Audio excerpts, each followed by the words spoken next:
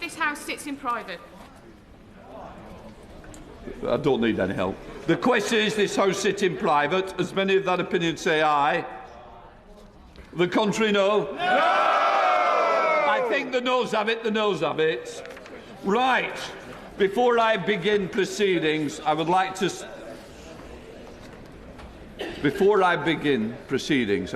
say a few words to help manage expectations about business today.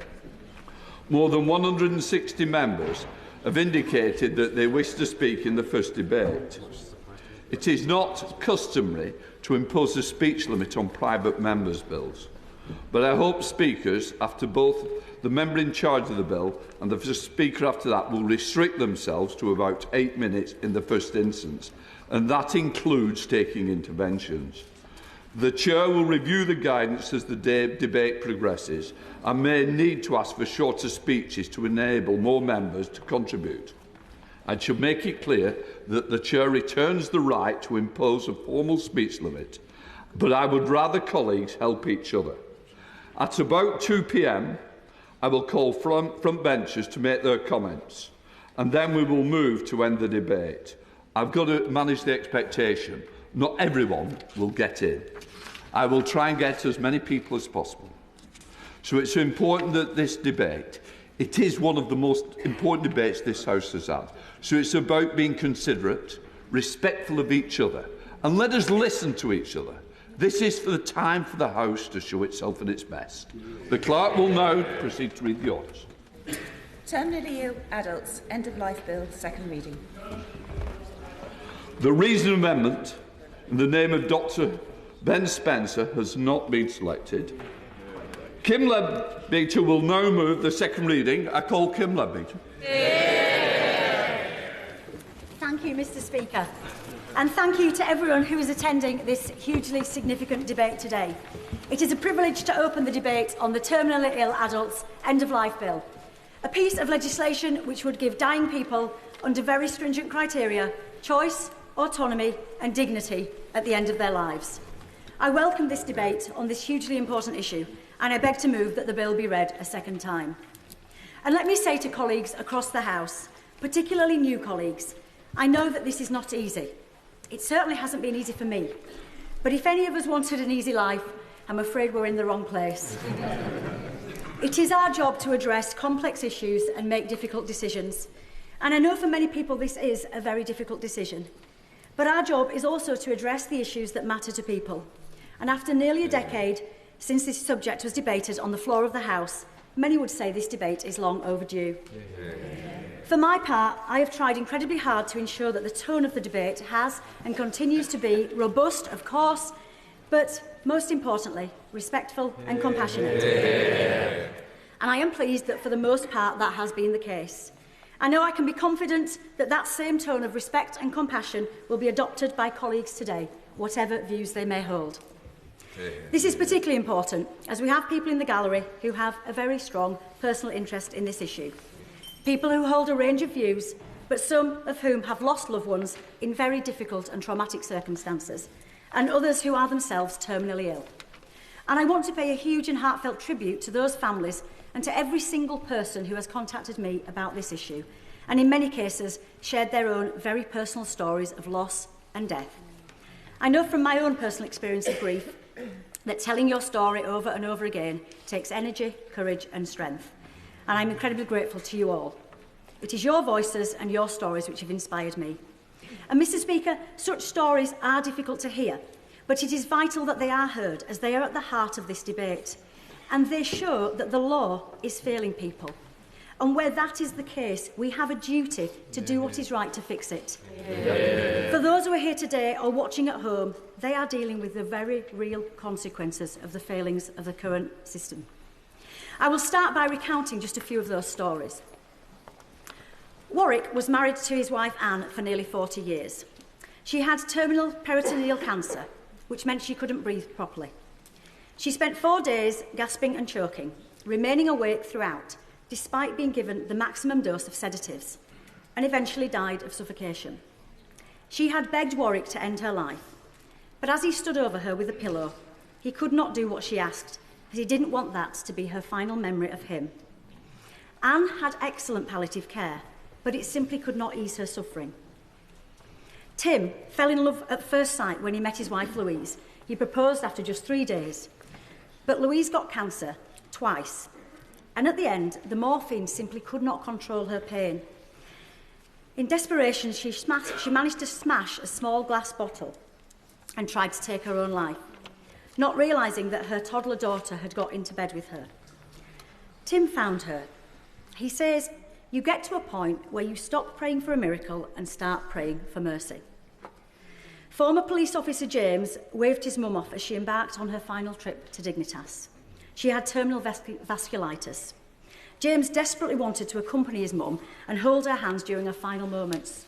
But he knew, because of his job as a police officer, it was just not possible. Indeed, she insisted he must not go with her. So she went alone. No one to hold her hand, no proper goodbye or funeral. These are just a few examples of the heartbreaking reality and human suffering which far too many people are experiencing as a result of the status quo. And the public know this. Mr. Speaker, I've always been keen to ensure that my politics stays rooted in the world beyond Westminster. And it's clear that public opinion is very much in favour of a change in the law. Polling shows consistently that around 75% of people would like to see the legalisation of assisted dying for terminally ill, mentally competent adults. These findings are significant, but it may not be that surprising that most people believe, as I do, that we should all have the right to make the choices and decisions we want about our own bodies. And let's be clear, we are not talking about a choice between life or death. We are talking about giving dying people a choice of how to die. So, Mr. Speaker, let us examine what that choice currently looks like. I do not have a legal background, but I've always been driven by a strong sense of injustice. If I see a problem, I will do everything I can to try and solve it. Indeed, in this job, we all do that every week and every day, whether here in Parliament or in our constituencies. And when 4 former directors of public prosecutions, including the Prime Minister, and 2 former presidents of the Supreme Court, and many lawyers all agree that the law needs to change, surely, Mr. Speaker, we have a duty to do something about it. Intentionally helping another person to end their life is currently illegal under the Suicide Act 1961 and carries a maximum prison sentence of 14 years. This includes family and friends helping someone who is terminally ill to die, both in the UK and overseas. And existing guidance does not stop people from being investigated by the police, adding fear, guilt and further trauma to grieving families. The law is not clear and it does not protect individuals, families or medical professionals. And this drives people to very desperate measures. And what about coercion? Well, as senior KCs have said, there is currently no established system for identifying abuse or coercion in advance of a person's death and for helping vulnerable people to make end-of-life decisions. So basically, Mr. Speaker... Will my honourable friend give way? I will give way on that. I thank my honourable friend for giving way. Mr. Speaker, I've been a nurse for more than a quarter of a century, and in that time I've worked mostly in intensive care as a specialist there. I've worked with really compassionate and very skilled, well-trained clinicians who've been taught to spot coercion. It's fundamental to our practice.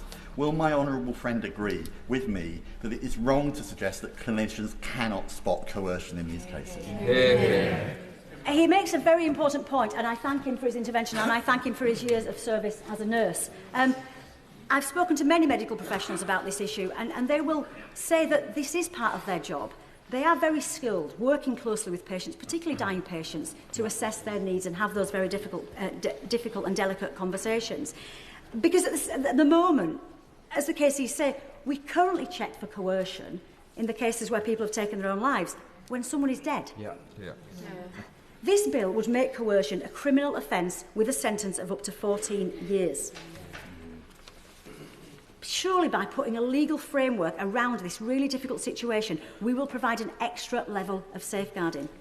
Indeed, as one psychotherapist, who is terminally ill herself, said to me recently, coercion happens when things are hidden away. This bill would bring things out into the open. Surely that has to be safer for everyone. And let us look at what the absence of a robust legal framework looks like. I will give way. very grateful to the Honourable Lady for giving way and thank her for giving the House the time to debate this morning. She references coercion, and I understand the point that she makes about the two medics. But the medics won't be able to see or have heard anything and everything at all times. People will not be put beyond challenge because subsequent to the death, if a relative claims coercion of another relative, investigation will remain. I'm just entirely unclear how, without peradventure, two clinicians can claim that there has been no coercion at any point. I mean, the right honourable member has kind of made the point for me there, in that, you know, we're going to check for coercion in a very robust system. We don't have any of that now. So at the moment, the person will definitely be dead. We have to look at the status quo by putting layers of safeguarding and checking for coercion. That's got to be better than the system that we've got now. I will. Much for giving way at that point. Colleagues are right to raise questions around coercion because all of us know, and I hosted a phone-in on LBC where people rang in and said, I feel like I have to end my life because I recognise how difficult it is for my family to see me suffering. But the limitations of this bill are that you must have 6 months to live, according to 2 doctors and a judge. So I genuinely believe that this massively reduces the risk of coercion, because we're really saying that people are so desperate to bump off their families that if they were told they had 6 months to live, they would escalate this process. They could do it sooner. She makes an excellent point. You're absolutely right. And the very strict criteria within the bill add extra layers of safeguarding, again, which we just don't have at the moment. Would my honourable friend give way? I will.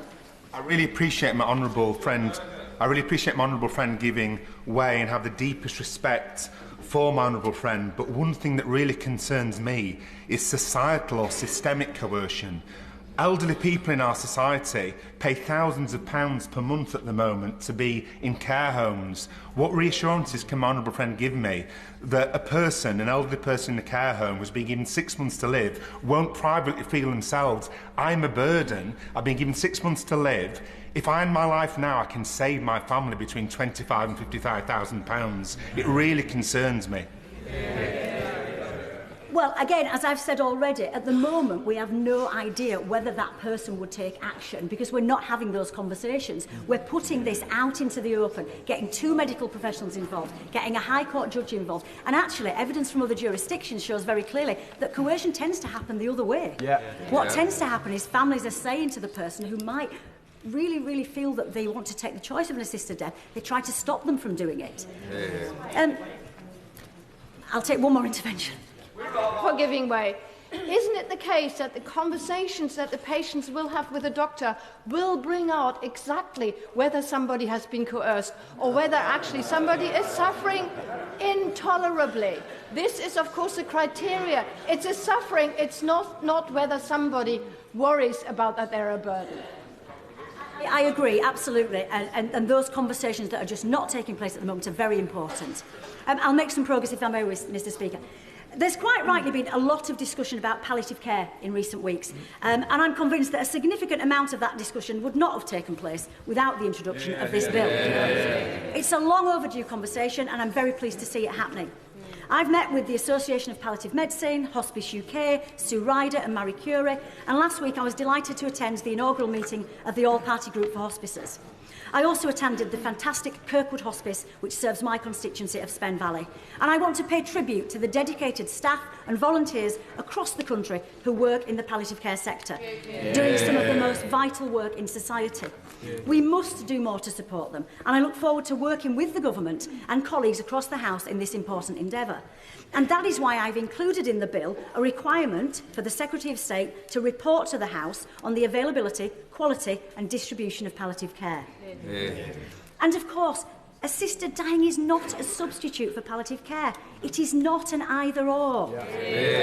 We have some of the best palliative care in the world in this country, and when it can meet the needs of terminally ill people, it is second to none. But surely, when it cannot, the choice of an assisted death should be one component of a holistic approach to end-of-life care.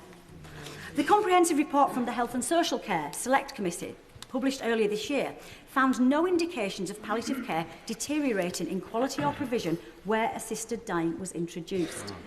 Indeed, I will. Mr. Speaker, can I thank the Honourable Lady for giving way? Ever mindful of what the Honourable Lady has said about the criteria that's in place, can I remind the Honourable Lady in particular of Belgium, where it started off with a simple project like the Honourable Gentleman, Honourable Lady is referring to today, but then deteriorated to and expanded to dementia and under 18s children, and how that impacts. So what guarantees have we that this legislation today will not end up as it will in Belgium, in which case anything goes? Is that the Honourable Lady? Is that what the Honourable Lady really wants? I don't want it. Does she? The Honourable Member for his intervention. But look, let's be very, very clear. A huge amount of research has been done by the Health and Social Care Select Committee and indeed by myself and others. The model that has been proposed here is nothing like happens in Belgium. It is nothing like happens in Canada. It is strict, stringent criteria, and if this House chooses to pass this bill, that criteria cannot be changed. And I'll come on to that. I will. To the Honourable, I'm grateful to the Honourable Lady giving way and congratulate her on the measured way in which she's conducted this debate over the last few weeks. On whatever side of the House, whatever the side of the debate, I'd like to recognise that. It's not always the case. But is it not the case that this crosses a new irreversible medical red line for doctors and for nurses?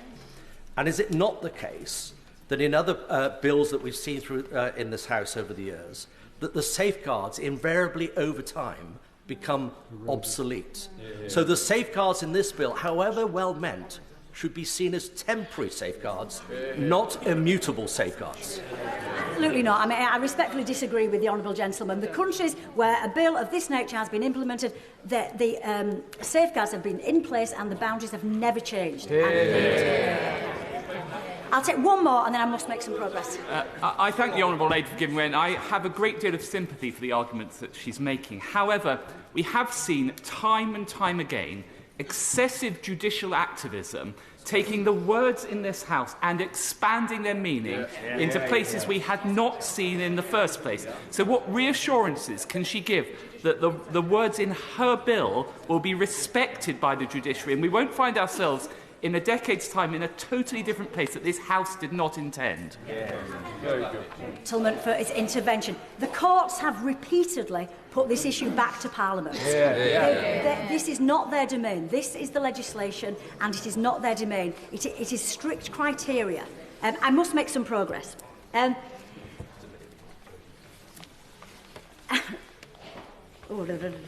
So, coming back to palliative care, Mr. Speaker. In those situations where pain simply cannot be managed, the result is deaths which are so horrific that the person themselves can spend hours and in some cases days in unimaginable pain as they die. And I want to bring the debate back to the issue we are trying to solve. And for their loved ones, no matter how many joyful and happy memories they also have the trauma which comes from watching someone you love die in unbearable agony and fear. And that memory stays with them forever. Rebecca's mum, Fiona, developed metastatic brain cancer at the age of 69. She had very good palliative care, but her pain could not be managed and she died begging and screaming for assistance to end her suffering. Her family and the medical team treating her cried beside her bedside as it took her 10 days to die. Lucy's husband, Tom, was 47, a music teacher with a young son. He had bile duct cancer, which obstructed his bowel, resulting in an agonising death. Tom vomited faecal matter for 5 hours before he ultimately inhaled the faeces and died. He was vomiting so violently that he could not be sedated and was conscious throughout. Lucy pleaded with the doctors to help. The doctor treating him said there was nothing he could do. His family say the look of horror on his face as he died will never leave them. Lucy now has PTSD, which is quite common for families who lose loved ones in such harrowing circumstances. Will my honourable friend give way? I look. Thank you. I thank my honourable friend for the powerful and moving recollection of stories she is giving. A constituent of mine watched her mum suffer from pancreatic cancer. Unable to keep any food down, she basically starved to death. Does the honourable member agree with me that this is no way to see a loved one die? Does she also feel that we did not come into this place to shy away from difficult choices, but to listen to our constituents and to make better laws for everyone? I thank my honourable member for her intervention, and I'm so sorry to hear that story from her constituency. But I know that we all have stories from all our constituencies. And she's absolutely right. We are here to make difficult decisions. But in terms of the example that she gives, I have been astonished by the number of people who have been in touch with me to tell me about their terminally ill loved ones who have starved themselves to death out of desperation, something which takes far longer than you may imagine and is just horrific for everyone involved. And this is currently legal, and doctors are required to assist the patient through this agonising process. How can we allow this, but not a compassionate and humane assisted death? If you... Alan. Thank you so much. Can I join the honourable member opposite in commending her for the way that she's made sure that this binary debate has not been a polarising one. However, I started the debate where she is just now, and she mentioned stories. The things that have moved me in this debate to opposing this bill today is that I've also heard stories of disabled people who have had Do Not Resuscitate put onto their medical records without their permission, of them being stopped by strangers in the street and being told you would be better off dead. And I know she will say that we are dealing and voting today on the specifics of her bill, but we're also voting on a principle. And would she agree with me that there should be a precautionary approach to this? And does she honestly believe that the process of this is giving us the time to be sure that we would be making the right decision?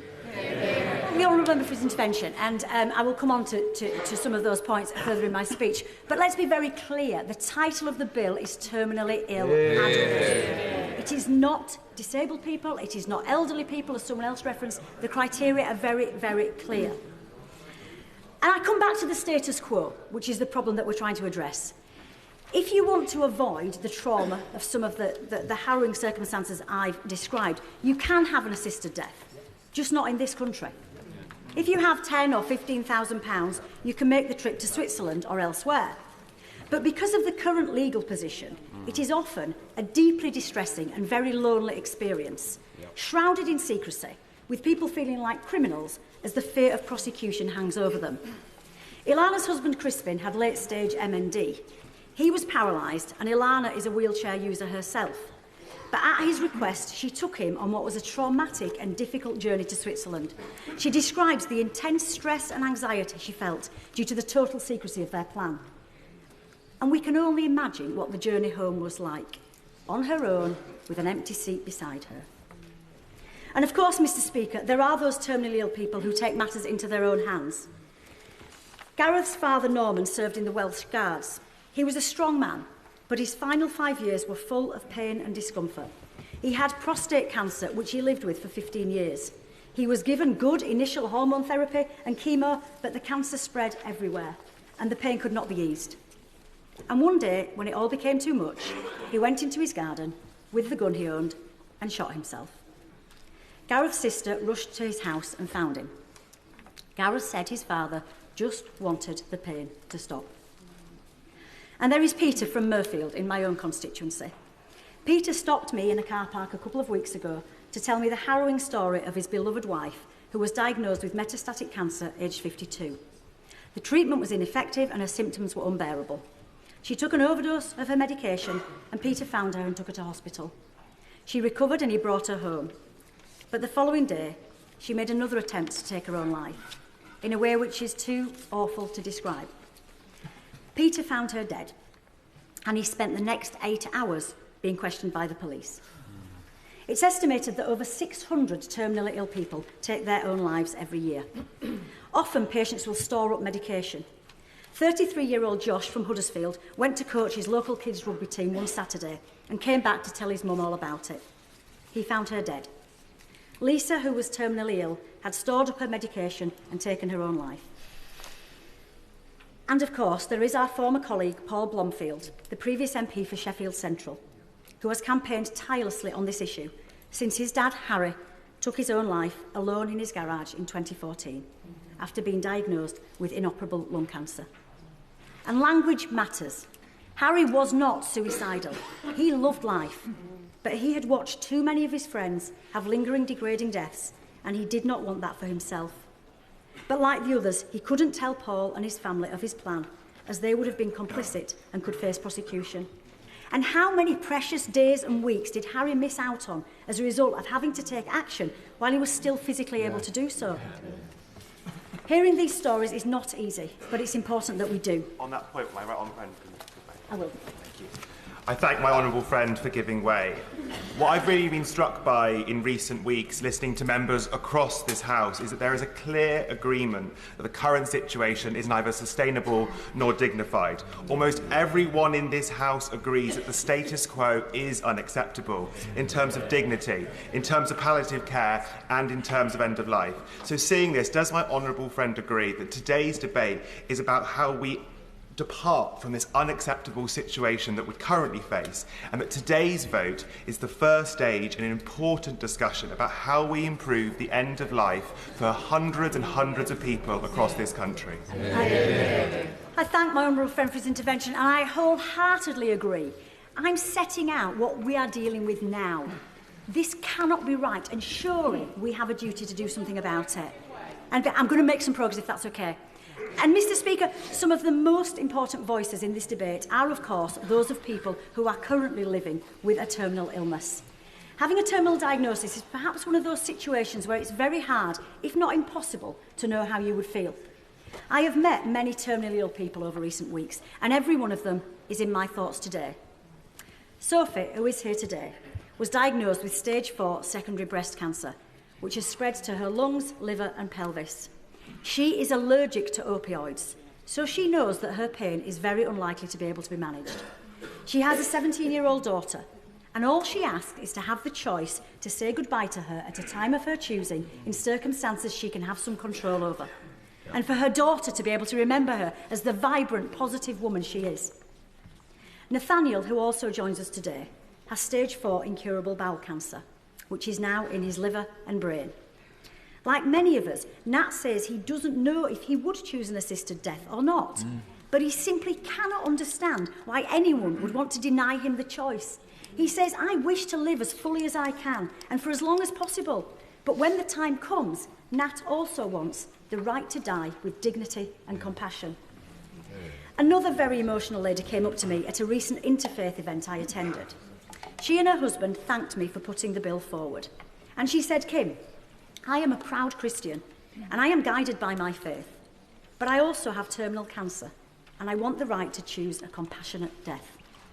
I know there has been much discussion about the views of people who hold religious beliefs about this subject. I fully respect those beliefs, and I don't intend to say much more about this, other than that I know there are a range of views within faith communities.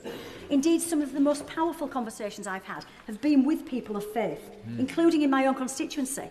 People of different religions have said, whilst they would not choose an assisted death for themselves or for their family, who are they to stop someone else who may want to make that choice? Mr. Speaker, I'm going to make some progress if I may. Mr. Speaker, I hope that I have set out the problem that very clearly exists.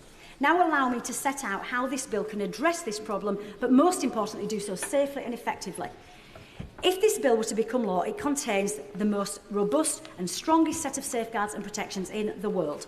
There are very strict eligibility criteria and multiple layers of checks and safeguards embedded in the bill, none of which exist at the moment, as we have seen.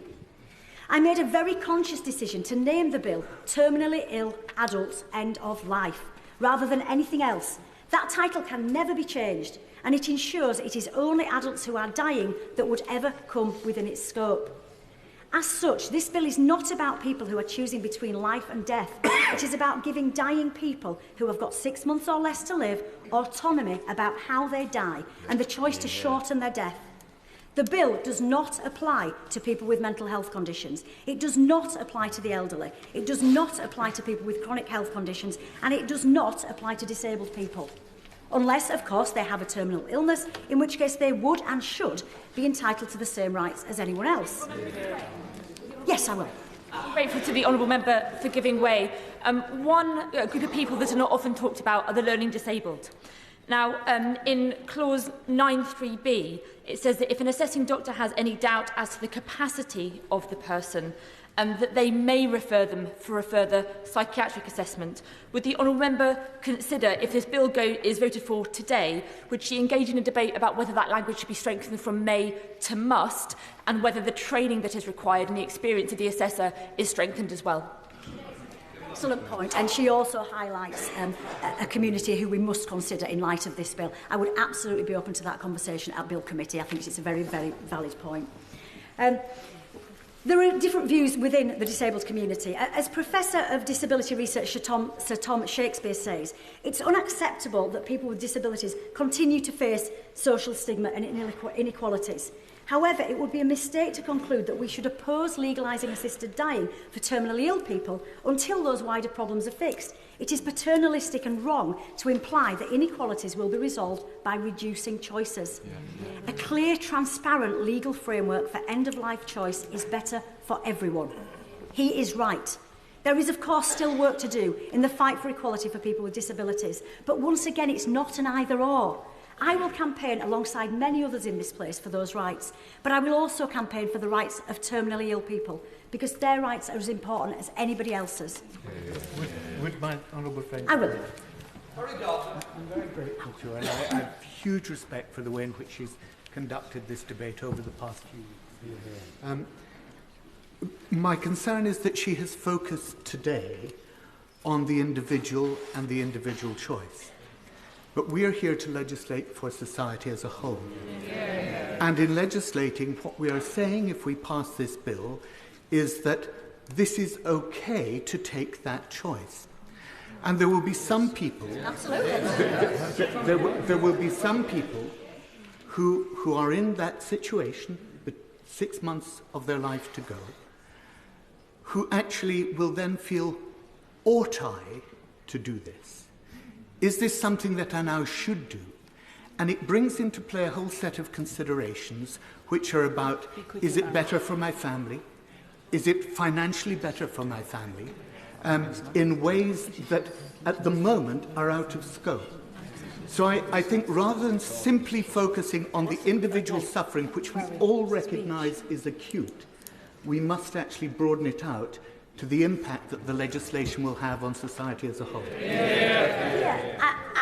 I thank the honourable member for his intervention, and what I would suggest is that actually this bill will give society a much better approach towards end of life. We're already seeing conversations about dying and death in a way that we haven't seen, I don't think, enough in this country. We have to take a holistic view, and indeed that's what's happened in other countries and other jurisdictions. Having those deep and meaningful conversations about death and dying is really, really important. But he actually quite nicely brings me on to the protections and safeguards within the bill. Under this bill, yes. I'm very grateful to her for giving way, and on precisely that point, a decade ago I voted against this bill. I felt maybe it's not perfect, maybe there's more things that I need to know. And she's absolutely right, we haven't talked about death again for 10 years, we've never considered this legislation. The truth is, if we vote against her bill today, it will be the end of the conversation once again for another decade. He's absolutely right. And how many people will go through the situations I have described if it's another 10 years before we address this matter? Under this bill, I'm not going to take any more interventions now, I'm afraid, because I'm very conscious there's lots of people who want to speak, and I know because the Speaker is very conscious of that as well. Under this bill, any terminally ill person who wants to be considered for an assisted death would have to undertake a thorough and robust process involving 2 doctors and a High Court judge. No other jurisdiction in the world has those layers of safeguarding. The person requesting assistance must have mental capacity and a settled wish at every stage. That means they must repeatedly demonstrate that they understand the information relevant to their decision, the ability to retain that information, and to use or weigh that information as part of the process of making the decision.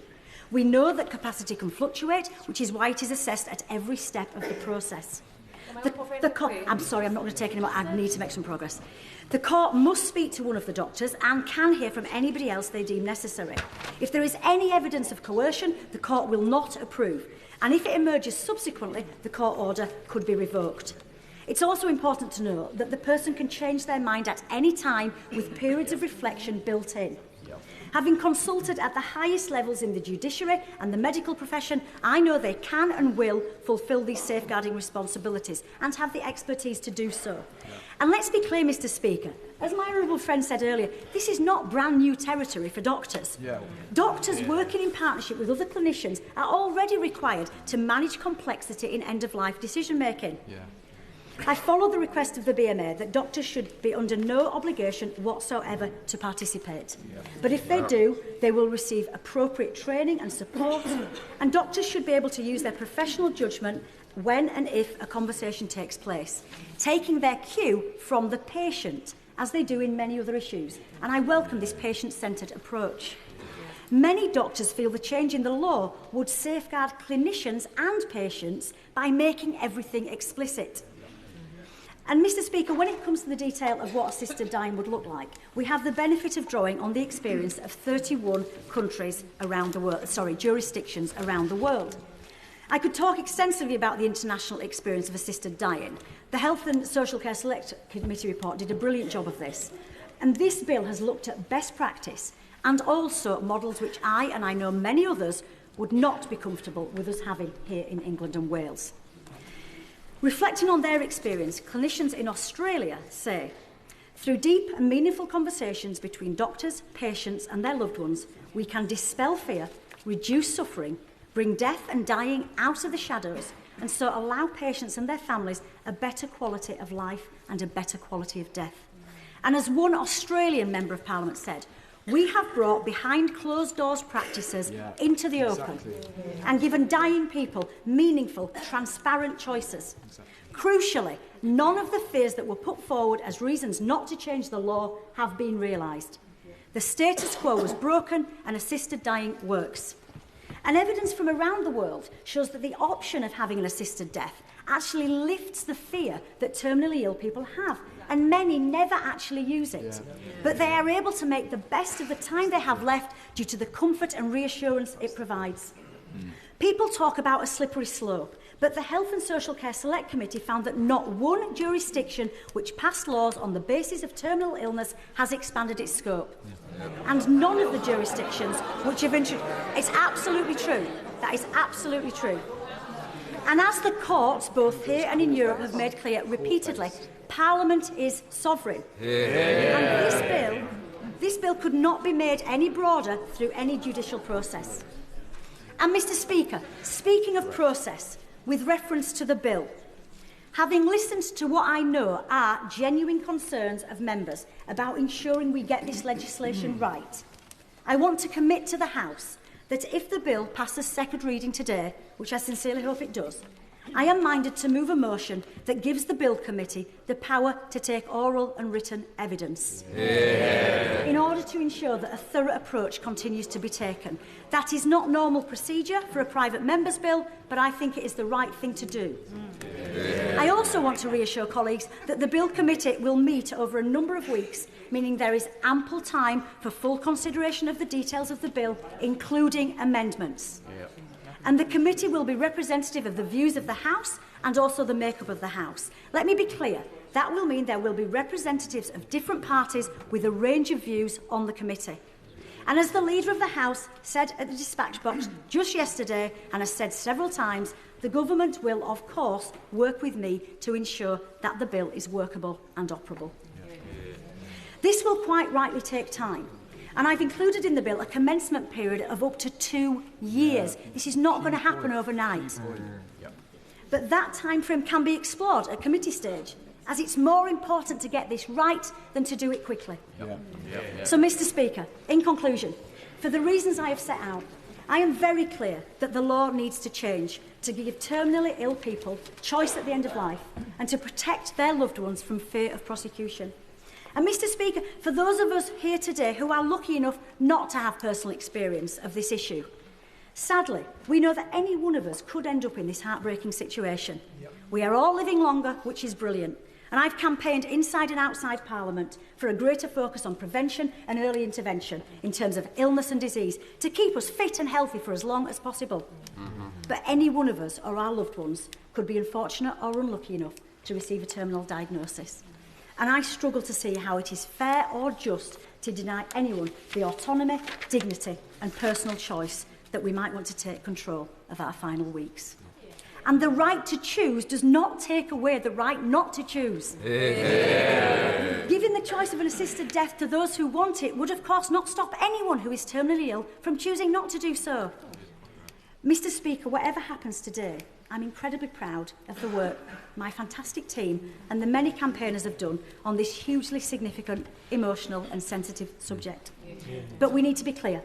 A vote to take this bill forward today is not a vote to implement the law tomorrow.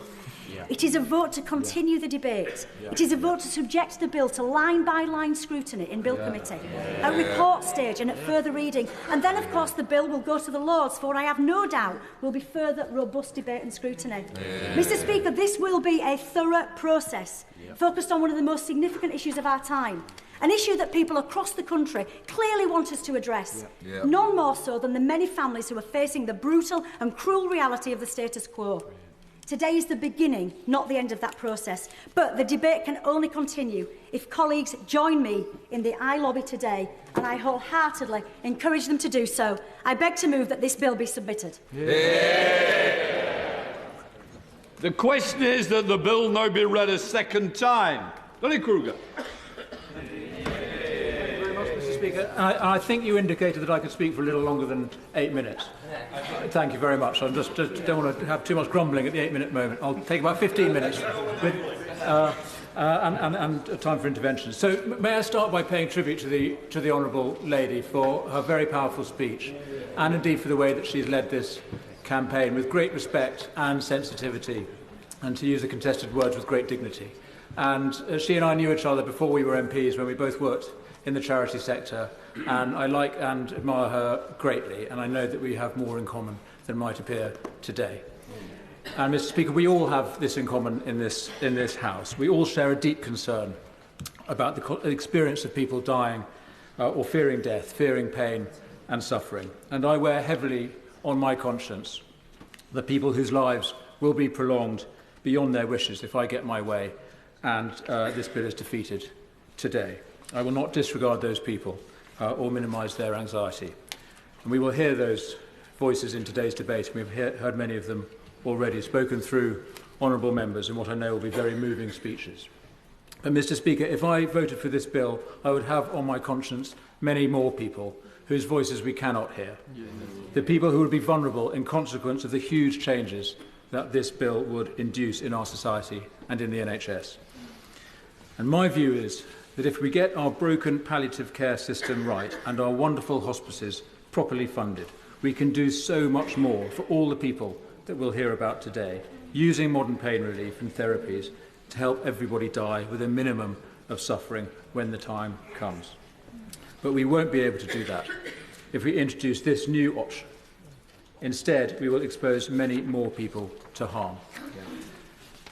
Mr. Speaker, I want to go through the bill in a moment, but first a word about process in response to the points made by the Honourable Lady there. This bill is simply too big for the time that it's been given. And I implore honourable members not to hide behind the fiction that it can be amended substantially in committee and in its later stages. The remaining stages of a private member's bill are for minor tweaks, not the kind of wholesale restructuring that we will need if we're ever to make this bill safe. And so members who vote for the bill today must be prepared to see it become law, largely unamended. And I suggest that if they do have any doubts, the only responsible choice is to vote no and let the advocates of assisted dying bring back a better bill at another time. Happy to give way. I deeply appreciate the respectful way he's making the point today, but I stand here before him not sure how any colleague in this chamber cannot have doubts whichever way they're voting today. It feels to me that there are two necessary harms we are all forced to weigh up, and I'm deeply intrigued to hear if he is so certain that doubt should push people one way, why that is, when it is very clear there are many people who will continue to suffer unnecessarily if we reject this bill. Well, I recognise there are very many doubts on each side, and I fully respect the arguments that have been made by the Honourable Lady. Of course, this is a finely balanced debate. But the point about process, though, is this bill is too flawed. There's too much to do with it to address in the committee stage. And by all means, let's have this debate, but we should be having it before a bill of this magnitude is brought, and the process of the bill should be much more comprehensive. Let me give way to the honourable gentleman. Yeah. I'm grateful to the honourable gentleman for giving way. But contrary to what the media are saying, today's decision is not about bringing this matter into law. It's about allowing it to go to the next stage. And if people have got misgivings, surely rather than making the assumptions that he is now today, assuming that in fact it cannot be corrected or amended to make it palatable to people who we all have doubts, that surely today's vote is to simply say, let it go to the next stage. The final decision at third reading is the one that is the critical one to decide whether it goes to law or not. I think I made the point that this bill is too comprehensive and there's too much in it to address in the process of a private member's bill. And if the honourable gentleman thinks there are serious concerns with this bill that he thinks he would not be prepared to see come into law, then he should not be supporting it today. But let me try and explain. Let me move on now to try and explain what the concerns with the bill are that I think are too comprehensive to be dealt with in any committee stage. Now, I recognise how hard the honourable lady has worked to try and ensure that it is safe, and I don't believe it is for these reasons. So let's start at the beginning. The process starts with a conversation between a patient and a medical practitioner, not a doctor necessarily, just a medic of some sort, unspecified at this stage. If the patient tells their ordinary family doctor that they want an assisted death, the doctor is obliged to either explain how it works or to pass them on to someone who'll do it, which is probably what will happen, by the way, I think, Mr. Speaker. The likelihood is that we would see this new branch of medicine spring up, like the medics I met in Canada. I will in a moment. These medics I met in Canada, specialists in assisted death, who personally kill hundreds of patients a year in their special clinics. And if honourable members have a difficulty with the language, then I wonder what they're doing here. This is what we are talking about, and I met doctors for whom this is their profession and their job, which they're proud to do. Why don't I give way to that gentleman now? I'm very grateful for the honourable member for giving way. I just want to be very clear. Medical practitioner is a synonym for doctor. It is not for nurse or pharmacist or dentist or any other practitioner. The practice of medicine, being a doctor, is to be a practitioner of medicine. I think we need to be very, very clear on this. There's lots of law and regulation, and I believe that what the honourable member said is incorrect. Well, what it actually says is that the doctor means a registered medical practitioner who has such training qualifications and experience as the Secretary of State may specify by regulations. So obviously they are some sort of regulated medic. I recognise that. They're not necessarily a doctor. We will find out. But I recognise they're going to have professional qualifications. It's just not clear what those are going to be, because this is something that isn't in the bill. So, now, going back to this conversation that give way to the honourable gentleman. Thank the honourable gentleman and commend him for the way in which he is engaging in this discussion in the same spirit as the honourable lady from Spen Valley. We often hear that one of the safeguards associated with this bill is that there are medical practitioners involved and that somebody requires a diagnosis of 6 months or less with a terminal illness. But does he accept that medicine is not an exact science? It is the science of uncertainty blended with the art of probability. That there is no exactitude in this, and no court will second-guess medical opinion, though simply look at process. I agree with the honourable gentleman. He's absolutely right, and I'm afraid the definition of terminal illness that we'll come to is in a sense the essential flaw in this bill. But I'll come on to that. Going back to this conversation that the patient has with the medical practitioner, the crucial thing is that the conversation doesn't need to be started by the patient, according to this bill. It can be started by the medic, by any medic, perhaps in hospital, who can make the suggestion of an assisted death to a patient who's never raised the issue themselves, whose family haven't suggested it, whose own doctor doesn't think it's the right thing to do. And so the idea is planted. And then for whatever reason, and by the way, there's no need ever to give a reason, the patient says they want to proceed with the assisted death. And so they sign a declaration, or rather somebody else can sign it for them, any professional, someone they don't know, maybe a new medical practitioner. Anyway, a total stranger can do all the paperwork on their behalf. That's what the section about the proxy entails. And then these two medical practitioners do their assessment. Happy to give way. Very grateful to the honourable members. I'm very grateful to the Honourable Member for giving way. I would urge the Honourable Member to check the wording of the bill, because actually, if somebody signs as a proxy, they have to know the individual for 2 years, and they are simply signing to say that they agree with the patient who wishes to go forward with the assisted dying. No time to check the bill, but my memory is that it says someone who knows the patient for 2 years, or someone of good standing in the community, which is some sort of professional who's not known to them at all. Anyway, someone can quickly check the bill, but my understanding is it could be a total stranger to them. So we move on to the assessment, which these two practitioners do. Give way. Isn't the matter very clear? Clause 15, subsection 5. In this section, proxy means a person who has known the person making the declaration personally for at least 2 years, or a person who is of good standing in the community. So there is no protection such as pretended by the supporters of this bill. Yeah, well done, Daniel. Right, so the assessments have to determine whether the patient is terminally ill, whether they have mental capacity to make the decision, and then whether they've been coerced or pressured into the decision. So let's look at terminally ill. As I said, in many ways the whole question turns on this.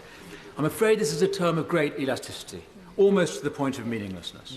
It is well known, as the Honourable Gentleman said earlier, that it is impossible for doctors to predict with any accuracy that somebody will die within 6 months. It is a purely subjective judgment made in this case by a doctor whose job is approving assisted death. They simply have to determine for themselves that not that it's reasonably certain that death will occur, but it can be reasonably expected. So basically, it's possible. I'm grateful to my honourable friend for giving way. The thrust of the bill, as I understand it, is to ease suffering and pain with a patient who has a diagnosis who is going to die of the condition which has been diagnosed. But that right could only be exercised within a 6-month period. The pain could be a lot longer than that. The discomfort could be a lot longer than that.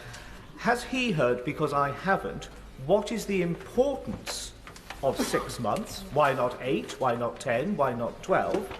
And what would stop people challenging it on the grounds that the dam has been breached, the 6 months is entirely arbitrary, and therefore it could and indeed should be extended by negative resolution of a statutory instrument? My honourable friend makes absolutely the right point, and I'm afraid to say that is absolutely the case. It is completely arbitrary, the 6 months cut-off. It's impossible to determine. It's a line in the sand. And of course it could be challenged, as so much of this bill could be challenged on human rights grounds, because every one of the safeguards that has been introduced by the Honourable Lady is, in fact, in practice, will be a barrier of discrimination against the new human right that has been awarded to one group that should, of course, be awarded to all, if it's being conceded in this way. Give way. I thank the Honourable Gentleman for giving way. Earlier this week, myself and other colleagues met with two eminent doctors who were former presidents of the Association of Palliative Medicine, and they raised that some of their serious concerns about this bill are the fact that the doctor or medical practitioner who makes the assessment need never have met the person they are assessing or been involved in their care at all. I wonder what the Honourable Gentleman makes of that. Lady, she makes a very important point. It's why, I'm not going to get into the question of public opinion, the polling, because it's so contested, but there is a very clear evidence that the doctors who work with the dying and the palliative care professionals are in a great majority opposed to a change in the law, both because they see the damage that it will do to the palliative care profession and services, but also because of the danger that they see for vulnerable patients. So I'm grateful to her point. But I give way, yes. I thank him for giving way, and I appreciate that he talks to us as a medical professional, and we need to listen to his views. But isn't it true that any medical assessment is an approximation, something that you cannot say for certain? And isn't it therefore true that for this decision too, we cannot be 100% certain, but that is a way of life, and we cannot make 100% good legislation, because at some point we have to make a decision on balance whether something has merit or not. And for that reason, we should vote for this legislation. For the honourable lady, especially for promoting me to the status of a doctor. I'm actually a charity worker and a political hack by background. But it's good of her to credit me with these skills. Maybe I should set myself up as a medical practitioner. Yes. I'm grateful to her points, and of course she's absolutely right. There are difficult judgments that had to be made by medics and indeed judges all the time. I think this is a very dangerous one to give them that power to do. It would be very inappropriate. Now, the whole question about the 6-month cut-off is very important. Acknowledge all the points that have been made, but the fact is there's another problem with this definition about terminal illness. The fact is that almost anybody with a serious illness or disability could fit this definition. And I recognise that these are not the cases that the honourable lady has in mind for this bill. Of course they're not, but that's the problem with the bill. Because all you need to do to qualify for an assisted death, for the definition of terminal illness under this bill, is to refuse treatment, like insulin if you're diabetic, or in the case of eating disorders, and I bring in my honourable lady and I've worked on this topic together. In the case of eating disorders, you just need to refuse food, and the evidence is, in jurisdictions around the world and our own jurisprudence, that would be enough to qualify you for an assisted death. Does he accept that every day in the NHS, patients refuse treatment and indeed food, and that there is currently oversight legally around coercion, around other things in that? And wouldn't, by bringing this legislation in, we'd actually strengthen protections around those areas? Yeah. I'm perplexed by this argument. The suggestion that there may be coercion, of course there will be, and abuse and all sorts of injustice that go on in the current system does not mean to strike me as an argument for regulating and licensing assisted suicide. So if there are concerns that we have about practice in the NHS, let's deal with that. Let's not license suicide, which, by the way, again, evidence from around the world shows increases suicide in the general population. So suicide is contagious, and Oregon, which is often pointed to as an example in this debate, or in suicide outside assisted suicide laws, rose by a third since assisted suicide was legalised. So there's enormous contagious effects if we were to regulate and licence it in this way. Good way. The honourable member for giving way, and he's making an excellent case for the bill to pass today. Because what you're actually doing, sir, is saying that there are specifics that need debate, analysis, discussion in great detail in committee. That's the whole point of it. And if it's not done with properly in committee, if it's not done within committee, then it won't pass the third reading. Your suggestion is, because you don't like specifics, that actually we can't discuss it in any form of detail. I'm sure the honourable lady is delighted to have the support of the honourable gentleman with his bill, with the bill, and I'm afraid to say I refer him to the point that I was making. This is the inappropriate process. My honourable friend wants to intervene. I'm very grateful to my honourable friend who's making a superb speech, as I expected him to do. And on this issue of process, I say to the honourable gentleman from Boston and Skedness, my constituency neighbour, when I introduce bills to this House, very serious bills, he will know that those bills, and I think of one in particular, the Investigative Powers Bill, which has become an act, 3 independent reports preceded it, 3 letters of scrutiny of both houses of Parliament across the House, before we went into committee. The point is that process should take place before we consider it here at second reading, not after. Correct. I'm very grateful. Right, what I'll do now is I'm just going to get to the run through the end of the process before I take any further interventions. So I explained that pretty much anybody with a serious illness or disability could work out how to qualify for this bill, for an assisted death under this bill. And if members think that it's far-fetched, that's what happens everywhere else, that assisted suicide is legal, including in Oregon. Catherine Eccles, point of order. He's using the incorrect language. It's not suicide. That's offensive. Please correct your language, Mr. That's not a point of order, Danica. I'm grateful for I'm afraid to say, and I'm sorry if offence is given, the fact is that the value of actually having a bill in black and white is that we do need to see what the law really is. And what this bill would do, it would amend the Suicide Act of 1961. It will allow people to assist with a suicide for the first time. So I'm afraid that is, I mean, I respect the honourable lady's concerns there, but I'm afraid we do have to use the proper language here. So, Just quickly on this point about the broad scope.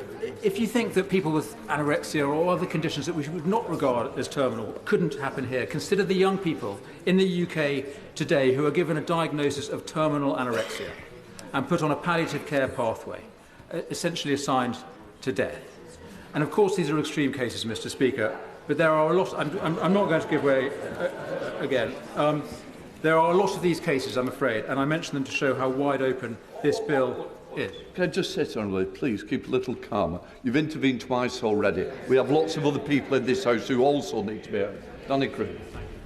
And I think particularly of disabled people, Mr. Speaker, many of whom require constant treatment to stay alive, all immediately and by definition eligible under the terms of this bill for a state-sponsored death. And I refer members to the Equality and Human Rights Commission, which made the point that the definition and the line between disability and terminal illness is a very blurred one, which is why the title of this bill is in fact so dangerous. Now, I'm going to just make a little more progress. The second question that the medical practitioners have to answer is about mental capacity. And here again is a great vagueness. How do you judge if someone is in their right mind when they're asking for help to kill themselves? The bill says the definition of capacity is based on the Mental Capacity Act 2005. But that act is deliberately expansive. It explicitly assumes capacity in the patient. So having acute depression is no bar to being judged to have capacity under the Act. Being suicidal is no bar under the Act. So the capacity test is no bar at all. And then finally, this question around coercion. Is the patient asking for an assisted death because of pressure from someone else? And there are two glaring problems here. The first is that the process doesn't even attempt to answer the question properly. There's no investigation, no requirement for the medics to interview the friends and family, no need for a psychiatrist or the family doctor to be consulted. The medics just need to satisfy themselves, who knows how, that to the best of their knowledge, the person has not been pressured. But the second problem with this coercion test is that it focuses only on one type of coercion, the less likely type. The bigger danger isn't other people pressuring you to do this, it's you pressuring yourself, and honourable members have made this point. The bill has nothing to say to that. Internal pressure is absolutely fine. If you feel worthless or a burden to others, or if the NHS won't offer you the treatment you need, or if the local authority won't make the adjustment to your home that you need, or if you have to wait too long for a hospital appointment, if you want to die because you think the system has failed you, that's absolutely fine. One friend allowed, just on that point. I'm going to just move on a little longer. I'll get to the end. Right, so that's the medical stage. I'll just jump straight to the judicial stage. The medical practitioners sign it off, and the judge has to confirm all these same tests as well. And, of course, many eminent judges have made the point that this would overwhelm the family courts if this test was applied properly. But it won't be, because the bill assumes that judges will fulfil this sort of new inquisitorial role, actually look into cases as investigators, which is entirely unknown in the English common law. But it won't require any actual investigation. There's no requirement for the judge to even meet the applicant. They simply have to have a phone call, or maybe it'll be an email, from one of these medics. That's it. That's their inquiry. And on that basis, they must decide if it is more likely or not that there's been external pressure. So the judge approves it. They're required to approve it unless they can find evidence of external coercion. And so we go to the final act, as the bill says, which is when a junior colleague of a medical practitioner oversees your death by pills or a lethal injection. And here's the last thing that the bill does or doesn't do. There is no requirement at any stage of this process, the medical or the judicial stage, for anyone to tell the patient's next of kin or their wider family or even their GP what is happening, that the NHS and the judicial system are working in secret to bring about the death of their loved one, maybe their father or their daughter. Now, I say again, these aren't the cases the bill was designed for, but they are directly in scope, and it's going to take more than a tweak in committee to get them out. Now, is this what is meant by having choice at the end of life? Now, let's talk about choice. I'm often accused of the point was made earlier, accused of wanting to impose my view on others. People say, if you don't approve of assisted death, or don't have one, but don't deprive me of the choice. In fact, the evidence is that with this new option and the comparative loss of investment and innovation in palliative care, real choice narrows. There is a broader point to make about choice, which is that no man or woman is an island. And just as every person's death, even a good death, diminishes us all, so we will all be involved and affected if we make this change. The bill will not just create a new option for a few and leave everyone else unaffected. It will impose on every person towards the end of their life, on everyone who could be thought to be near death and on their family, this new reality, the option of assisted suicide, the obligation to have the conversation around the bedside, in whispers in the corridor. Is it time? And it will change life and death for everyone. Now, coming to the end, Mr. Speaker, I am very aware of the terrible plight of people begging us for this new law. I think we can do better for them than they fear. But we also need to think in real human terms what the effect would be on the choices of other people. And I don't mean the people who get there, who are used to getting their way. I'm talking about the people who lack agency, the people who know what it is to be excluded from power and have decisions made for them by bigwigs in distant offices speaking a language they don't understand. The sort of people the Honourable Lady and I both know from our previous charity work and who we all know from our constituency work. Not the ones who write to us campaigning for a change in the law, but the people who come to our surgeries with their lives in tatters, or who the police or social workers tell us about, the people with complex needs. What are the safeguards for them? And I'll tell you, we are the safeguard. This place, this Parliament, you and me, we are the people who protect the most vulnerable in society from harm, and yet we stand on the brink of abandoning that role. The Rubicon was a very small stream, Mr. Speaker, but on the other side lies a very different world, a worse world with a very different idea of human value. The idea that our individual worth lies in our utility, valuable only for so long as we are useful, not a burden, not a cost, not making a mess. Let's not be the Parliament that authorises that idea. And I mentioned at the start the voices of those we cannot hear, frail and elderly and the disabled. And since we are surrounded by such a cloud of witnesses, let us do better than this bill. Let today not be a vote for despair, but the start of a proper debate about dying well, in which we have a better idea than a state suicide service, in which we remember that we have intrinsic value, that real choice and autonomy means having access to the best care possible and the fullest control over what happens to you while you live, that true dignity consists in being cared for to the end. Thank you. Can I just remind the House that we want to try and aim up to 8 minutes? Can I have Mother of the House, Diane Abbott? I should like to congratulate the members of SPEC for bringing forward this bill, which has been the occasion of a very important national conversation. But I would recall to the House that in 1969, Parliament voted to abolish the death penalty for murder. Public opinion was actually against this, but MPs believed, on a point of principle, that the state should not be involved in taking a life. It was a good principle in 1969, and it remains a good principle today. I am not against legalising assisted dying in any circumstance, but I have many reservations about this bill, and in particular, I do not believe that the safeguards are sufficient. They are supposed to be the strongest in the world because of the involvement of a High Court judge. But the divisional courts have said the intervention of a court would simply interpose an expensive and time-consuming forensic procedure. And Sir James Munby, the former president of the Family Division of the High Court, has said recently, only those who believe implicitly in judicial omniscience and infallibility, and he adds that he does not, can possibly have any confidence in the efficacy of what is proposed. Is a judge supposed to second-guess doctors? Will the judge make a decision on the basis of paperwork? Or will there be a hearing in open court?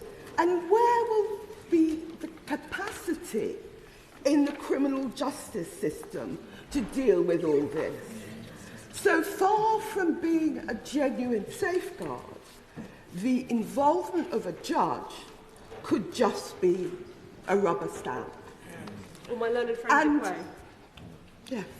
In more than 2/3 of our care proceedings involving the most vulnerable children in our society, they cannot complete those care proceedings within 6 months. Yeah. Does my learned friend agree that there is a real concern that this safeguard is not deliverable or risks being the rubber stamp that I know that my learned friend doesn't want it to be? I entirely agree with my honourable friend. Robust safeguards for the sick and dying are absolutely vital to protect them from predatory relatives, to protect them from the state, but above all, to protect them from themselves. There will be those who say to themselves they don't want to be a burden. And I can imagine myself saying that in particular circumstances. Others will worry that assets they had hoped to leave for their grandchildren are being eroded by the cost of care. And there will even be a handful who will think they should not be taking up a hospital bed. We are told... I'm very grateful to the Honourable Lady for giving way, and she makes her case powerfully, but can I ask her to comment on the current situation, whereby people ask themselves the questions she has just asked today? What safeguards are there for those people? What inquiry is made before those people pass away and often take the most drastic and horrific action to do so? But if this House passes this legislation, the issues that I have raised will become even more foremost in people's minds. We are told that there is no evidence of coercion in jurisdictions where assisted suicide is possible. But people do not generally write letters to sick relatives urging them to consider assisted suicide and then put the letter on file. And coercion in the family context can be about not what you say, but about what you don't say. The long, meaningful pause. Yes, of course. Giving way. As a medical professional and surrounded by even more senior medical professionals, we can all say we all miss things when there's tangibles in front of us. The shadow on x-rays, the markers on blood tests. We miss things as professionals when we can actually see them. What evidence will we have, or what security will we have of picking up things that we can't see, like coercion? That is the point.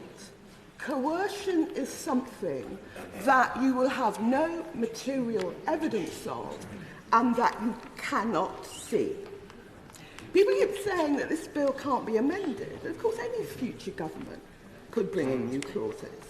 And we can see what happened in Canada, which introduced assisted dying in 2016 for adults with terminal illnesses. In 2021, it was extended to people with no terminal illness and the disabled.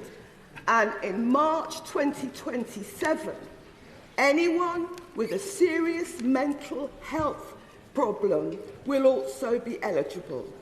The House should remember that no single organisation representing the disabled supports this bill. Would the Honourable Lady give way?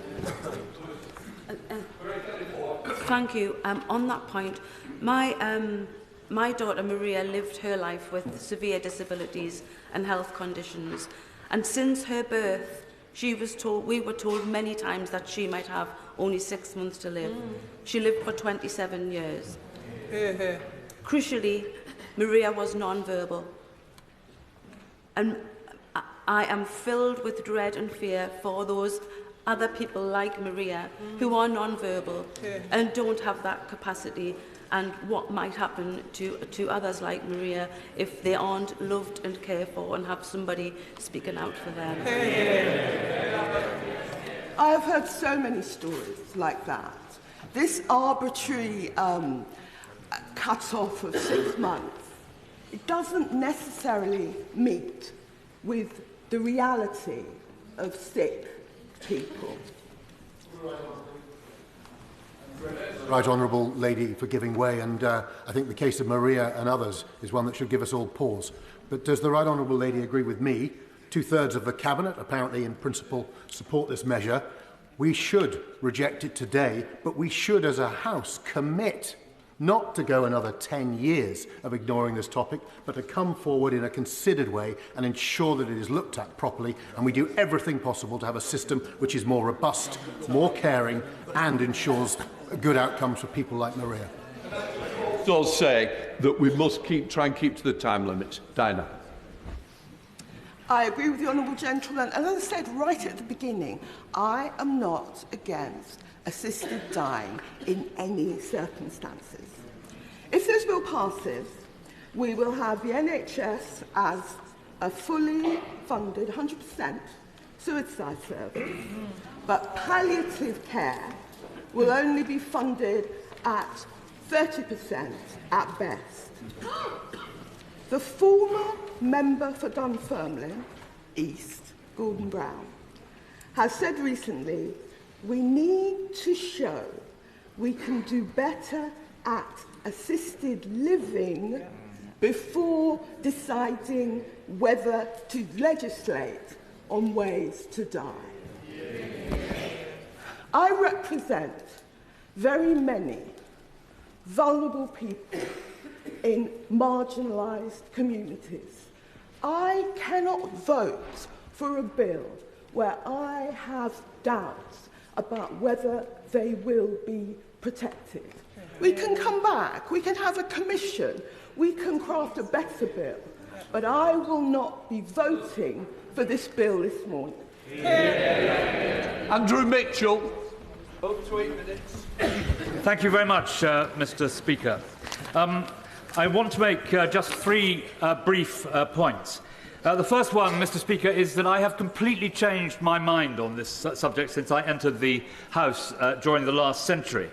And the reason for that is that I've sat in my advice surgery and I have had tears pouring down my face listening to constituents who have set out so clearly, speaking with such emotion about how their mother, brother, father or child has died in great pain and great indignity.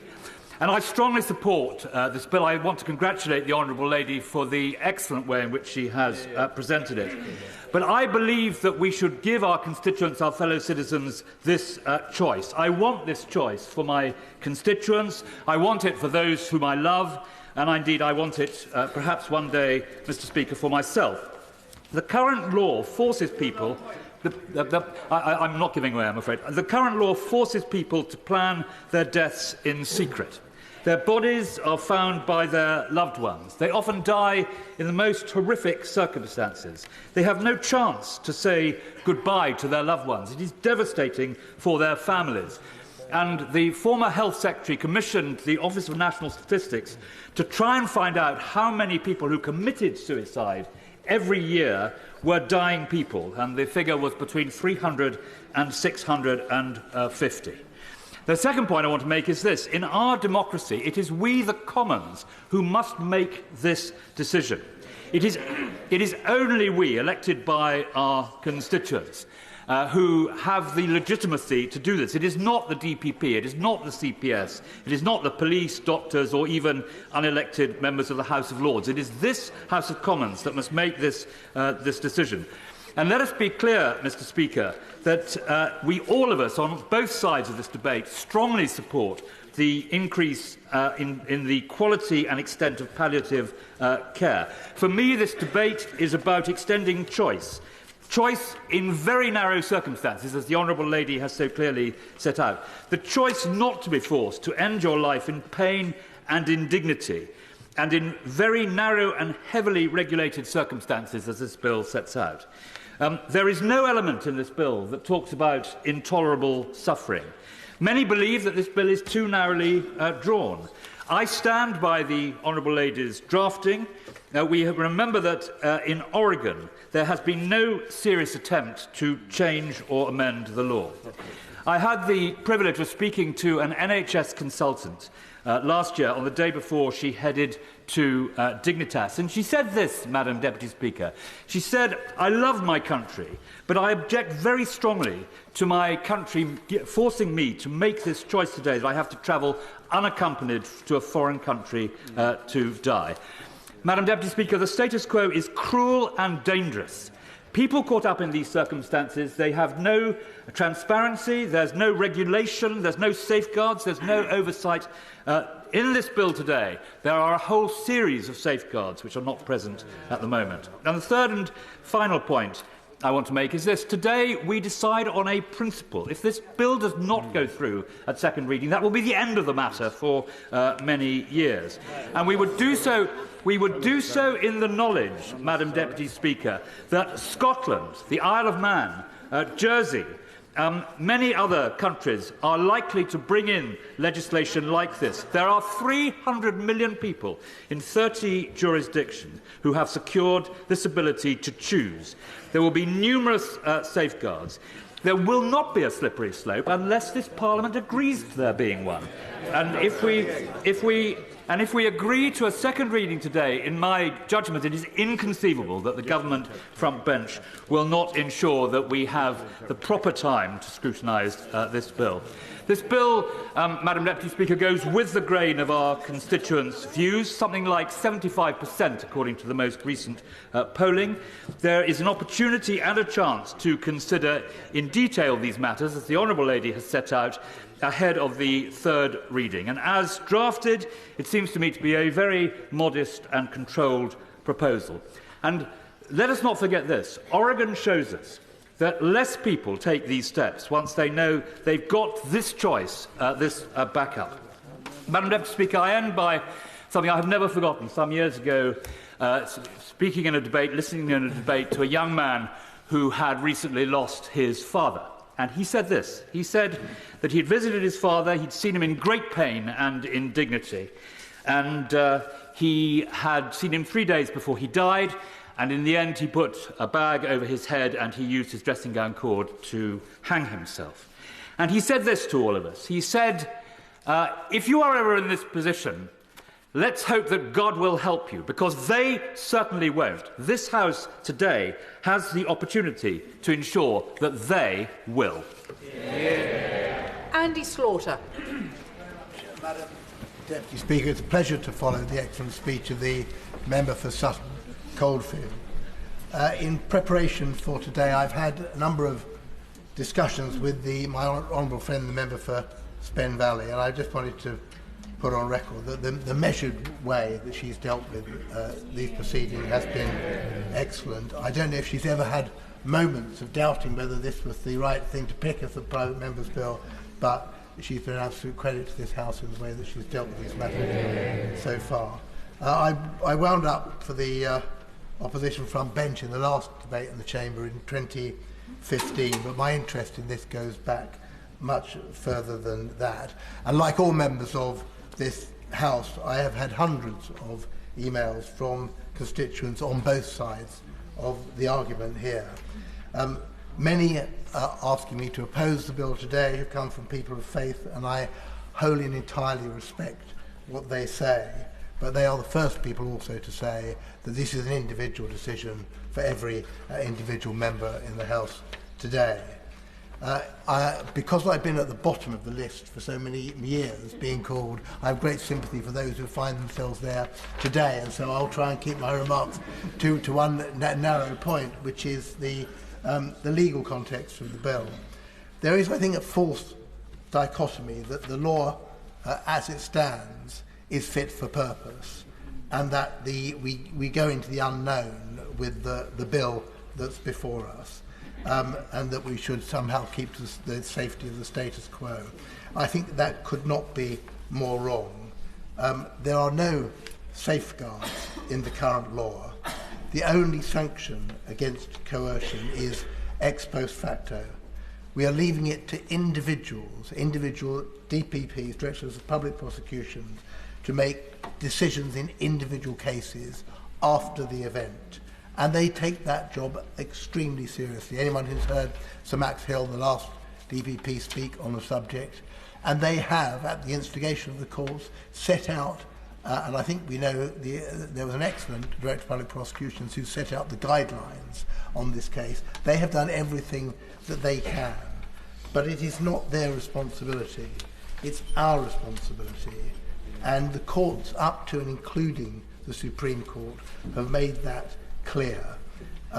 We assign in this bill a role to the High Court as part of the process, but we are the final decision takers here, and that's been made clear not only by domestic but international courts.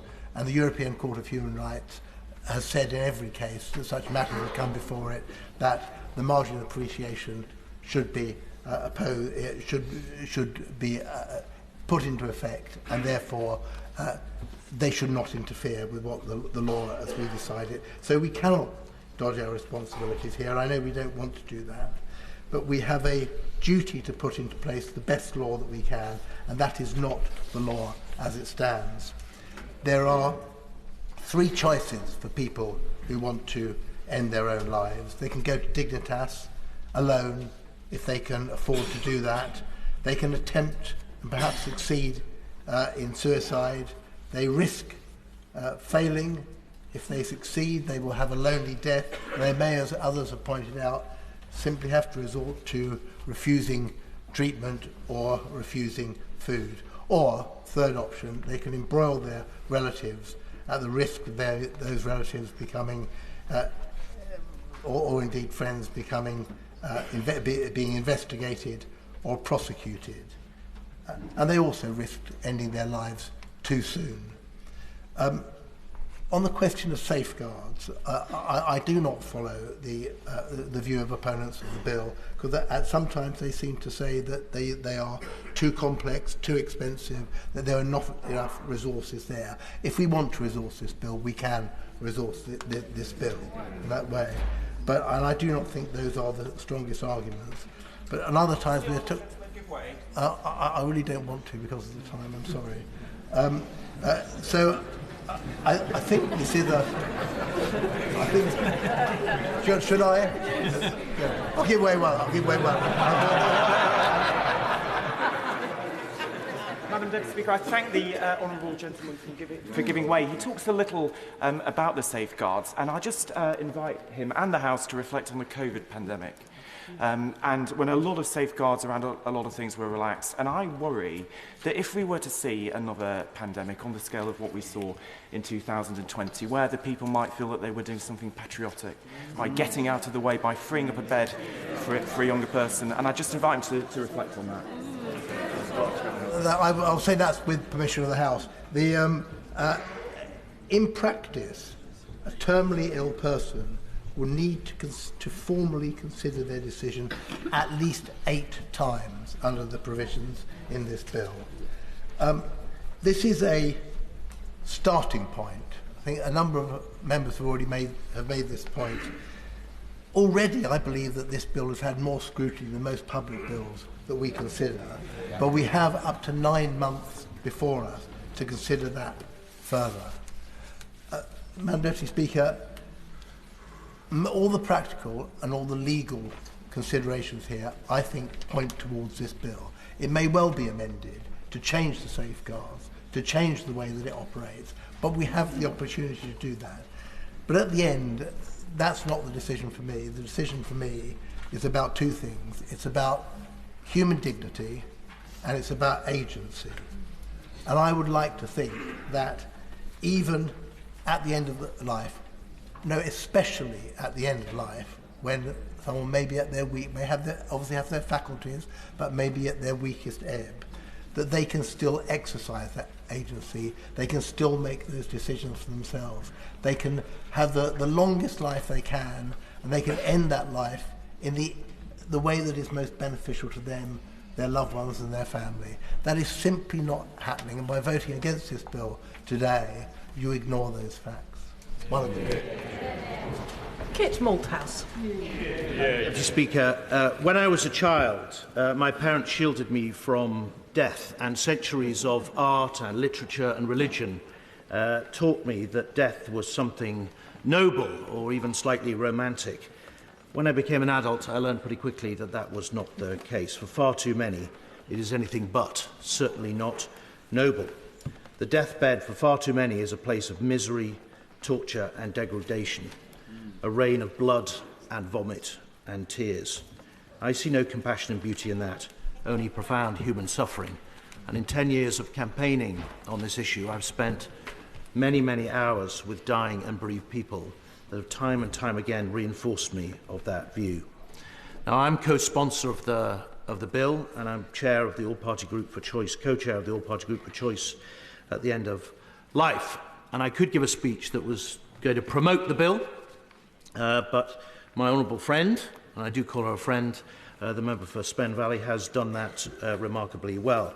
So in my speech, I wanted to address some of the common issues that have been raised, and no doubt will be raised during the debate with which I struggle. The first is, no doubt we're going to hear an awful lot about the overseas experience. Well, I'm married to a Canadian, and I can tell you they love their children just as much as we do. The idea that they, the Australians, the New Zealanders, the Spanish, the Austrians, care little for their relatives or indeed for the wider society in which they live is frankly offensive. And we should not pretend that somehow here we are special or different. They have thought as profoundly on these issues as we have over the last 10 years.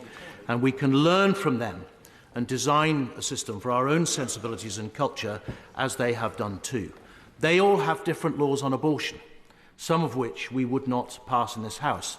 That doesn't mean to say we shouldn't have abortion laws here either. We are a 1,000-year-old democracy. We should be able to design legislation that deals with this issue for ourselves. The second issue that's been raised with which I have struggled is the issue of the impact on the NHS and on judges. These people are already dying. They are already in the National Health Service. They already are entitled to care.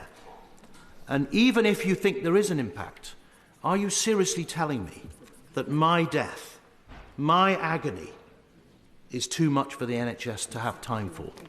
Is too much hassle?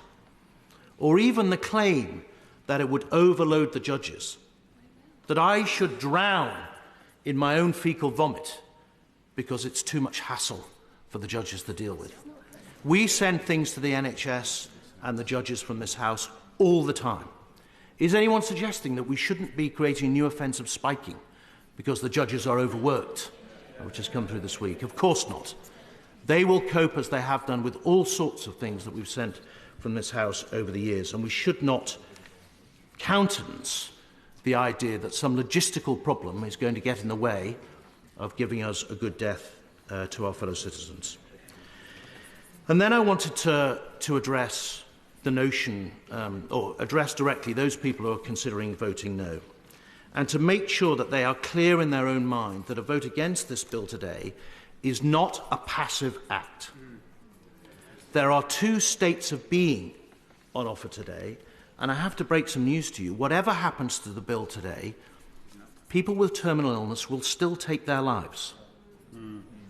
If the bill falls today, we are consigning those people to take their lives in brutal, violent ways, as they are doing at the moment, or for increasing numbers of our fellow citizens to make the trip to Switzerland if they can afford it. We know that between 600 and 700 people a year are killing themselves in violent ways, shooting themselves, throwing themselves in front of trains, taking overdoses in lonely, horrible circumstances. Many, as I say, are going to Switzerland. More than that are lying in hospital. I guarantee there will be somebody over the river in St Thomas's now who is refusing treatment and starving themselves to death because they cannot face what is in front of them. By all means. Would you agree with me that we had a choice today? We've come here today to debate assisted dying. We could have come here today to build cross-party consensus on how to finally, once and for all, fix palliative care in this country. We could have come to look at a funding consensus, and that does need to be cross-party. So I agree with this point that no is also a choice, but what can follow on from that should be a cross-party consensus on how we fix palliative care? Well, I agree with the honourable gentleman, and isn't it a surprise the conversation about palliative care has started? Right? We weren't having it before this bill came forward. And the evidence from the Health and Care Select Committee, which was published just in February this year, shows that palliative care and assisted dying go hand in hand. I won't, thank you. And improvements go hand in hand. What medics from across the world told us is that the two are complementary. And that in places like Australia, where I discussed this with a palliative care doctor who was against the introduction of it when they were contemplating it, she now finds it an invaluable tool. She embraces it as something that her patients want and need. And my concern today, frankly, is if this bill is turned down as it was in 2015, exactly the same thing will happen, which is the conversation about palliative care will wither, as it has done for the last 10 years. I wanted to illustrate this with a story that has particularly affected me. Mark Crampton was a former police chief inspector who was suffering from COPD. His COPD became too much for him, and so he informed his family that he was going to take his own life. He took his oxygen tank and mask, and late one night went out and sat on a railway embankment. He wanted a death that was instant and quick, that he could rely upon. He waited until 2 in the morning. Heartbreakingly, he had worked out when the last train was going, so he would minimise disruption to the public, and he took his life in lonely circumstances in the middle of the night. By not passing this bill, we would deny to Mark supervision, conversation, access to doctors, periods of reflection, advice, and even if he'd been through all that and decided it was still too much, we would give him a much better end than he actually achieved. Be clear, as I say, whatever happens to this bill, terminal people will still take their lives. And to the honourable gentleman who says that people dying in agony, hundreds of people dying in agony every year, is a price worth paying for the good of society, I have to tell him I find that an appalling prospect. A society that looks away from these people in the gallery who are living in terrible fear of what will face them, or have watched their families die in fear, that we look away and say that's okay for the good of the whole. I find that a terrible, terrible prospect. We have a duty to assist them, as the other countries around the world that have realised have done so, and find a way to make them comfortable in the end. And finally, Madam Deputy Speaker, I won't. And finally, Madam Deputy Speaker, I wanted to just talk a little bit about rights. We're going to hear a lot in the debate about rights, quite rightly. We hear about the rights and fears of the disability community, who are specifically excluded from the bill. We hear a lot about the rights and fears of the elderly, who are also specifically excluded from the bill. We're even hearing about the rights of doctors, who are allowed to conscientiously object to participating in this process if they wish. But when are we going to have the conversation about the rights of the dying? Where do we put them in the ranking of rights as they face their end? When do we grant them the autonomy and choice which so many of them have campaigned for over the years? And surely, as they're coming towards the end of their life, their rights have to be in the forefront of our mind. The last best gift that we can give them is control over the disease which is destroying them. If we don't pass the bill today, we are cornering all those people.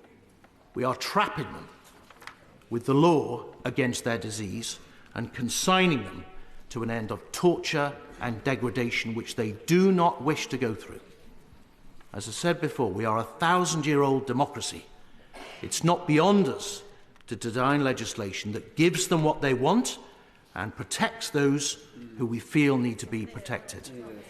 I want, like my right honourable friend, this choice for my constituents, but profoundly I want it for myself, and I want it for those people in the gallery who've been working so hard over the last decade to get us to change our minds. Please be clear, friends, that whatever happens today, terminal people will still take their own lives.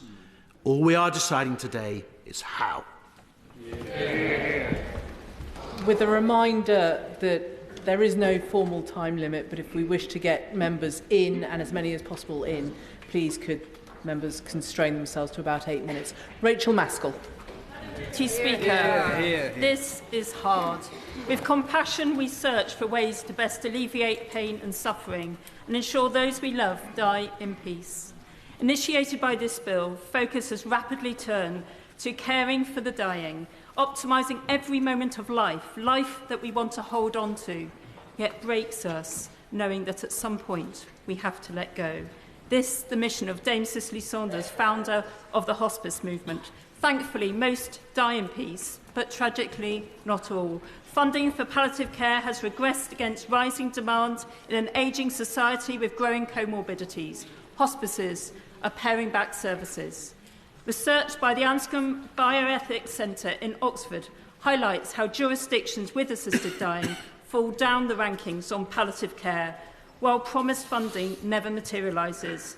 So when over 100,000 people, predominantly in poverty, from minoritised communities or based on postcode, fail to access any palliative care despite needing it, or for those that do, it's frequently overstretched services, unable to make timely or optimised interventions, or for the most, starts far too late, then tragic testimonies follow, as we've heard in recent days. We all know the NHS is under significant duress and just can't do what it should. Social care fragmented and costly, and palliative care significantly underfunded and inequitable. It is a mess. We must give my right honourable friend, the Health Secretary, after Lord Darcy's devastating report, the opportunity to reset health and care. I believe it is what we on these benches were elected to do. With just 17 days since publication, this bill has consumed us, only to intensify if the bill proceeds. Instead, our focus should be on getting palliation right, then see what is really needed. We can't do both, as there's simply not capacity. Over 70% of the public say they want a commission on palliative and end-of-life care before we consider assisted dying. Other polls agree. Plans for a commission are well advanced. I'm happy to give way. I'm most grateful to the Honourable Lady. I agree with her entirely. The way forward should be through better palliative care, not through assisted suicide. The bill does not address the needs of children. Would she also recognise that we need better palliative care for children as well as for adults? I completely agree with the honourable gentleman. He makes a pertinent point. After all, we would never write a prescription before making a diagnosis, yet this bill does. It's simply prescribing the wrong medicine. Extraordinarily, there's no critical analysis, not even an impact assessment, when such significant matters of life and death are at stake, and our broken health and justice system stretched out even further. My constituent was just 46 when she received the terminal diagnosis. She didn't have long, the cancer was advancing, and the prognosis would qualify her for an assisted death. Had it been law, she would have consented. Now 54 and in remission, she pleads this bill doesn't pass. Palliative care consultants say it's near impossible to prognosticate at 6 months. Just 46% get it right. Experts say this arbitrary 6-month threshold is insecure. We must recognise its prematurity.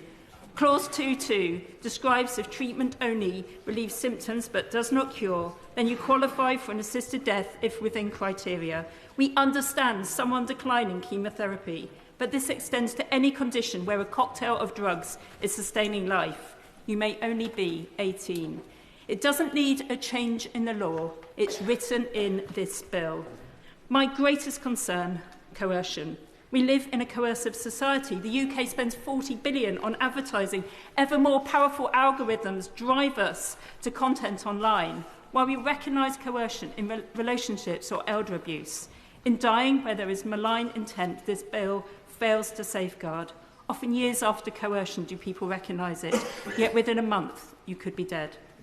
Malign coercion cases may be few, but as a clinician working at the fringes of life, my patients frequently said, I don't want to be a burden, or I'd rather the money went to the grandchildren than on my care, or somebody is more deserving than me. Intrinsic coercion is very real, not least where the law has changed, rapidly becoming an expectation, verbalised as a duty to die. In fact, not wanting to be a burden is cited as a major reason to opt for an assisted death. alongside loss of dignity, loneliness and needing personal care. Yet every day, disabled people live in this reality. We fight in this House to take stigma, give dignity, equality and worth. It is why disabled people fear this bill.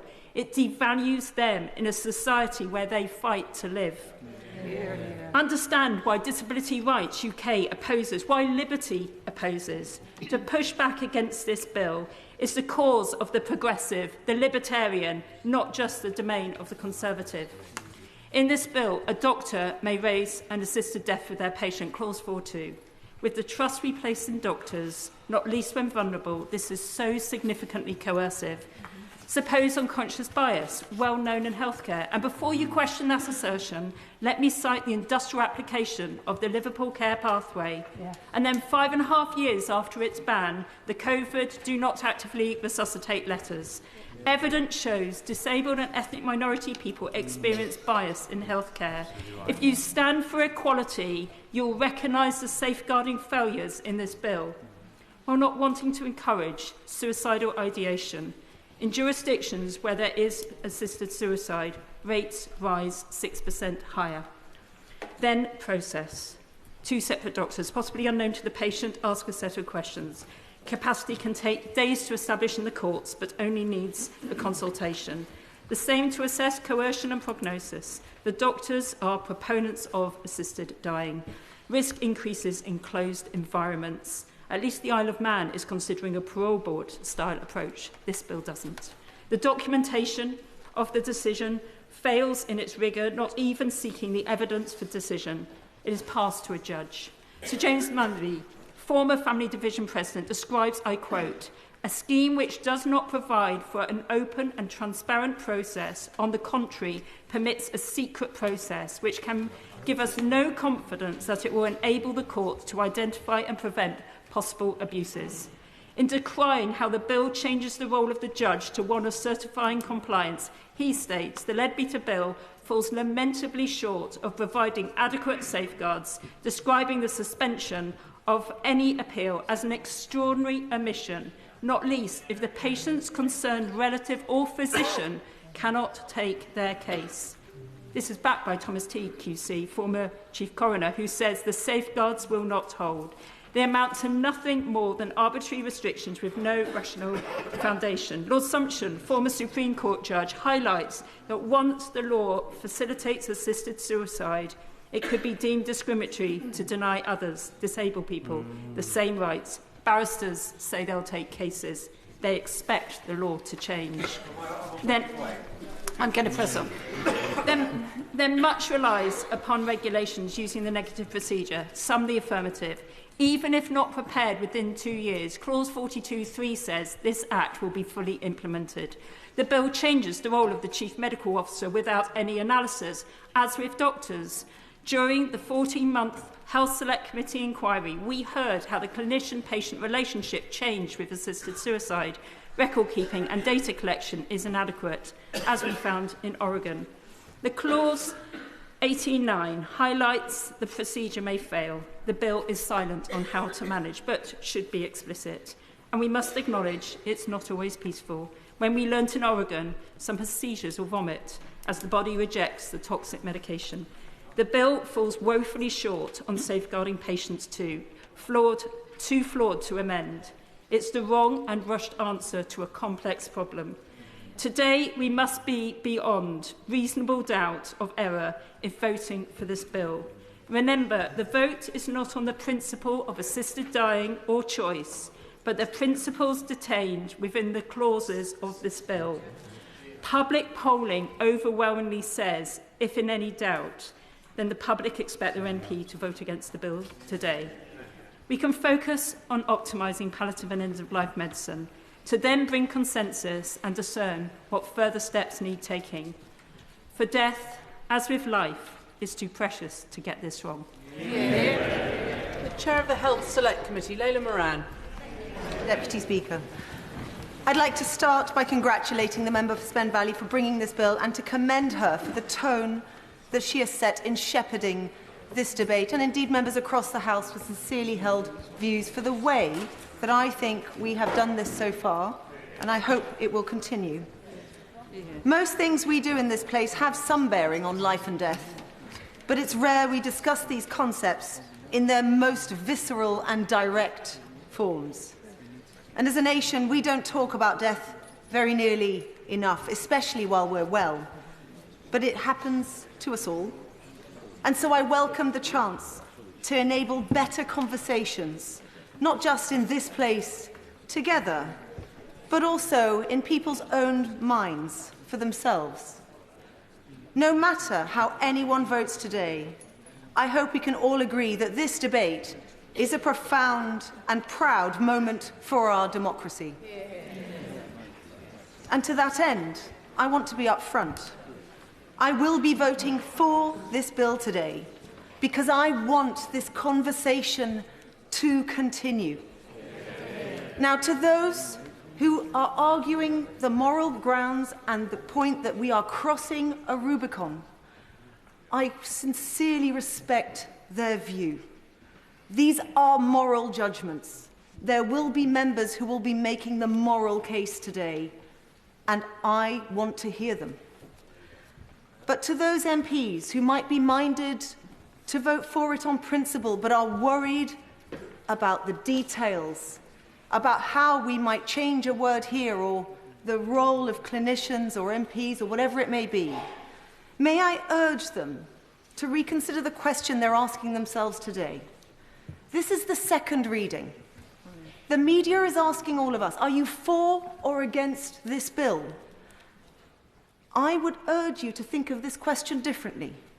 The question I think we and I will be answering today is, do I want to keep talking about the issues in this bill? Do I want to keep grappling? One second. Do I want to keep grappling with the detail until I get to third reading, where I might reserve the right to, at that point, vote no? You can decide the question for yourself. I give way. I appreciate her giving way, but she is misrepresenting what we are doing at this point with this bill. We are speaking about the specifics of this bill. This is not a general debate. This is not a theoretical discussion. It is about the specifics of the bill, and my honourable friend has highlighted numerous deficiencies. I'll give you one example. If this is such a good thing to alleviate pain and suffering, a right that we should be proud to pass, why are we denying it to children? If it is a positive, why are we denying it to children? We're discussing the specifics. May I give way or they give way. May I thank him for his intervention? And all I would simply say is that might be something he might want to put in Bill Committee at later stages. But for those, it is important that members appreciate they can vote yes today and vote no later. Now, I want to come on to the point about palliative care. This is really, really important. Now, the message from the sector, from patients, and from their families is crystal clear. It is not good enough, and we must do better. I will, of course. I thank my honourable friend for giving way. Would you agree with me that this isn't a choice between palliative care or assisted dying, but actually the two can go hand in hand? But with the knowledge that if palliative care doesn't provide the individual with the comfort they require, that they would still, with this bill, have the option to decide how they want to end their lives, rather than potentially drifting away without being able to have that final cuddle or to say that final goodbye. I'm extremely grateful to him, and I think this debate around palliative care needs to be had. My concern is that we have not had any firm commitments from government, other than woolly words, about how they are actually going to tackle this. My concern is that a Royal Commission pushes this into the long grass, and I say to the Secretary of State, who's in his place, the gauntlet has been thrown down. If he wants someone like me to not vote for this bill moving forwards, I would say to him he needs to do two things. One is put firm commitments on palliative care on the table that resolve them within the next 1 or 2 years, but then also commit to afterwards bringing a bill like this back in government time. Without those firm commitments, I will continue to make the case for continuing to want to see progress. I will give way one more time. I'm very grateful to the Honourable Lady, and she and I come to this from different places. I will be voting against this bill today. I agree with her and indeed with all those members that have spoken about the need to massively improve palliative care. But she comes from this to a place where she says we can address some of those concerns at a later stage. How does one address coercion and guilt through legislation? Extremely grateful to him. And these are conversations I want to keep happening. But the other thing I would say is that there might be people who are, I would say to those who say, how do we do this better, and are using those process arguments, what does the bill that does address assisted dying look like that you might vote for? And if the answer is that there is none, let's be honest about that. Now, I want to end by actually giving over a tiny amount of my time to someone who's in the gallery today. Tracy, who I can't see right now, but thank you for coming. And what I said to Tracy, who is a constituent of mine, who I met, is that I would allow just some of her words to be spoken today. Tracy was 58 when she was diagnosed with incurable stage 4 breast cancer, which spread to become a brain tumour in 2023. It was successfully removed, but Tracy lives every day knowing her cancer is likely to return. And this is what she wants us to hear. Despite this prognosis, I can honestly say I'm a happy person now. I feel lucky to have made it to 60. There is just one black cloud on the horizon for me, and that is the way I will die. I am terrified that I will suffer a long, painful death. If I knew I had the choice to have a good death, these worries would disappear. Please change the law so I can live what life I have left, safe in the knowledge that I have a choice about how and when I die.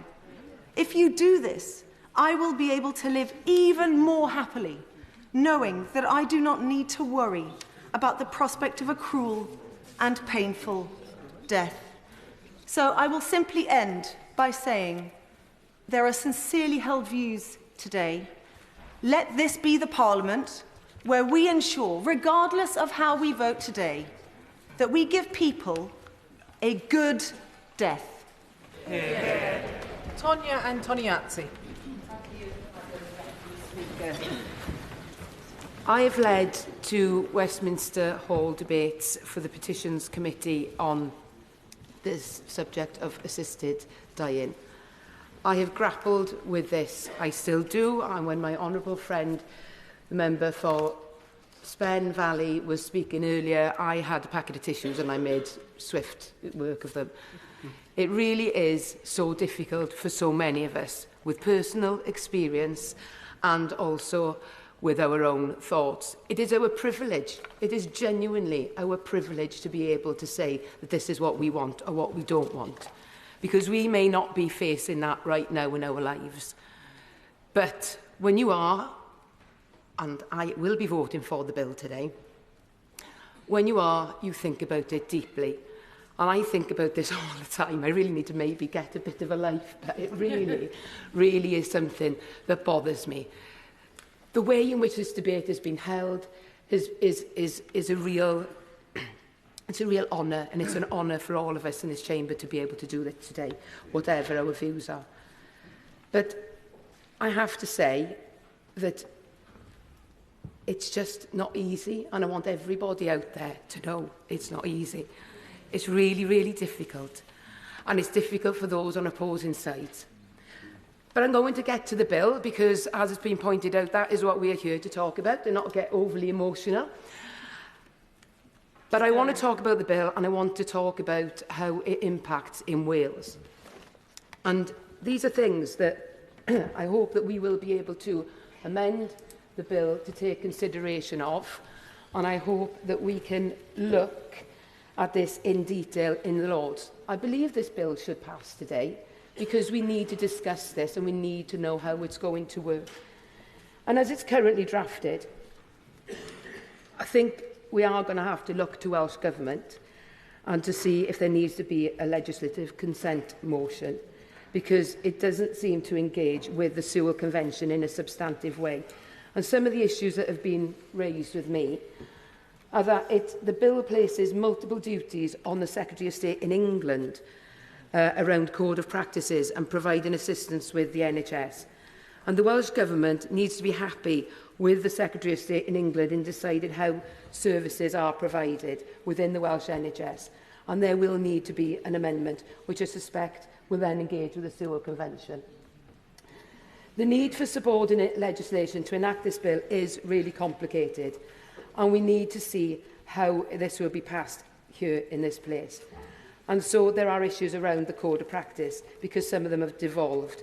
And I just want to highlight that today, because we need to be mindful, regardless of the emotional stories that we are going to be hearing in this place. It does have an impact on legislation in Wales, and that's very important, that when this bill does go through, or if it does go through today, that those discussions are had, because everybody's lives matter and we have to get this legislation right. But on that note, Madam Deputy Speaker, I don't want to take up any more time, but thank you to all of my friends, and thank you to the Honourable Member for Spen Valley, because you have been an absolute gem. So thank you ever so much. Thank you. Dr. Ben Spencer.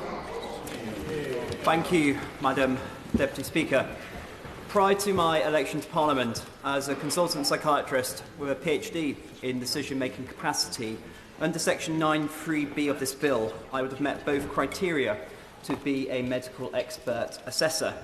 So I've got a particular perspective as someone who, in different circumstances, might have been called on to do these assessments. I strongly believe that we should respect and support the right for bodily autonomy in people with full decision-making capacity, subject to the caveats that this does not cause serious harm to others. I argued for this when I was on the working group of the Independent Review of the Mental Health Act and on the Pre-Legislative Scrutiny Committee for the new bill, legislation which, amongst other things, aims to prevent people from coming to harm when suffering from severe mental illness. These reforms were debated in the House of Lords this week and demonstrate how Parliament should legislate in complex areas that balance individual autonomy and risk. In contrast, as a private member's bill, there is limited ability for scrutiny of this bill's provisions. It has had no independent review, no pre-legislative scrutiny, and no impact assessments. Many MPs support the principle of assisted dying but have concerns over implementation, resource implications and safeguarding, which is why I, along with other colleagues on both sides of the House, tabled a reasoned amendment to this bill calling for an independent review and consultation before a vote in Parliament to provide a third way through. And I'd like to thank the members supporting the amendment, particularly the members of Shipley and Twickenham, for their work and extensive and careful consideration of this area. While the general debate on assisted dying may focus largely on the principles, legislation must address the limits to and safeguards on consent. Should people be able to agree to a medically assisted death? If so, what, if any, restrictions should there be on people who can make this decision? Age, capacity, terminal illness, intolerable suffering. And then, what safeguards are there to uphold these limits and prevent abuse? Assessments by two doctors, judicial scrutiny. Given that the main argument I see in favour of assisted dying is the exercise of personal autonomy, I believe the most substantive issues we need to wrestle with are the limits that we set to it. Why is this bill limited to the terminally ill and not those suffering but not terminal? What even comes within the scope of terminal illness? As, with the refusal of treatment and medication, conditions such as type 1 diabetes and HIV can be designated as terminal despite being fully treatable. There are many questions, but in this bill, the most prominent problem is that, in a legal context, if the availability of assisted dying is limited to only those who are terminally ill, it is discriminatory to either those with or without terminal illness. Either their right to autonomy is greater than others, or the values of their life is worth less. We must also ask if can autonomy be exercised where there is no choice? If good palliative care is simply not available, can we really rely on this as a true and free decision? I would argue we can't, and this bill does not safeguard against coercion through state neglect. But I would usually always, but unfortunately it will impact another member speaking, so apologies. Perhaps fundamentally, for me, given my interest in capacity, is that we have not considered how much human decision-making is driven by altruistic intentions. I did it for my children is rightly a primary motivation for many in many settings. But as a society, are we comfortable with the decision to seek a medically assisted death to not be a burden to one's family or to save them money? This won't impact capacity. We can't pretend that capacity assessments are going to be a shield for these moral concerns. Where is the line, if there is one, between indirect coercion and the natural human responses in a stressed family unit looking after a sick loved one? Now, I believe legislation on assisted dying could be brought in that has fully reviewed and addressed these issues. But parliamentarians must deal with what we have in front of us today. Proponents on both sides of the debate frame this vote of second reading as a vote on the principle of assisted dying, but in reality it is a vote on the implementation as put forward in this bill. As a former mental health doctor, I'm most proud that I was there for the most vulnerable, and today I think about those without a voice in this debate or in the TV studios. I think about the elderly woman in the care home with mild cognitive impairment, retained capacity, but nevertheless vulnerable to coercion and undue influence. Or the sick mother whose child may lose their job or relationship due to the burden of caring responsibilities. This bill doesn't protect them. It risks placing implicit pressure on people already vulnerable at a time of life they should be receiving our unwavering care and support. We should and must vote it down. Yeah. Dame Meg Hillier. Thank you, Madam Deputy Speaker. And in my brief remarks today, I want to touch on principle, policy and practice. We have to be very clear today that we are not just having a debate on the principle, but on this bill.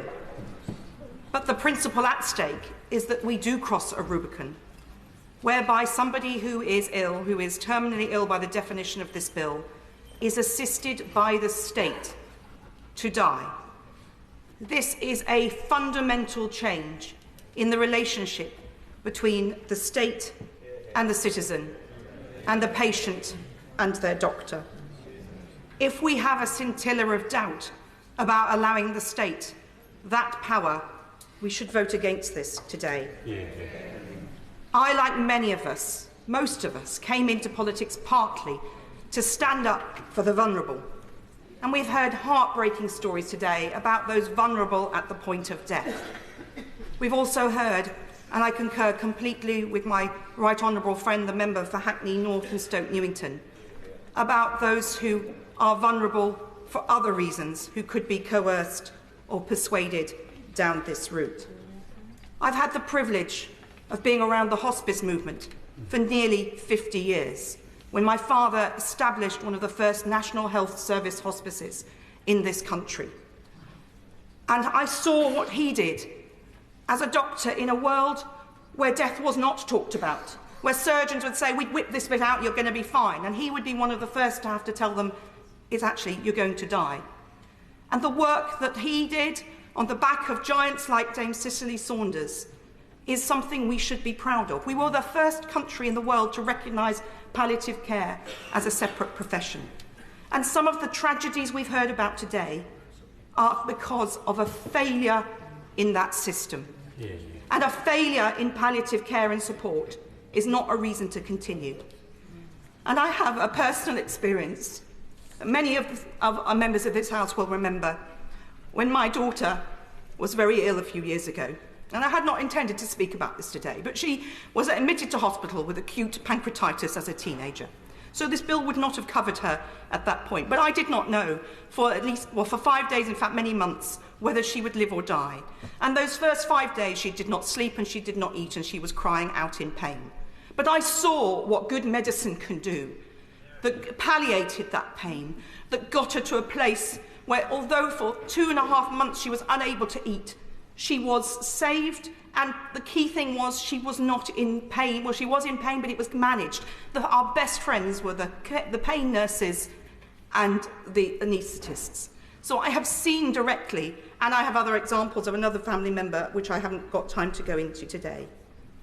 I hope she forgives me for raising her personal situation in the House today. Will the Honourable Lady give way?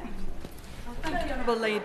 I thank the Honourable Lady for giving way and pay tribute to her for her strength in this House and to everybody on both sides of the House in this very difficult issue.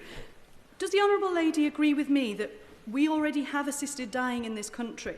The legislation in this country already allows for choice that proves that people would be able to die at home with carefully administered, practitioner-led pain management. And does the Honourable Lady agree with me that the inconsistency of this application of good pain management at end of life is for compassionate legislators to feel that the only option is to vote for this bill is a failure of our existing national health? And does the Honourable Lady... Interventions are going to have to be short in this debate. There are many members who wish to get in, so perhaps that's enough. Meg Hillier. I thank my honourable friend for that. I think she is absolutely right. When you see it working, it is great. And some of what we've heard today has been a failure of the system. That cannot be a reason that we we accept this bill today. And for over 30 years, I've been scrutinising the policies and actions of public bodies and seen the mistakes that they make, both in the care sector when I was in local government and more recently as chair of the Public Accounts Committee. I give way. I'm grateful for giving way. The time to make this decision is frankly wrong. At a time that 44,000 terminally ill pensioners were set to, indeed many of them lost their winter fuel allowance, we're now discussing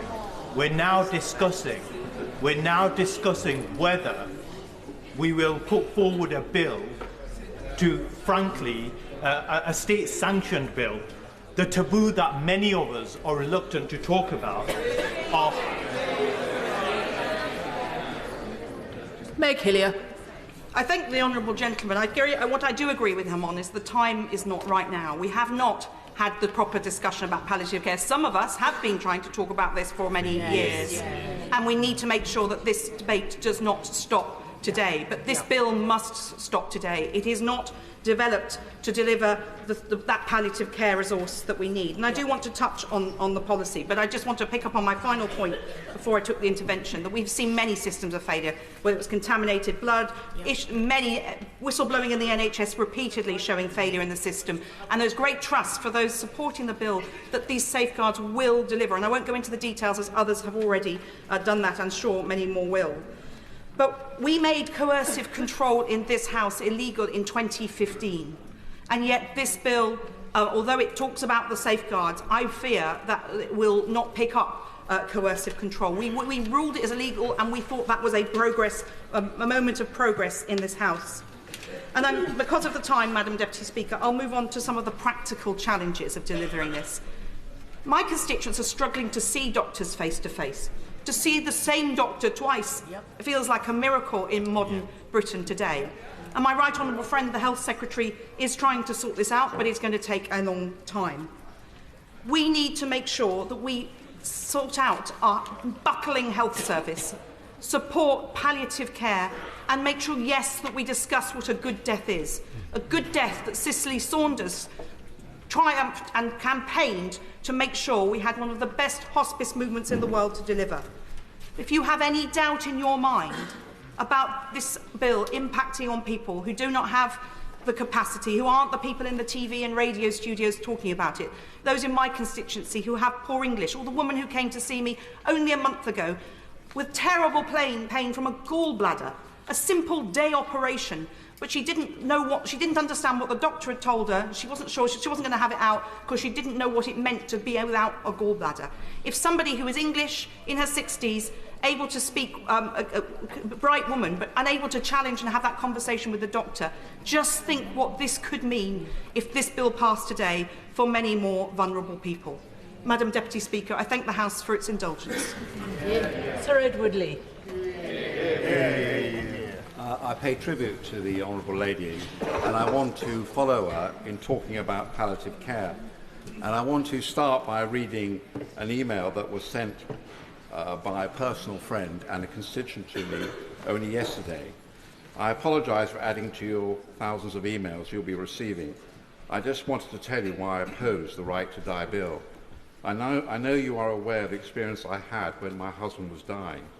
In hospital, we had a dreadful experience because they had no end-of-life care, and he suffered. Once in the hospice, it was a different story, and he received the loving care he rightly deserved. My argument is that instead of assisted dying, we should be spending much more money on end-of-life care and funding the wonderful hospice movement.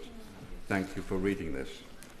And I want to read another letter from a doctor, which I think encapsulates some of the problems that we are encountering in this issue. Only recently, I was giving my condolences to a grieving woman who had lost her husband in the early hours. He'd been given a few small doses of pain relief and mild sedatives over the last few nights for symptoms control, and had passed away peacefully at her side. She asked me in all seriousness, "Doctor, did the nurses give him something to make him die quicker last night?" This was an awful, lingering doubt that she had. I was able to firmly reassure her that no, the medication would not have sped up his passing. For her and the vast majority of other patients, doctors are there to prolong life and palliate symptoms. Were this to change, then we would not be doctors in the eyes of many, but bringers of death, agents of a state which counts its weakest members as expendable and worthy of nothing but an early grave. I do not want to be a member of a profession which has that reputation or role. So those are two witnesses that have written to me, and I have taken an increasing interest in this whole issue about palliative care, and I think that the law, frankly, will you forgive me because I know that so many people want to speak. I just want to develop this argument and then I want to finish. The law is so unclear. I've talked to a number of palliative care specialists, and they say that you can give as much morphine as you want to a patient and you will not kill them. But there's real doubt in the minds of the public, and I think a lot of the impetus around this debate and why people apparently in these opinion polls are supportive of this measure is that they are terrified of dying in pain. But there is no need for this. I repeat that when I talk to consultants, practitioners in palliative care, they say that they can manage pain. But I was very struck by an email which was sent to me again from a constituent, a very touching email, which actually supported this bill on the grounds that when his wife was dying and he was begging the doctor in the National Health Hospital to give her more morphine, he said, if I did that, I would be breaking the law. Now, I can see the Health Secretary sitting there. I really think that if we are going to have a serious debate about this, we really do need to have something equivalent to a Royal Commission to actually determine what doctors can or cannot do. And it is absolutely essential that we really reassure the public, and there is tremendous interest in this, and there's huge doubt, and many people are conflicted, and we've heard many moving stories about people's fear of dying in agony. But until we clear this up, I don't think that we can make the progress that this issue deserves. So, yes, we have to fund our hospice movement seriously. It is very worrying that we're going to fund the NHS to fund death, but we're not adequately funding our hospice movement. So before we take this momentous decision today, and I think we've got to be realistic about it, if this bill was to pass at 2:30, that would be it. I don't personally believe that a private member's bill, which only has 5 hours of debate and many members of Parliament will not be given time to speak, I don't think a private member's bill is the right mechanism. Now, in the last Parliament, I know that this was a very different issue, but we were discussing a certain subject we all know about. In the last Parliament, we had hundreds of hours of debate, questions, scores of civil servants were crawling over the issue. Surely this is even more important. Surely we should have had more than just 2 or 3 weeks to consider this bill.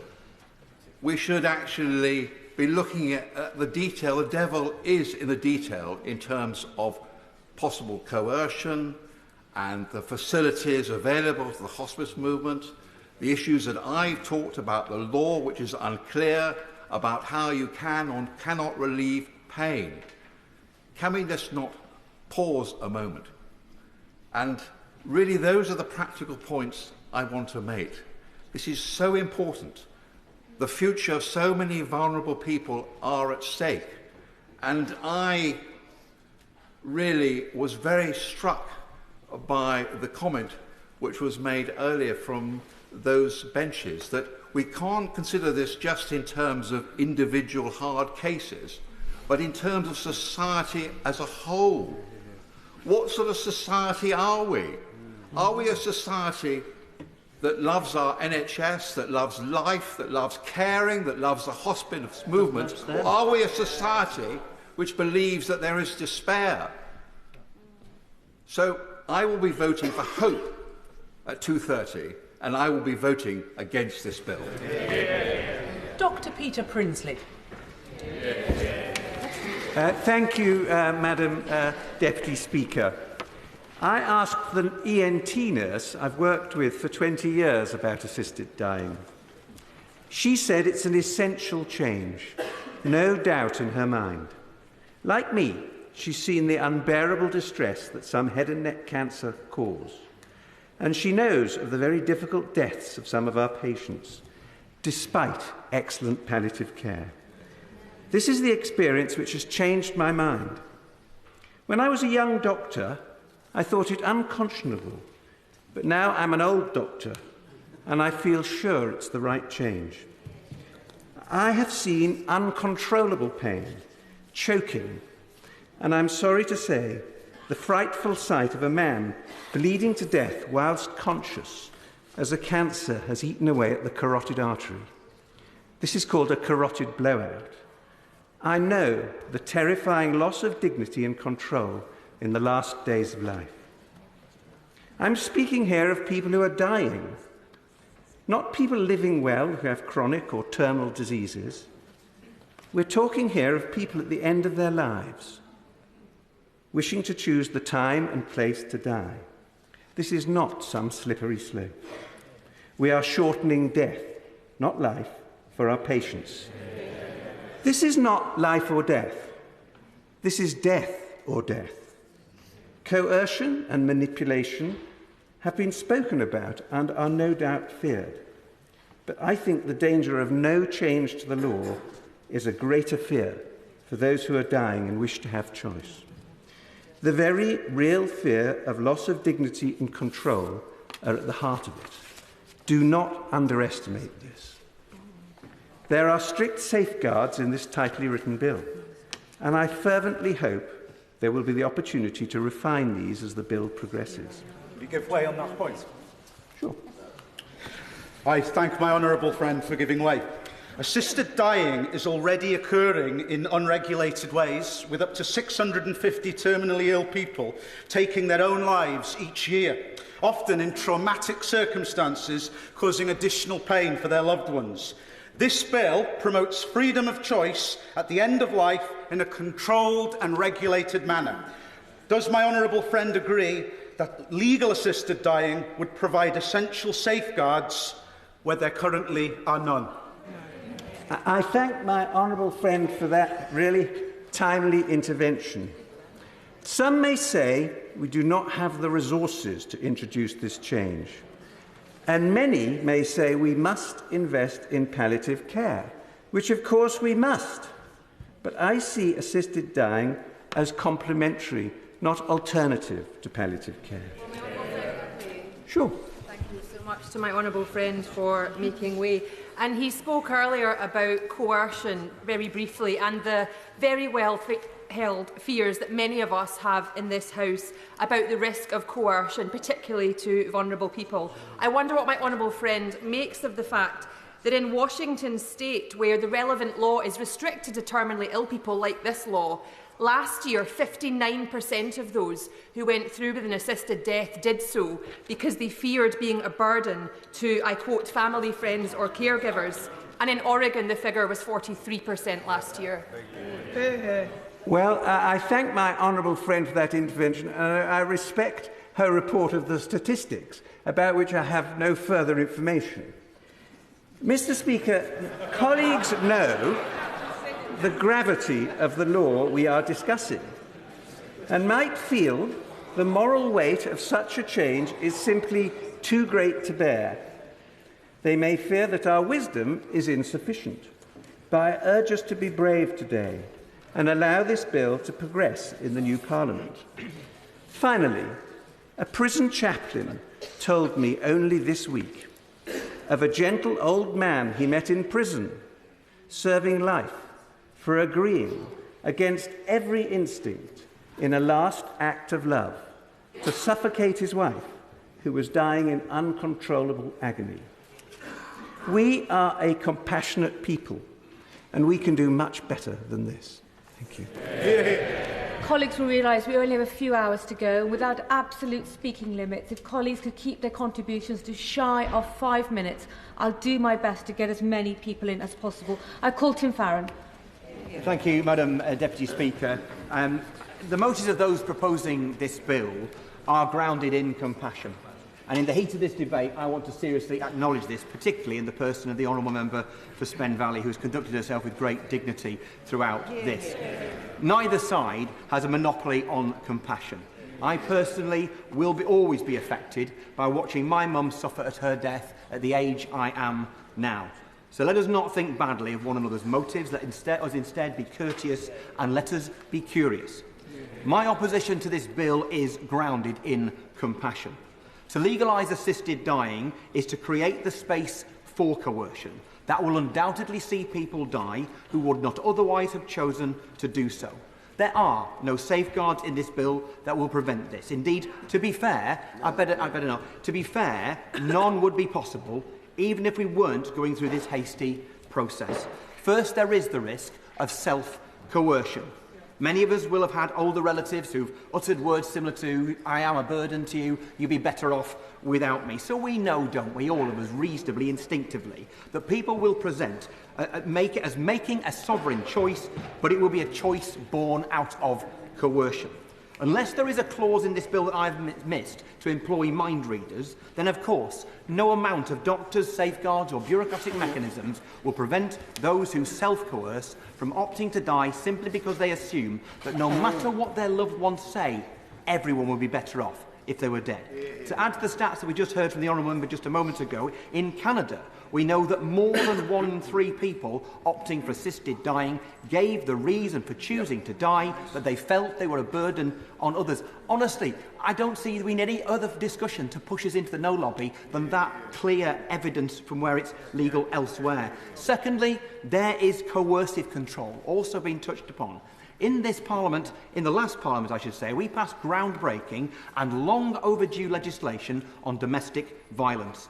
As society's understanding of this often hidden evil has developed, our eyes have been opened to one horrific factor in particular, that of insidious, manipulative, coercive control. Thousands of people have been and are today victims of those who seek to manipulate their will, take over their lives and coerce them into believing that the perpetrator's will is actually their will.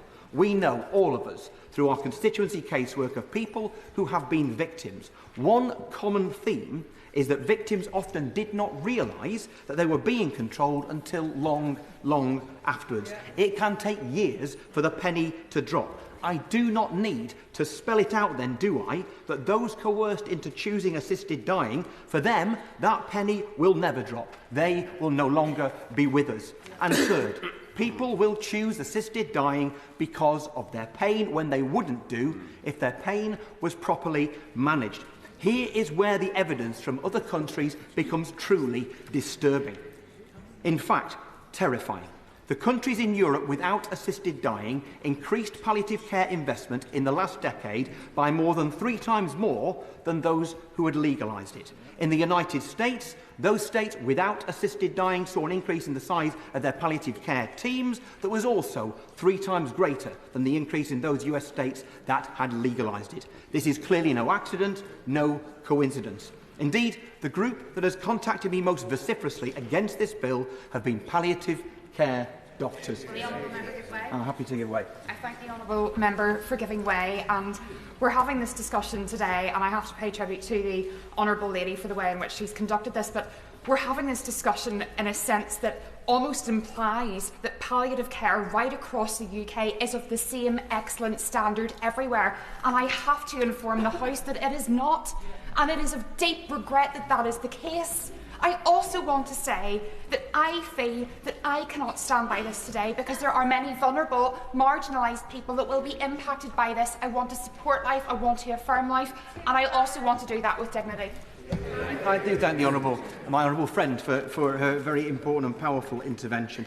Those palliative care doctors who've been in touch with me know that to opt for legalised assisted dying is to not opt inevitably to divert resources away from palliative care. That is the evidence.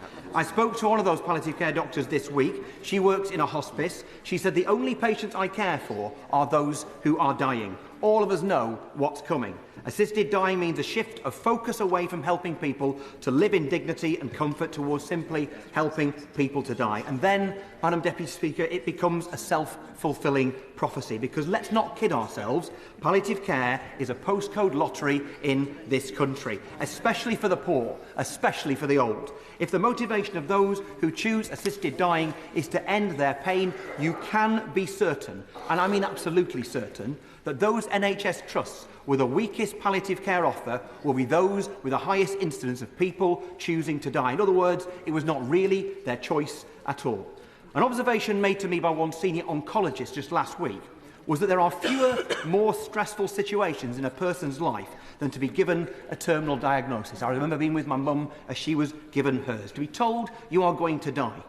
She then, the oncologist in question, explained that amongst terminally ill people, there is a vast amount of severe but undiagnosed depression and psychological illness, similar but distinct from the danger of self-coercion. There is nothing in this bill to safeguard against people who suffer like this from choosing to die before their time. Yet in so many cases, it will actually be people's mental health leading them to choose to die, and not mainly their physical condition. We simply cannot be all right with this, because here we are, on the precipice of agreeing to sanction and support the deaths of people in despair. A society has chosen a dystopian and contagious path if it chooses to facilitate the death of those who have a terminal illness rather than standing with them, weeping with them, valuing them and loving them against the desolation that any of us would feel if we were given a diagnosis of that sort. No wonder that the government's own suicide prevention advisor is strongly opposed to this bill.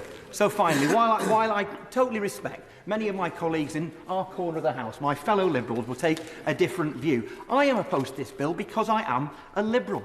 Libertarians believe that personal liberty is so important that there can be no fetters upon it.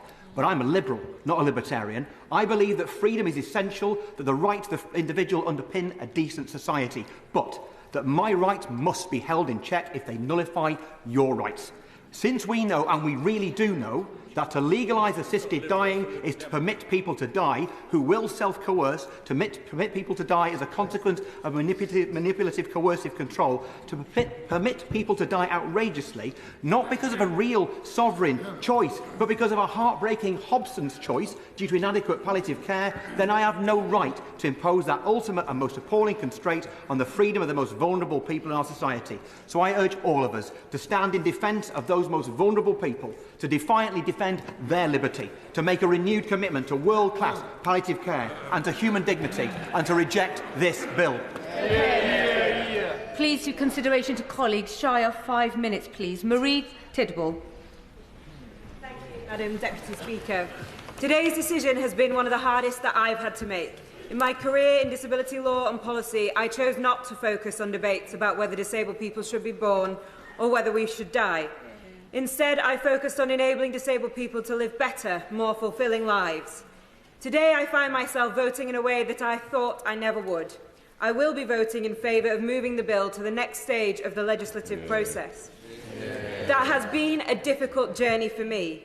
I've arrived here by looking at the evidence, reflecting on my own lived experience and listening to the many, many constituents who've written to me in support of the bill, sharing their compelling and tragic stories of death. Death which didn't come with dignity or respect. In reflecting on my own life, one moment from my childhood stood out.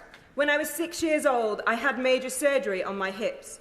I was in body plaster from my chest to my ankles, in so much pain and requiring so much morphine that my skin began to itch. I remember vividly laying in a hospital bed in Sheffield Children's Hospital and saying to my parents, "I want to die. Please let me die." I needed to escape from that body that I was inhabiting. That moment has come back to me all these years later. That moment made it clear to me that if this bill was about intolerable suffering, I would not be voting for it. I have subsequently had a good life, a fulfilling life, a life where I've worked towards ensuring disabled people are valued by our society. But that moment also gave me a glimpse of how I would want to live my death, just as I've lived my life, empowered by choices available to me, living that death with the dignity and respect and having the comfort of knowing that I might have control over that very difficult time. For so often, control is taken away from disabled people in all sorts of circumstances. In order to ensure that there's compassionate choice at the end of life, it is right that this bill is tightly drawn around the final stage of terminal illness for adults and includes the strongest safeguards. The choice of assisted dying as one option for adults when facing 6 months terminal illness must be set alongside the choice of receiving the best possible palliative and end-of-life care, or it is no choice at all. Having analysed the bill closely, therefore, there are changes that I would want to see at committee stage to strengthen those options and ensure that the way that choice is presented by medical practitioners is always in the round. People deserve dignity in death, and for those who do not choose to end their lives in this way, they and their loved ones should feel reassured and safe in the knowledge they will receive the very best of care. I'd also want to ensure the final stages of this bill properly define dishonesty, coercion and pressure.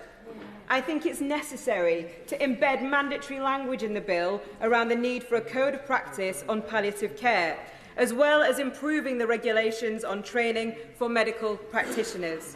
I trust my friend, the member for Spen Valley, to champion these amendments and continue to diligently to listen to members as she has done throughout this process. However people vote in this House today, a decision of conscience, it is incumbent on all of us to commit to improve palliative end-of-life and adult social care. It must be the start of the work that we do in this place to ensure the very highest standards in these areas.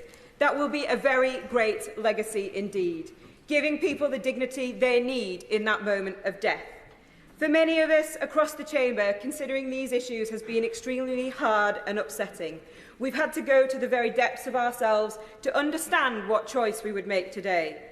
Whilst we may enter different voting lobbies, we leave this chamber shoulder to shoulder, and I know we will all work in our own ways to make systemic change to improve the lives of our constituents and people up and down this country. Yeah. Very considerate 5 minutes. Thank you. David Davis. Thank you, Madam Deputy Speaker. I'll try and keep it brief, and I'm going to stick to some extent, procedure.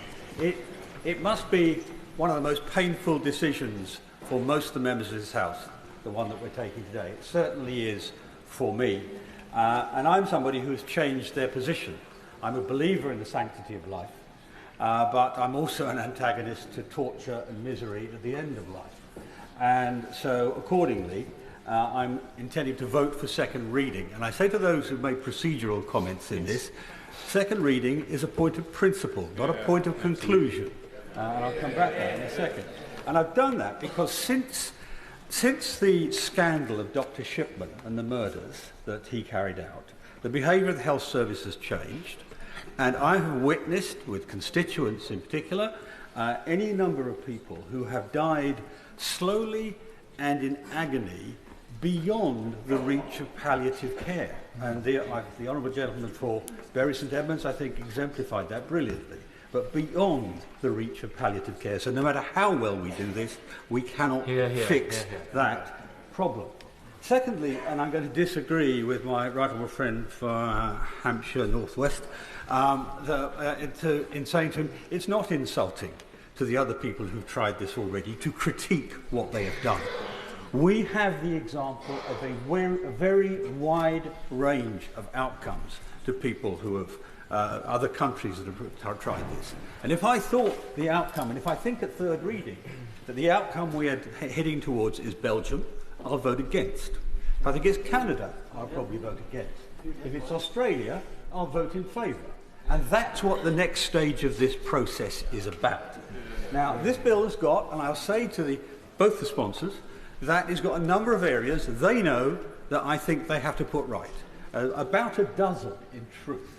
I'll pick one because no, I'm afraid not. 5 minutes. Huh? I'll pick one because it's technical and awkward. Section 4.2, I think it is, of the bill, appears to give doctors the right to initiate this process. But after the DNR scandal during the COVID crisis, I don't want that at any price. I do not want the state initiating this process. So that is a critical thing for me. So I'm making the point, really, that the decision on second reading is on principle, not on outcome.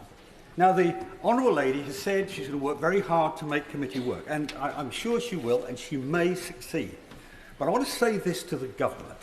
I understand perfectly well that they're trying to maintain a route of strict neutrality, but there is a distinction here between neutrality and responsibility. And I think they need to focus on the issue of responsibility.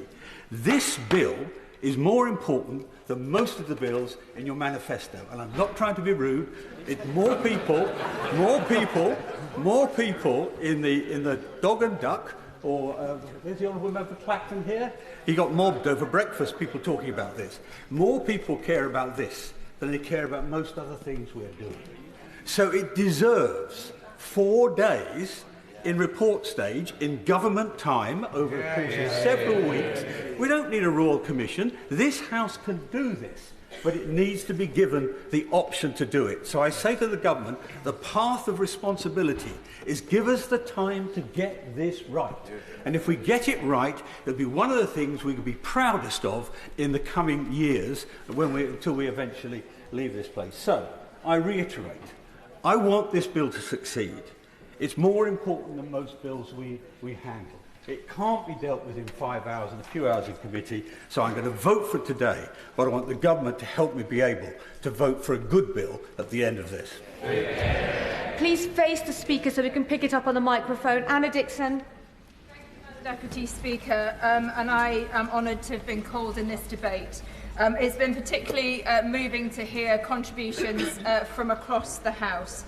The feelings for me have been particularly raw as I've witnessed my close friend Sharon dying of cancer over the last few months at just aged 55. She had good access to palliative and hospice care, died at home with her sister and niece. But even with this support, her final days were difficult. And her sister wrote to me. She was highly distressed. Every day she said she'd had enough and wanted to die. It was very undignified for her, and it was heartbreaking to observe, but be powerless to help. Each story that we hear of loss and grief is unique.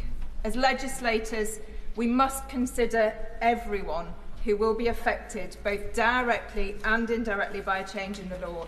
The public and the courts are rightly looking to Parliament to answer the question of whether physician-assisted suicide should be a legal option. Madam Deputy Speaker, it is incumbent on us as parliamentarians to do the job properly. I, like many other members, have spent the past weeks listening to constituents, professionals in my Shipley constituency and experts in this place, and I have read numerous reports and articles. As well as the moral and ethical dilemmas, there are many complex legal and practical considerations that need careful examination. And I take a different view from the Right Honourable Member for Pooland who's just spoken. I do also welcome the reassurances from the Honourable Member for Spen Valley and her commitment that the Bill Committee should take evidence, but I am not confident that a private member's bill process will be able to adequately address them, and that is why I co-sponsored the cross-party amendment led by my colleague, the Honourable Member for Runnymede and Weybridge, to call for an independent review, a systematic public consultation on these legal changes and an independent assessment of the provision of palliative care. With a background in health and social care, Madam Deputy Speaker, and specifically ageing, I'm particularly mindful of the context of this bill, and I'd just like to make three very brief observations that concern me. Inequalities in access to palliative and end-of-life care, we've heard that many times. Some 100,000 people, according to Hospice UK, die each year who could benefit from end-of-life care who don't receive it, and those who are non-white and from lower socioeconomic backgrounds are less likely to get care. So unless terminally ill people are confident of access to high-quality end-of-life care, how can they make an informed choice about assisted dying? I believe that investment in palliative care must come before a change in the law is implemented. Second point is the failure to reform social care. Some people have to spend their life savings, including the value of their homes, on care, and much of the responsibility for providing care falls to family members who fill the gap. Older and disabled people with a terminal illness may feel an unspoken pressure to go down the route of assisted dying, to protect their inheritance or because they don't want to be a burden. And there is a real direct risk of coercion. Annually, there are 400,000 cases of domestic abuse against older people in England and Wales. My third concern is the NHS is on its knees as outlined in the Darcy report. An impact assessment is needed to fully understand the cost of implementation to the NHS.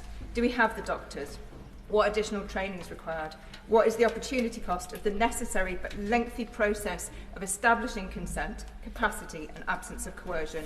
Without this, we risk making dying legal but find it only available to those who can pay. So, Madam Deputy, I want to conclude respect to the fact that many colleagues want to speak. I recognise that people can benefit from a potential change in the law. People like my friend Sharon, for whom palliative care was unable to relieve her suffering. However, there are also many who could be put at risk by a change in the law. Other direct and indirect costs and consequences that need to be weighed up. I believe we should adopt the precautionary principle in this case. Without a proper public consultation and a detailed examination, I will be unable to support this bill today. Thank you. Cara Lockhart. Thank you, Madam Deputy Speaker. Like many others across the House, I come to this debate with personal experience. Many of us have been at the bedside of a loved one as they have neared the end of their life, and that for me was on the 11th of June 2023 when my dad's earthly journey ended. Terminally ill for 5 years, a painful, aggressive cancer, yet a faith that sustained him and a health service that sought to support, care, comfort and preserve his life. Consultants and medical staff who went over and above to ensure that he got every opportunity to see his family and particularly his grandchildren grow up. Did I want to see my dad suffer? Absolutely not. But equally, those difficult times provided us with an opportunity to care for and express for a love for a person whose life we valued. The root of my conviction is this: life in all its forms is of inherent worth and value. And while I have come to that conclusion partly because of my faith, like everyone across the House, I have listened carefully to the evidence in coming to my conclusion on the danger this bill represents. Each individual person is of extraordinary value, not because of their capacity, their intelligence, their appearance, or for any other reason than they are human. It's right that we should rage against death and suffering and pain as it's not natural, but this bill we are considering takes that rational fear to an irrational and dangerous conclusion. The answer to fear of death or dying badly, or even a desire for a good death, is not logically to legalise a means of bringing about death in a more efficient or sanitised, state-sponsored fashion.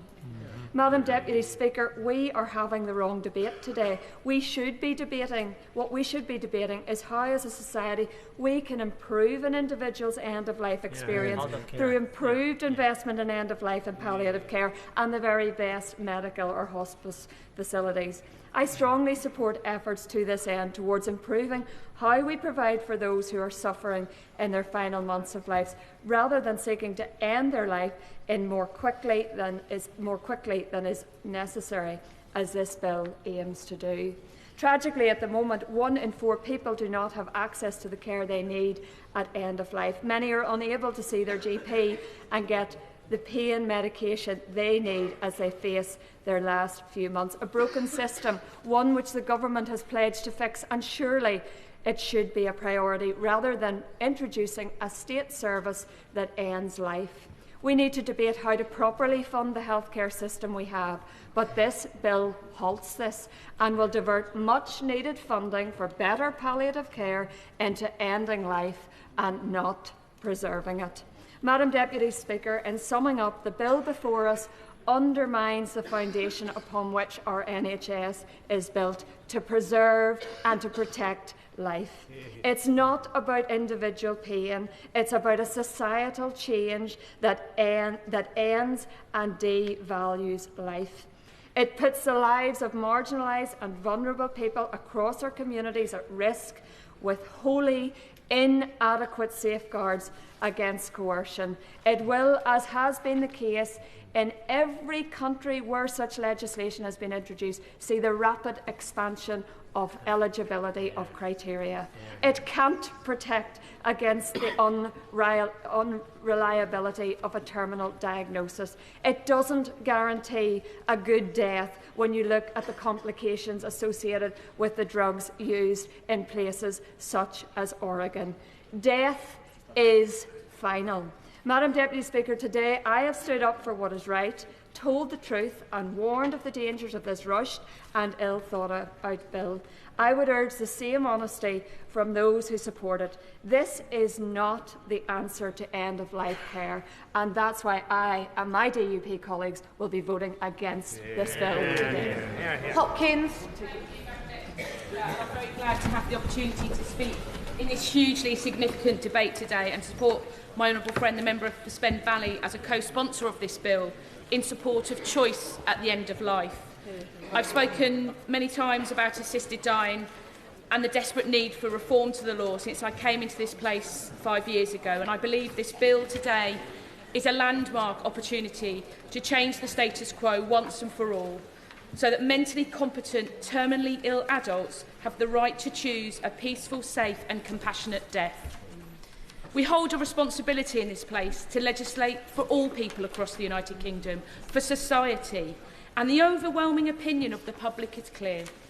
A poll conducted earlier this year found that 75% of people would support a change in the law to make it legal for terminally ill adults to access assisted dying in the UK.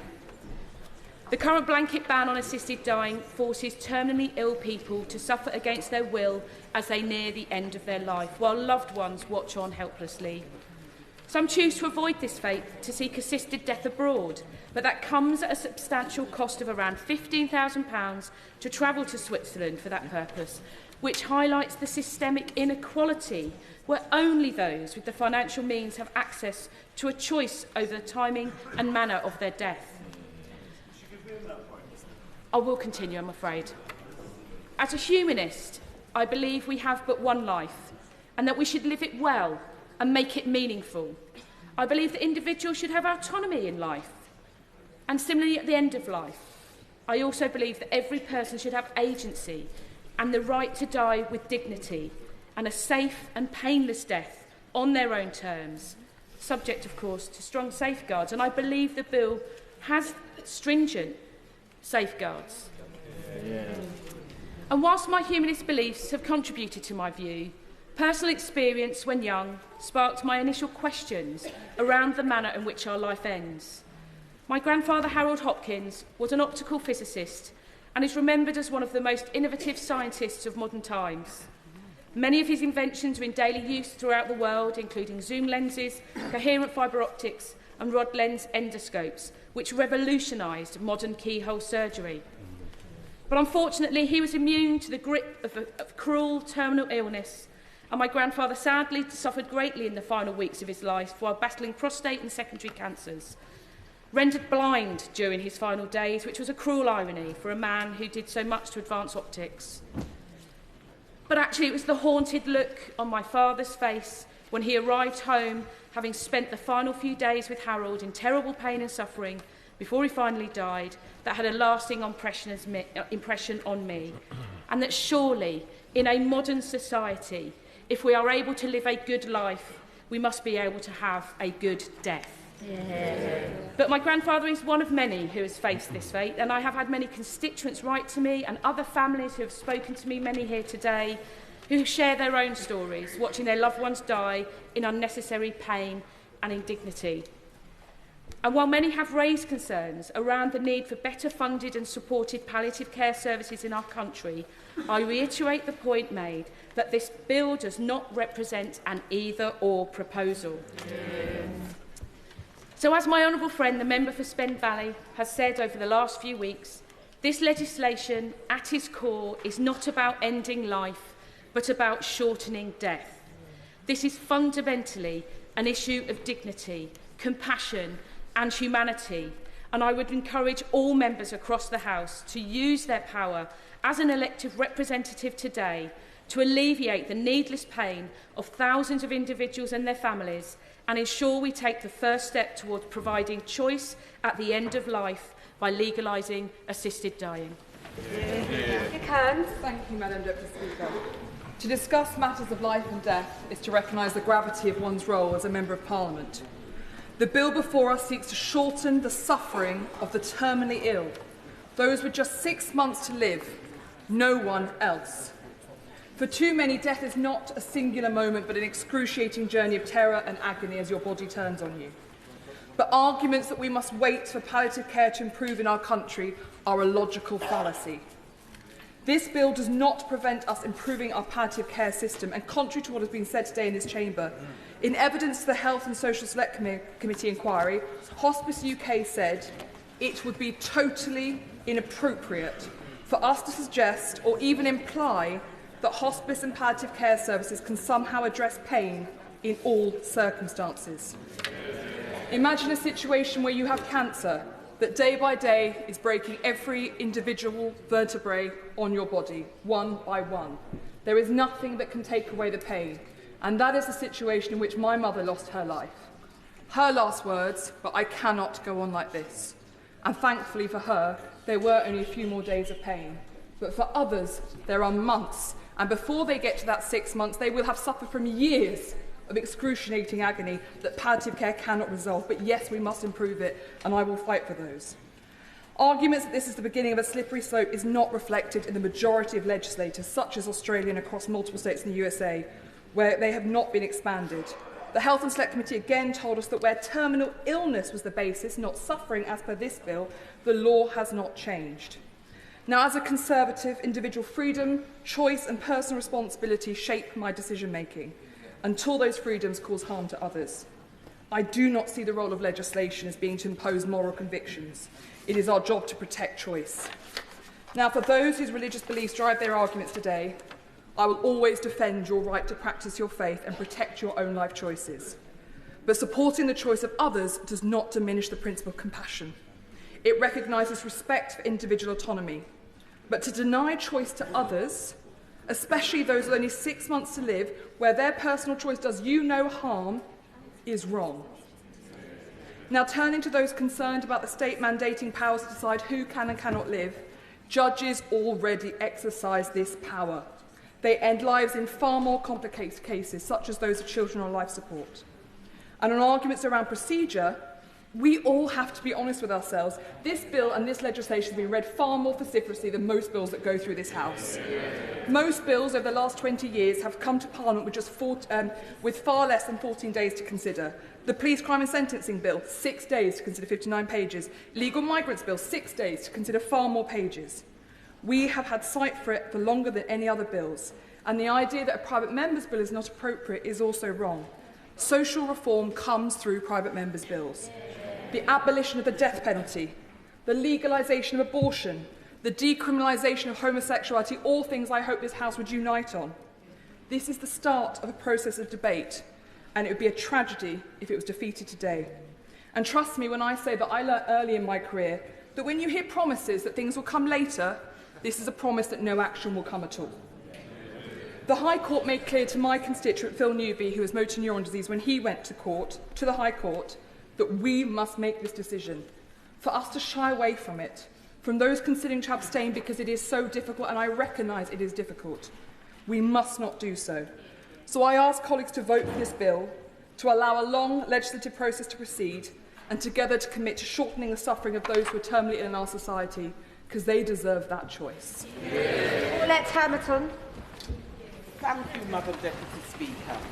I want to congratulate the member for Spen Valley for the way she conducted this debate.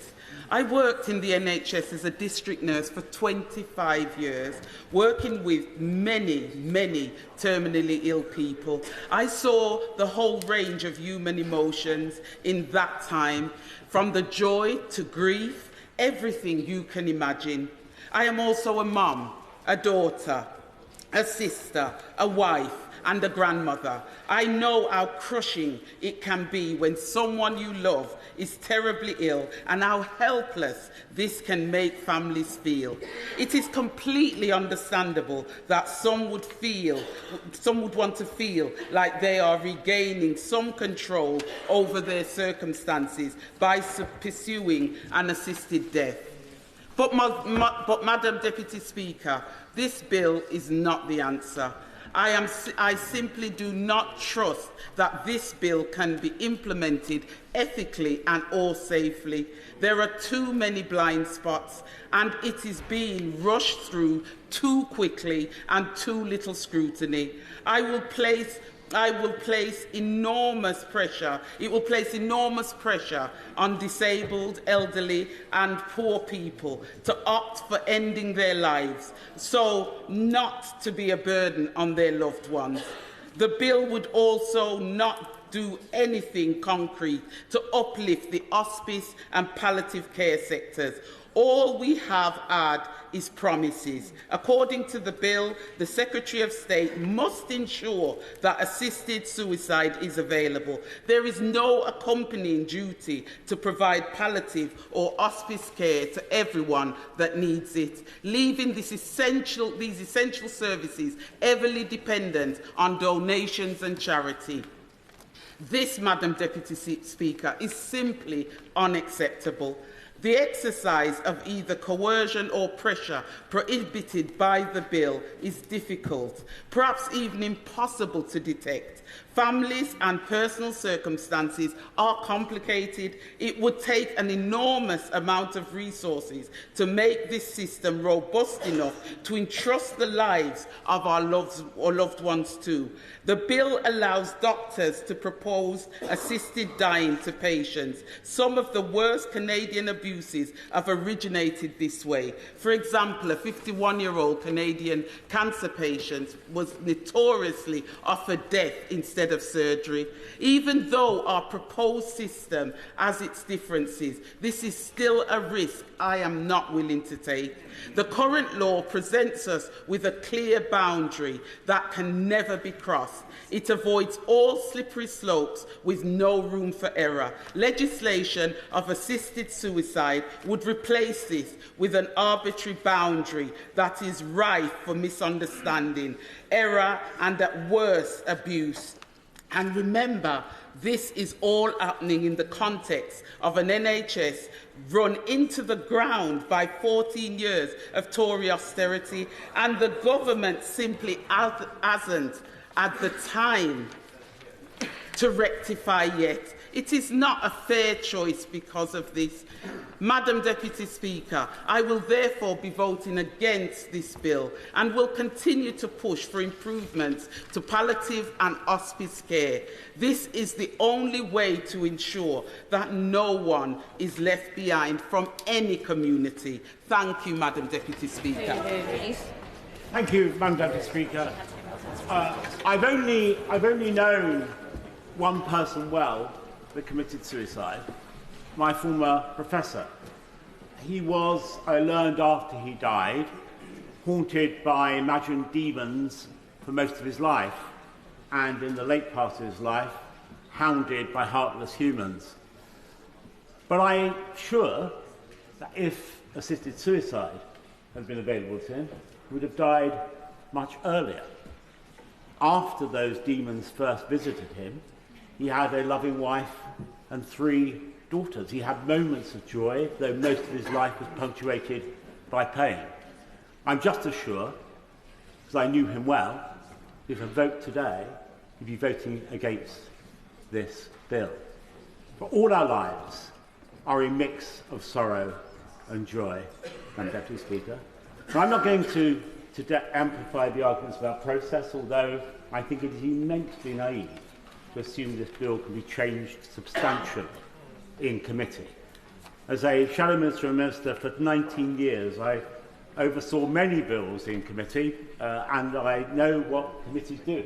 They calibrate legislation, they refine legislation, they improve legislation, but they don't fundamentally alter the intent of that legislation voted upon and second reading. I'm not either going to talk too much about what happens in other jurisdictions, except to say that it is certainly true that every case that assisted dying has been, introduced, is expanded, not always by subsequent legislation, but often by judicial interpretation. And the idea that we should put this charming but rather naive faith in the judiciary to make these decisions subsequent to this House passing legislation is just that, innocent, and that's the best way I can describe it. What I am going to talk about is simply this. This bill changes the relationship between clinicians and patients forever. It says to the NHS, your job is not only to protect and preserve life, it is sometimes to take life. I'm not prepared for our NHS to be changed in that way. And beyond that, it changes society's view of what life and death is all about. This isn't just about individual choices, as has been said by a number of honourable members in interventions and speeches. It's about a collective, a communal view about how we see the essence of life and death. And the final thing I'd like to say, Madam Deputy Speaker, is that we can have this debate in this civilised way we have in this place. It's very different out there on the mean streets, isn't it? And each and every one of us know it. There are many cruel and spiteful and ruthless and unkind people in the world, and there are many vulnerable and frail people. And when those two collide, it's not a good outcome for the second of those groups. And I fear this bill I'm going to vote against this bill because I'm going to vote for what a politician in another place once called the audacity of hope. I hope that we can improve palliative care. Hope that we can do better. And I fear for those disabled and vulnerable people that the provisions of this bill, regardless of the good intentions of its advocates, will fan the flames of fear. Richards. Chair, I've really welcomed the contributions from all sides of the House on this debate. This is Parliament at its best. I support this bill, and I'm proud to co-sponsor this bill. We will have all received emails from constituents with harrowing stories of agonising final days and weeks suffered by loved ones. I have no doubt that they will weigh heavily on each of us, however we vote later today. Fundamentally, I believe that if we are able to safely offer peace and empowerment to those at the end of their life, then we have a moral imperative to do so.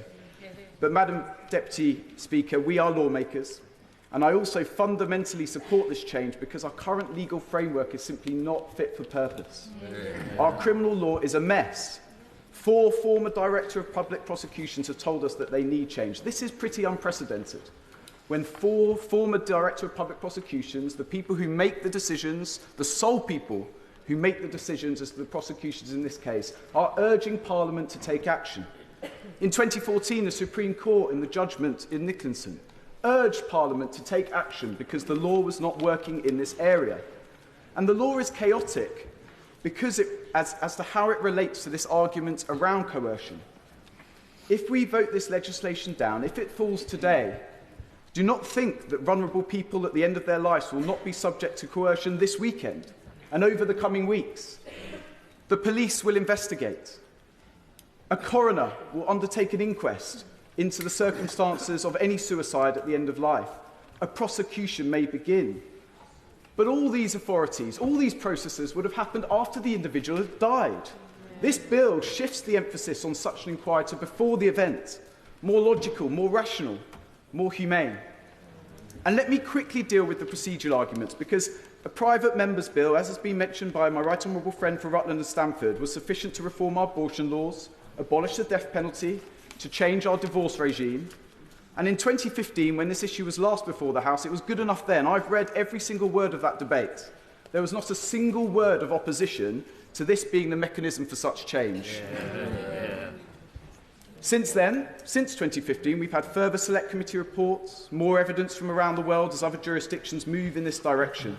One begins to wonder whether opponents to change are grasping at procedural straws rather than taking on the principle as we should at second reading. Madam Deputy Speaker, I appreciate that this decision is difficult for colleagues and I respect views on all sides of this debate. But these moments do not come around often.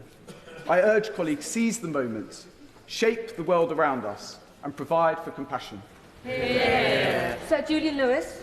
Thank you, Madam Deputy Speaker. In the past, I have voted against this type of measure for one overriding reason, namely the impracticability of effective safeguards.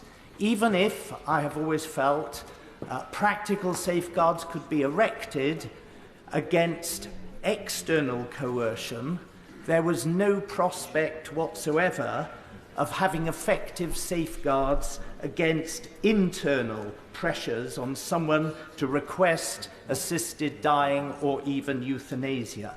For example, as we've heard, an elderly person in a care home, knowing that the legacy they could bequeath to their children was being reduced by tens of thousands of pounds every few weeks, would be highly likely to feel obliged to ask to die. And I can't conceive of any safeguard against self-sacrifice of this sort, whether for financial reasons or in order no longer to be a burden on one's nearest and dearest relatives and friends. However, there's an additional point I wish to inject into the debate, because in my opinion, the key to this dreadfully difficult conundrum about end-of-life care, pain, and the possibility of assisted dying lies, or should lie, in the ability of medical personnel to administer effective pain relief even if it shortens the patient's remaining time. In my view, there should be no bar on the use of pain-killing medication if that's the only way to ease human suffering, even if it leads to a speedier death. Hence the frequent references to putting dying people on an appropriate pathway.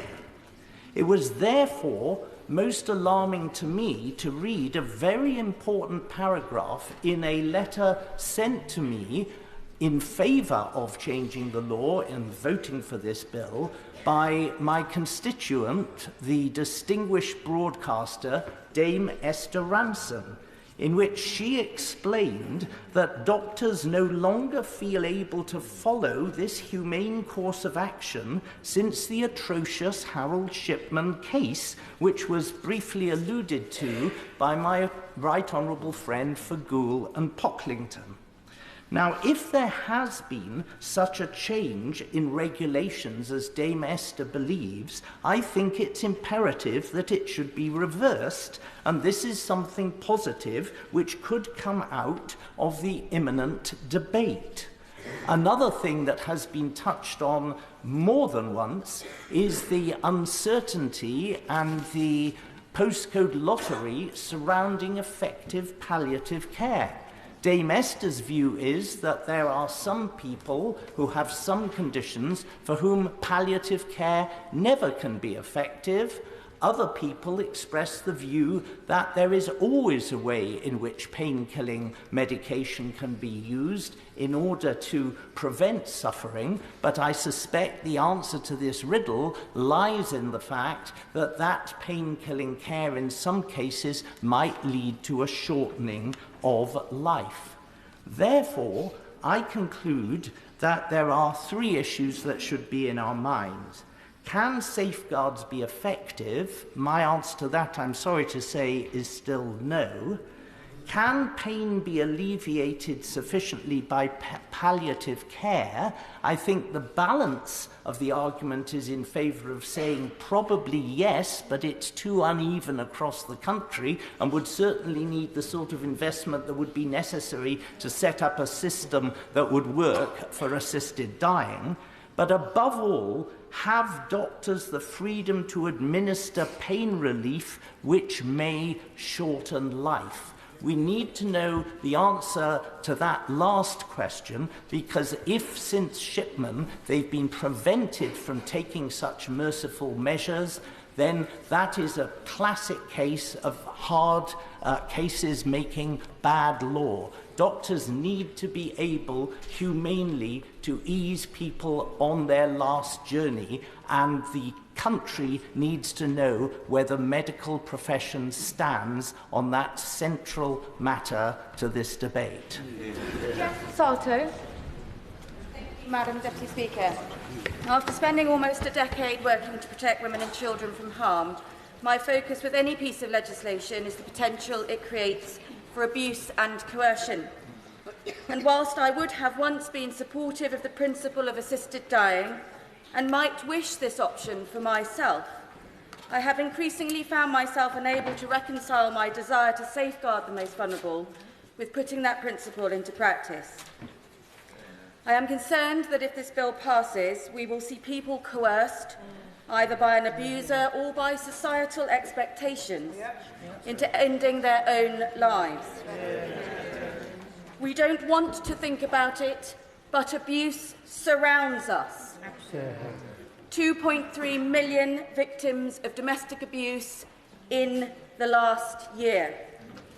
1 in 6 older people experience abuse. The definition of coercive and controlling behaviour includes behaviour which repeatedly puts someone down, telling them they are worthless.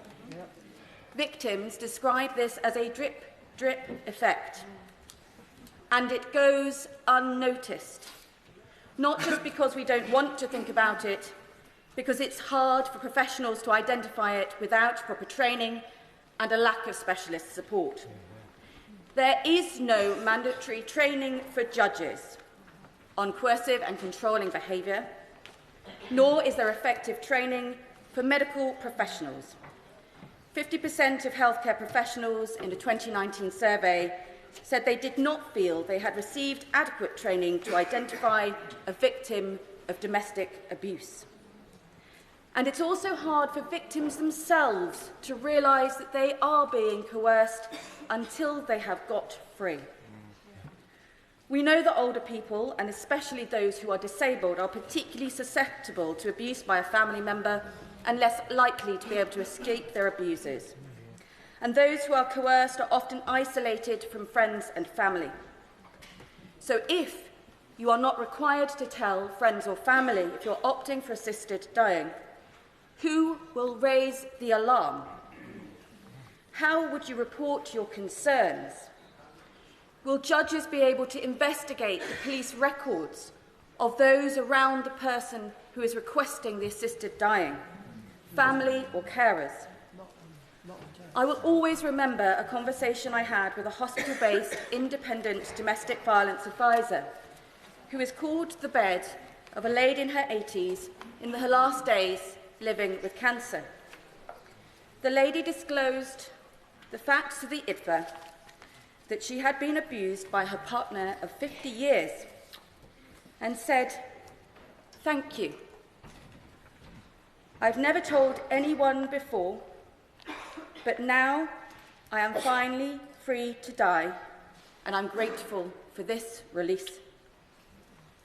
We know from the Monckton report that a third of female suicides could be linked to domestic abuse, and from the Killed Women campaign that it could be as many as 130 women each year who are murdered by a partner or relative but have their deaths recorded as suicide or an accident. Every week we hear of family court judges who fail to spot coercive and controlling behaviour. In one case, a judge found that repeatedly calling his partner worthless, calling on her to die, the purpose was not controlling conduct. And where is the discussion of gender in this? Out of 60 documented cases of euthanasia and assisted dying for anorexia across this world, 100% were for women.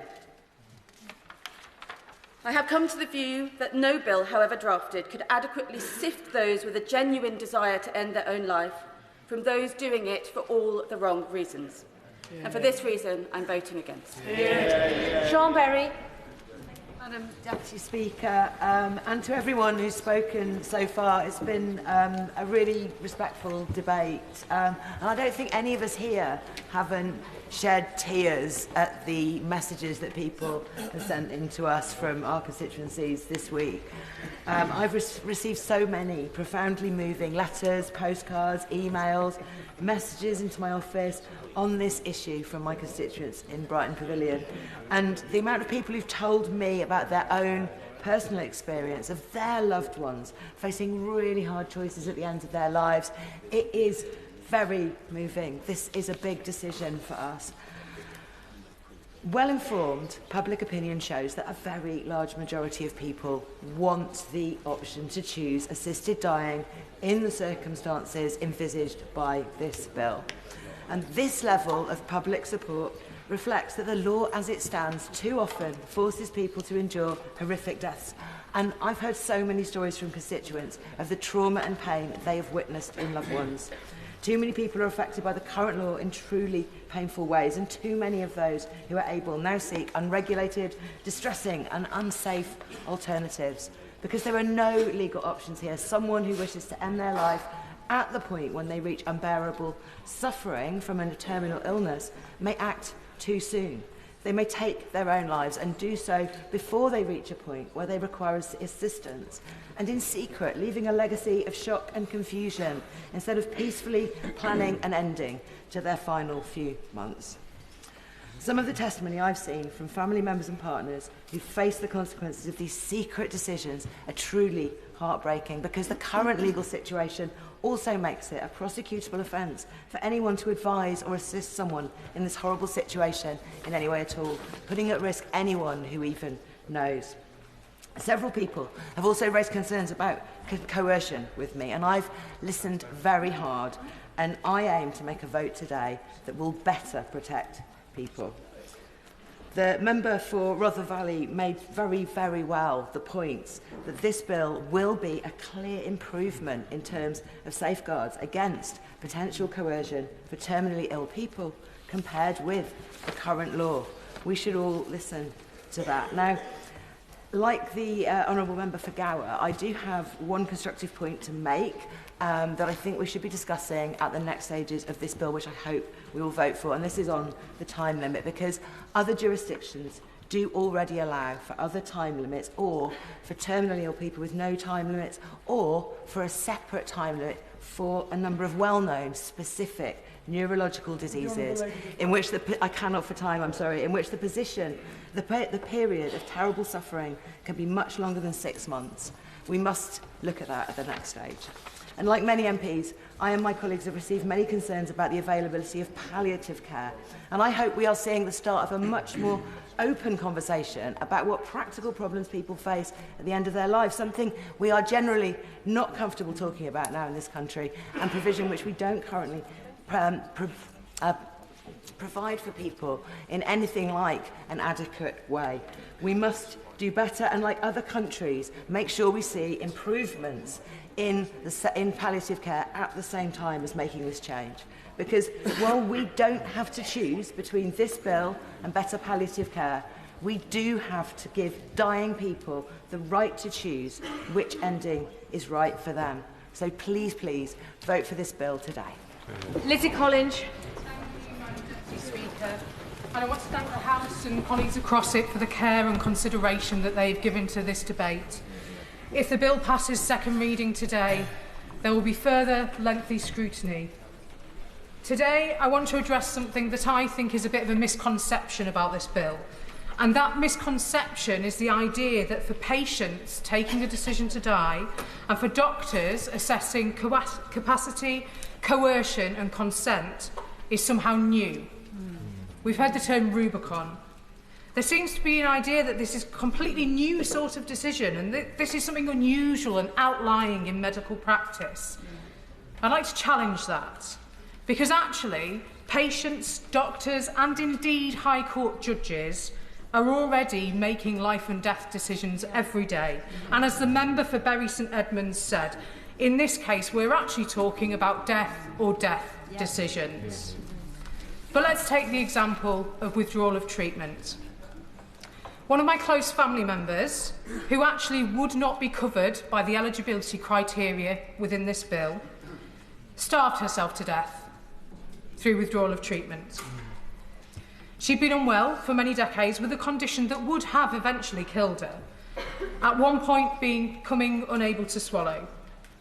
She'd for many years relied on artificial nutrition, and when the type of artificial nutrition she needed changed to a more invasive process, she said, enough's enough. And as a mentally competent adult, under the current law, she was able to take that decision. People are already legally able to die early through withdrawal of treatment. Now, I emphasise, she would not have been eligible under the criteria of this bill, and I've got no idea what she would have chosen if she did have a choice. But the fact remains that her capacity was assessed by a doctor and she was allowed under current law to die early. The BMA has told us that they regularly assess for capacity, coercion and consent, for example in abortion care, and, as in the example of my relative, dying through withdrawal of treatment. This bill and the safeguards it puts in place actually give a stronger framework of protection than the existing law. In this bill, 2 doctors have to test for capacity, coercion and consent. That has to be reviewed by a High Court judge. And there are pauses for reflection built into the process. And if it does get to the point of an assisted death, the patient themselves must administer the approved substance. Let's be clear about who this bill is for. The eligibility criteria are extremely narrow, and some have argued they are too narrow. This bill is for mentally competent adults who are nearing the end of their lives. They are dying, and they are dying soon. Now, many people with a terminal illness will have a perfectly ordinary death. managed perfectly well by palliative care. But we've heard in recent weeks, and in over many years in fact, about the people who do need this bill. The people for whom even the best palliative care simply doesn't work. The people for whom the option, merely the option of an assisted death, gives them peace and comfort and a chance to enjoy the rest of their lives without fearing the manner of their death. And with the safeguards contained within this bill, who are we to deny them that peace? Who are we to decide what they must bear as they die? We have the power through a robust legislative process to prevent human suffering. Good palliative care and assisted dying are not at odds. They are not in conflict.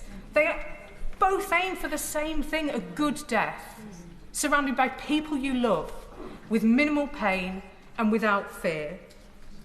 Today we can vote for that in the sure knowledge that if it passes second reading, this bill will undergo intense further scrutiny to ensure it is a good law that works in the way that it is intended to do. This is the start of a legislative process, not the end. Colleagues across the House, I urge you today, vote yes. Henrik. Thank you, Madam Deputy Speaker. Today I want to talk about two aspects of the bill. What the bill could have done in terms of safeguards but doesn't, and what the bill doesn't do but could never resolve. On the first point, I want to talk about the safeguards, and in particular the legal and judicial ones, which I think are grossly inadequate. Bad law on trivial things is bad enough, and I've seen a lot of that in my time in this House. Bad law on matters of life and death is unforgivable. We've spoken about the role of doctors. Let's think about the role of judges. The test which is to be applied is a low one. It is the civil law threshold. This is a balance of probabilities. This means that a judge could see real risk of coercion and still sign off this individual for assisted death. If the threshold was not reached of 50% or more, the judge would sign off the individual. Next of kin is not informed. There's no right of appeal, which is extremely unusual in English law. And the process is conducted in secrecy. It could be done on papers alone. Transparency is absolutely critical to the law. It's one of the oldest principles in our English legal system. I think of people like Jeremy Bentham, who spoke hundreds of years ago, and they said that evil can arise in secrecy. It is publicity that is at the heart of justice. This is not a transparent process, and that leaves it woefully open to abuse. The second point I would make is this. We all want to believe in this House that the laws we pass are final, full stop, the end. It's not the case. And I worry, in fact, I am certain that as night follows day, this law, if passed, will change. Not as a result of the individuals in this chamber or in the other place, but as a result of judges in other places. We've seen that time and again. It may be on either side of the debate, but it will happen. This act, if passed, will be subject to activist judges in Strasbourg. They will change it fundamentally, and we have to be prepared for that. I don't want to see that happen. The last point I'd make is this, and it doesn't relate to what we might be able to do to improve the bill. It's something that we can never resolve as a House. It's that I don't think it's as much as a slippery slope. I think it is like a cliff edge. When we walk out of this chamber or out of the gates of this building tonight, we'll walk into, in a way, a different country if this bill passes. There'll be different conversations around kitchen tables. There'll be different conversations had by couples lying in bed at night, on quiet country walks when people talk about difficult things. And they won't be conversations that I think make our country a better place. And more important than that, there will be people who don't speak about these things at all. There will be imperceptible changes in behaviours. There will be the grandmother who worries about her grandchildren's inheritance if she doesn't end her life. There will be the widow who relies on the kindness of strangers, who worries, who it preys on her conscience. There will be people who are, and we all know them in our lives, shy, who have low self-esteem, who have demons within them. I know those people. I can see them in my mind's eye. They are often poor. They are vulnerable. They are the weakest in our society. And they look to us. They look to Parliament to represent them, to support them, to protect them. In their interests, I'm going to be voting against the bill today. Sometimes we have to fetter our freedoms. We, the competent, the capable, the informed, sometimes have to put the most vulnerable in society first. Florence Shalami. Thank you, Madam Deputy Speaker. I wanted to start by commending the comments from the Honourable Member for Runnymede and Weybridge, because I think he outlined some of the complications with this legislation as it stands. I also wanted to put on record my admiration for the Right Honourable Member for Birmingham Labourwood, who, in my opinion, has been disgracefully singled out for her support of this bill in comparison to others.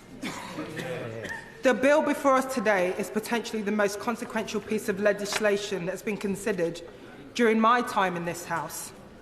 And it's at the heart of the matter of why I came into politics. A lot of us have spoken about coercion, and it's about providing a voice for the people who don't often have one of their own. It is this principle that has guided my decision to oppose this bill today. I know that there are sincerely held beliefs on both sides of this debate, and they can seem completely at odds with each other. But it is my firm view that everyone speaking today shares the same goal: a more compassionate society in which everyone can live and die with dignity.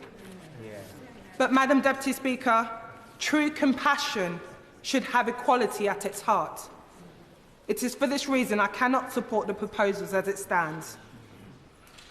We must recognise the hard truth that health inequalities are wide and persistent.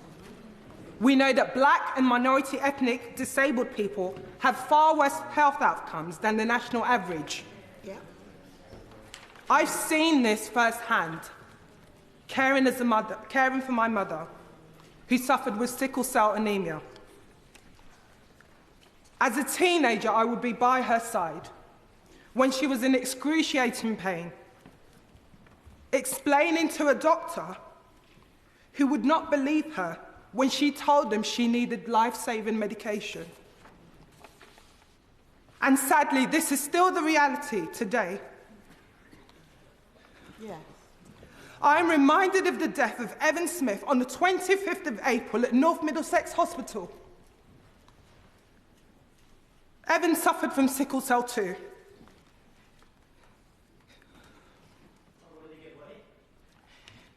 He was in so much pain that he had to ring 999 from his hospital bed because he was denied oxygen and basic care by the doctors.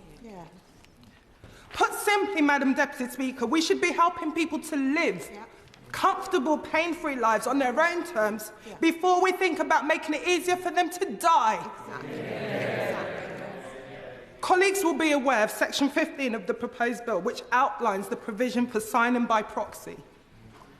I'm worried that this could create an issue for vulnerable groups who are more prone to coercion by family members. And as many members have already said, assessing beyond doubt if someone has been put under pressure or coerced will be difficult if this legislation is passed. Even the legal experts seem to have a disagreement on this. So I do not believe there has been enough scrutiny on this. And the risk of coercion will be for the highest of some of the most disadvantaged people in our communities. As a society, we risk pushing people to seek an early death. I cannot in good conscience support this. My late mother lived with chronic illness all her life. And I knew that one day her pain would be too unbearable for her. But she did not let that limit her. She wanted to live. And I believe this bill would protect the wishes. This bill would not protect the wishes of people in her situation today. Because freedom in death is only possible if you have had freedom in life. And I will close by asking this, Madam Deputy Speaker. How can we be possibly satisfied that this bill would deliver equality and freedom in death when we do not yet have this in life? Colleagues, continue to work with me. I'll try and get as many people in. Liz Saville-Roberts. And I think the starting point for many of us today is how to resolve that dilemma of what I want for myself with the fear of enabling potentially terrible consequences for others.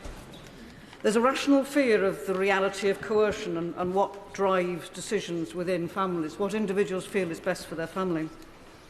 There's a rational fear of how institutional pressures, lack of resources and, appallingly, culture within the NHS might ramp up the convenience of death as an affordable option.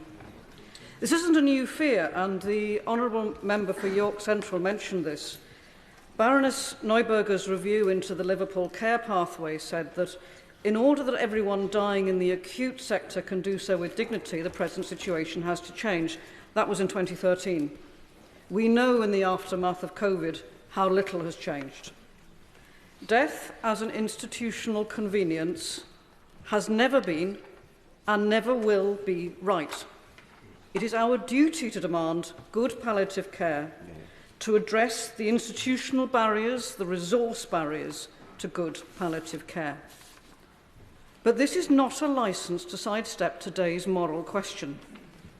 The people of England and Wales now expect us as legislators to provide an answer in principle. It's our duty to provide that answer not only in principle, but also in process.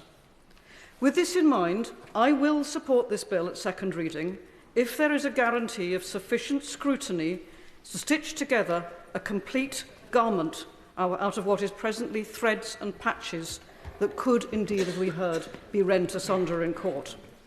If Bill Committee scrutiny cannot make this bill robust, I will reconsider my support at future votes.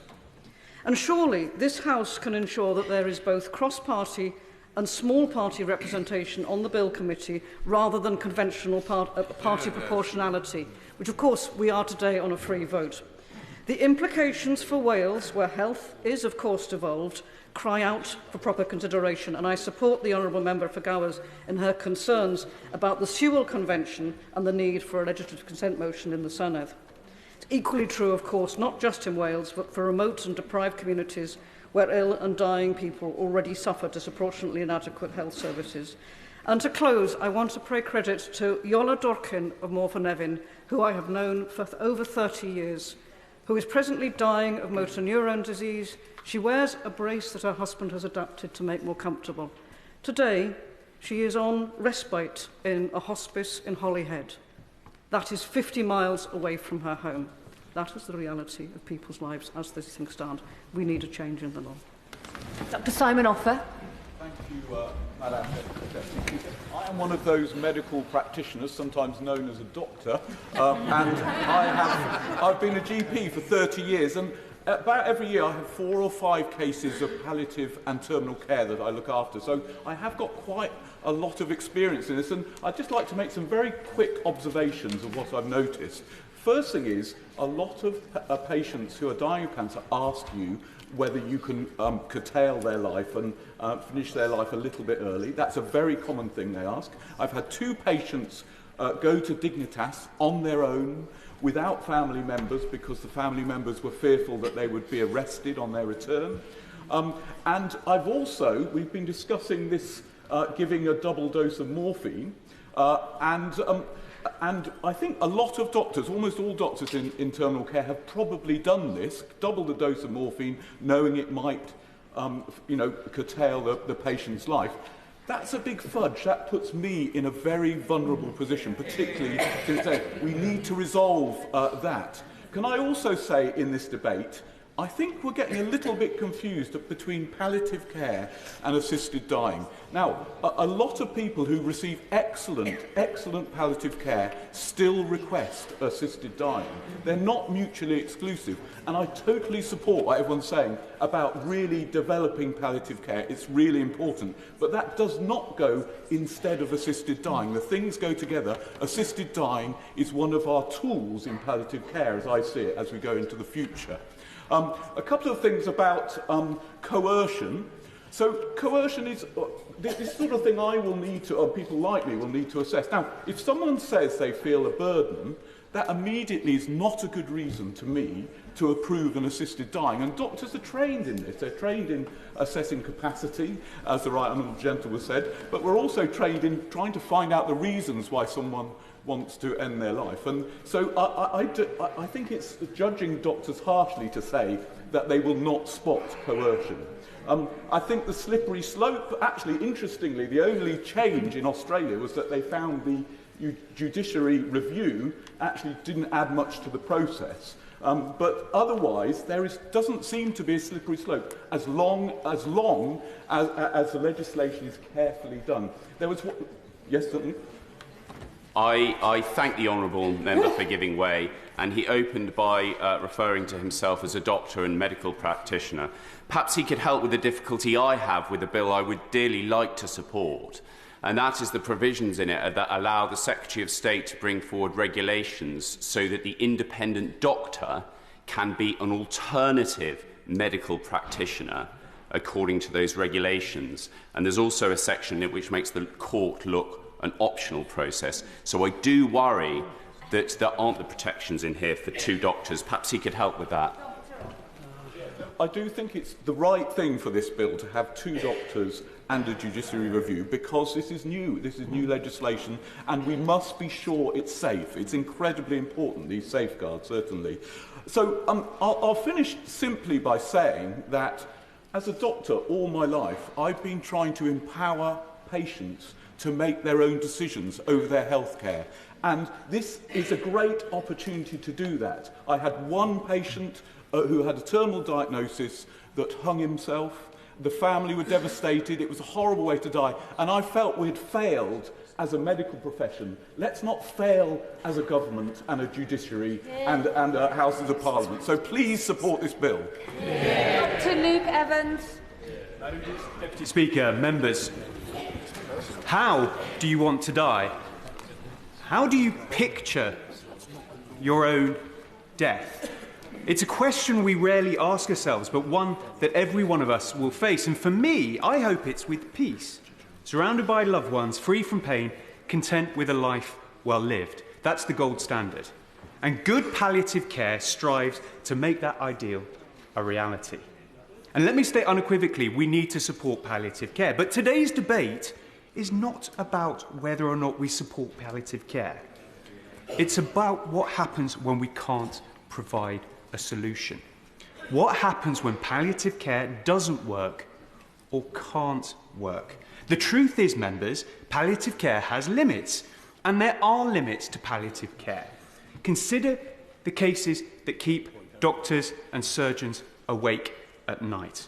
The likes of the inoperable neck cancer eroding away into the carotid artery, a literal bloody time bomb that no one knows when it will go off. And do you know what modern medicine's answer to that is? Keep dark towels nearby for the blood. Counsel a partner or family on what it's like to find someone bleeding out. There is no cure. There's no respite. What would you do? Currently, for these patients, we can offer no agency over their end, no alternative to this terrifying death. Can we truly say that's compassionate? So I ask you, should we not even offer those suffering at least the chance of dignity in their death? And this is what the bill stands for. To reject it at second reading is not just to vote against assisted dying, it's to silence the debate for another decade, to say that the status quo is acceptable, to say it's fine for those who can afford it to fly to another country, while others are left here without recourse. I can't accept that. For what is this House for if not to empower people? To give them the tools to shape their lives and, yes, their deaths. Today we have the chance to put compassion into action, to offer choice who are facing the ultimate sacrifice. And I hugely respect those members who take a different view. And I simply and gently say to them, there are consequences too. Those intractable cases will still be there, with no solution, no choice in this country, and no resolution to their suffering. And those who are understandably a little unsure, well, if you do have doubts about the safeguards, about the implementations, and I agree some are valid, then let the debate continue. For some of you, it will be at a bridge too far, but if necessary, reject it at third reading. But to stop it now is to stop the conversation entirely, to take the choice off the table, to remove a dying person's agency.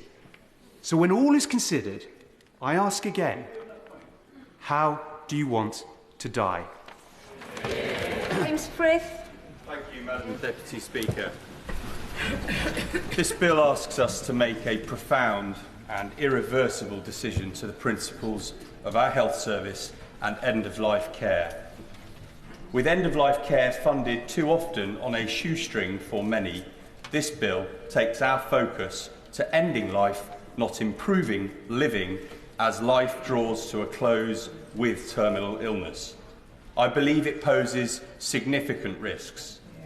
Our wider societal, cultural norms will be changed forever. Those that refuse to acknowledge this prospect now do so with the benefit of things as they are now. And my point is that this context, this concept, changes immediately today if the bill is passed. The safeguards may sound rigorous on paper, but the strained state of our NHS means many patients do not have a consistent relationship with a named doctor. We are attributed to health centres nowadays, not named doctors. Someone's consideration of this decision could depend on which doctor they see, one who raises assisted dying as an option versus one who refuses. A deeply troubling prospect with this bill. The ideation of assisted dying will become a ballot. We know now that there is a range of assisted dying views across our GPs, and so we cannot deny that who you end up seeing with your terminal illness might be how you end up. At the doctor's, possibly in the presence of a loved one, under strain and also in need of respite themselves. And this first suggestion is the beginning of a journey towards, yes, assisted dying. This is before you consider the forces of marketing, of commercialisation and the industry that will spring up if this bill passes and is sown into our NHS. It is possible we cannot imagine being the victim of coercion, or that as MPs, our agency is so baked into our experiences of living, we cannot envisage a scenario where those who already claim to feel unseen and directed towards meeting their end sooner than otherwise might have been. Our casework from constituents is already full of cases of people struggling to access the rights we've enshrined in law, access to justice, health, education support, the disaster in our SEN system, as victims often of state neglect, often of state coercion, and the failure of safeguards once supported on paper passed into law. Disability rights groups and advocates have raised their voices, wanting us to talk about the dangers of normalising assisted dying. For many, this bill represents not a choice but a principle shift that undermines the value we place on protecting the vulnerable. And so it falls to us as the strongest to stand up and vote against this bill. Passing this bill today will not improve palliative and hospice care. For me, my belief is it will forfeit it. End of life is complicated. End of life care often isn't complicated enough. On reflection, my mother-in-law deserved a frank, trusted conversation on the risk of secondary illnesses and amputation that would follow with the automatic cancer treatment she was given in her final months of life. We should expect more agility from our NHS.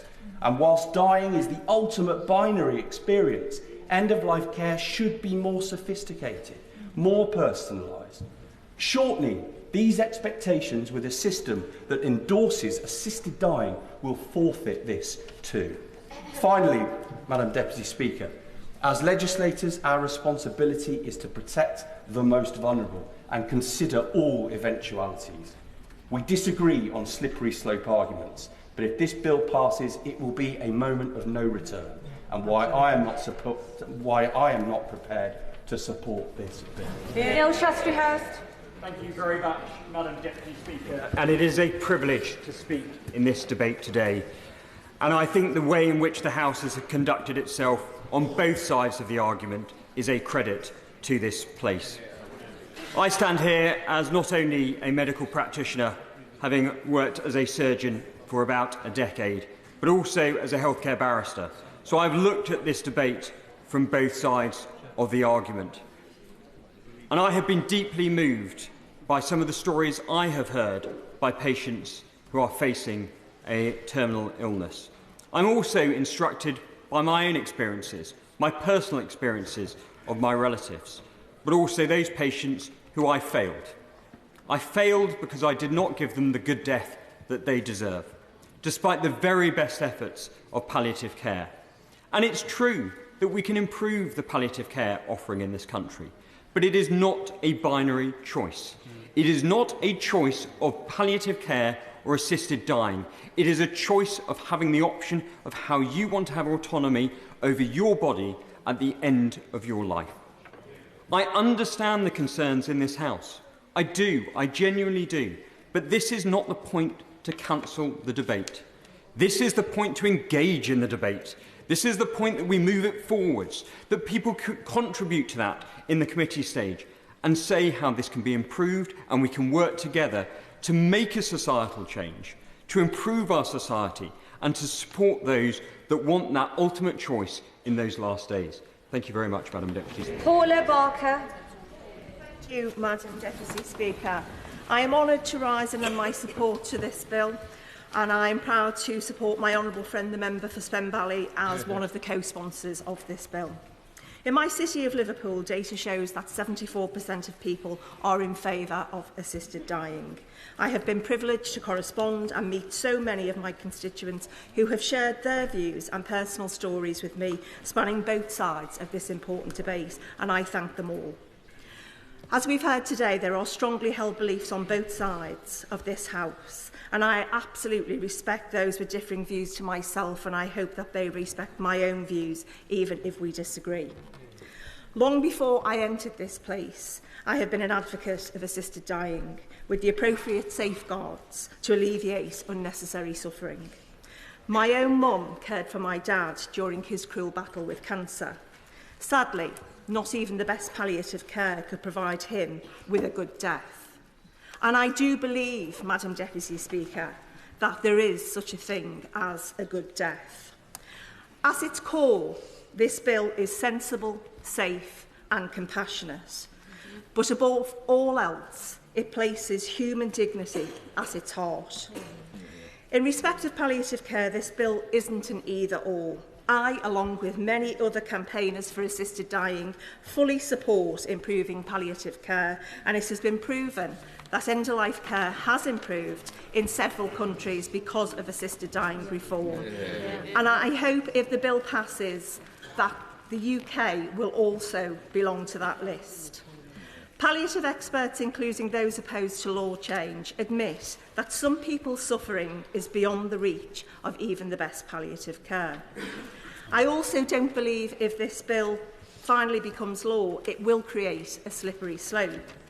As the Right Honourable Member for Sutton Coldfield eloquently said, in Oregon, terminally ill adults have had a legal option for assisted dying for more than 25 years, and not once has it been expanded to include other groups. No, I'm sorry, I won't.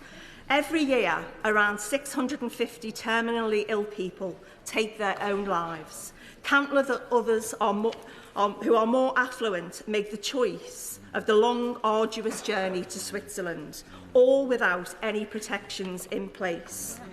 I don't want choice to only be available to those who can afford to pay. That is not just or equitable. Finally, Madam Deputy Speaker, just like many other private members' bills that have gone before, that have looked to bring about social reform, such as abortion, divorce, and the decriminalisation of homosexuality, this is an historic moment and an opportunity, if taken, to give real dignity to those who have reached the end of life and want a choice, while also respecting the views who don't want to take that choice. Thank you, Madam Deputy Speaker. This is a really humbling subject to speak in. I'd like to put on record my thanks for the member from Spen Valley for bringing this important issue before the House today. I've witnessed firsthand the cruelty that a terminal diagnosis brings. The son of a single mother, my grandparents were like second parents to me. Each struggled with their own incurable cancer diagnosis. At Christmas dinner in 2019, my nan, who could no longer eat and was clearly in a great deal of pain, turned to me and said, "She's ready to go. It's time now," she added. It was that night that I reflected on how, as a society, we shy away from discussing death. We park it away, prioritise more immediate, palatable subjects. But it is impacting members of our communities day in, day out, from terminal diagnoses to medical treatment, and ultimately their final days. This really matters to me. In my maiden speech, I pledged to campaign for greater control in those final days and to afford those with terminal diagnoses the right to end their lives in dignity. This is not an argument against palliative care. Some wonderful Macmillan nurses made my nan's final months as comfortable as possible. And I agree absolutely with many members that have raised the issue today, that we need to be doing more to support our palliative care sector. But good palliative care and a dignified end of life are not mutually exclusive. Nor do I seek to control those who have strong religious beliefs. Those who believe that only God can take life have the complete freedom to wait for that moment, but that is their choice. Many have legitimate... I'm not taking any interventions. Many have legitimate concerns about safeguarding. Of course, the most vulnerable should not be coerced into making a decision, but this bill introduces specific offences for this. Indeed, this combined with sign-off by 2 independent doctors, judicial oversight and a period of reflection means that there are robust mechanisms in place to protect the most vulnerable. I'm not giving way. These details are vital, but so is our humanity. Being with my nan in the warmth of her own home, surrounded by a loving family, after months of excruciating pain and no hope, I knew there and then that she should be able to choose her time to say goodbye to her family. She, like so many others, had had enough. An understanding and compassionate society should not stand in the way of her right to choose.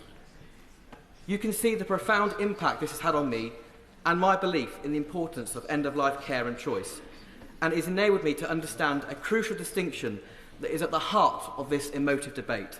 This isn't about shortening life. This is about shortening death. For those members who support the principle of this bill, but who are concerned about the specifics of the safeguards, I would urge you to support it today at second reading. Further debate can be had during committee stage if honourable members feel that changes are required. This bill provides the choice to shorten death, a right that an empathetic and considerate society should afford its citizens. Dawn Butler. Deputy Speaker, and I thank the member for Spen Valley and the way this debate's been conducted. Yesterday we buried Tony Waugh, GMB officer, a really good friend. He was diagnosed with prostate cancer. He beat it once, but it took him in the end. Early this week, the cancer community lost Nina Lopez. Nina Lopez had stage 4 triple-negative breast cancer. She was given 6 months to live in 2018. 6 months to 6 years, and she taught us how to dance through her fro days. As we've heard, it's not an exact science when somebody's given a 6-month to live diagnosis. As a patron of Black Women Rising, a cancer charity that deals with Black women and minoritized women through their cancer journey, recently somebody said to me, they was given 6 months to live, and they said to me, I'm ready to go. They said, I've had a good life and I'm ready to go. 6 weeks later, they're now fighting to live. Now, the thing is, if we'd focused on just the fact that she was ready to go and wanted to die, it would have all been very different. So there are parts of the law, and we've heard in the debate today, that needs changing around coercion, around doctors being able to help people with their end-of-life treatment. But I think those safeguards and those discussions can be separated from assisted dying and assisted suicide. I don't see why we have to have that as a combined discussion. Everybody has the right to die with dignity and compassion. Whether this bill passes or not today, I hope that those conversations will continue. After all, we are legislators. We have the ability to do that. 80% of my constituents are against this legislation, and I'll be voting against, Madam Deputy Speaker. Jardine. Thank you very much, Madam Deputy Speaker. It's an honour to follow the Honourable Member, and I'd like to pay tribute to the Honourable Member for Spen Valley. I think the way in which this debate has been conducted today, the spirit is a tribute to her leadership in this issue. It's been harrowing for all of us, I believe, but to us falls the responsibility and the privilege of making this decision on behalf of those people who go through experiences so harrowing that I don't think any of us, even though we have heard their tales, can imagine. I know that I can't. But until recently, I put to the back of my mind that I have actually been in the situation where I have waited to find out whether I would have a terminal diagnosis. And I was lucky, I went the other way, and I don't know what I would have wanted, but I do know that as I waited, I thought about all the things that I wanted to do and might be denied, that people with a terminal diagnosis do. The things they planned with their lives, the opportunity of seeing their children grow, be married, or perhaps their grandchildren. And I know that when we came here today, we were all aware of that, and we came and we thought seriously about it, about the implications and about the need for palliative care. But I would say to the House, it is not our job to say that palliative care needs to be improved and the NHS cannot cope, therefore we shouldn't do this. Our job is to say we need to improve palliative care so that the NHS can cope, so that we can do this. And on the safeguards that are needed and included in this bill, I believe that they're there. For those with religious beliefs, which mean they cannot countenance bill, I understand their concerns and I respect them. But I would not be standing here if I were not convinced that in this bill we have the best opportunity to provide a choice safeguarded by medical and legal professionals and protected from that slippery slope. Because it happened in Canada, because they did not have terminal diagnosis in the definition of the bill from the beginning, and we do. And that we should go on from today, if we vote this through, to perhaps further scrutiny, tougher levels, that every piece of legislation in this place and the other must go through.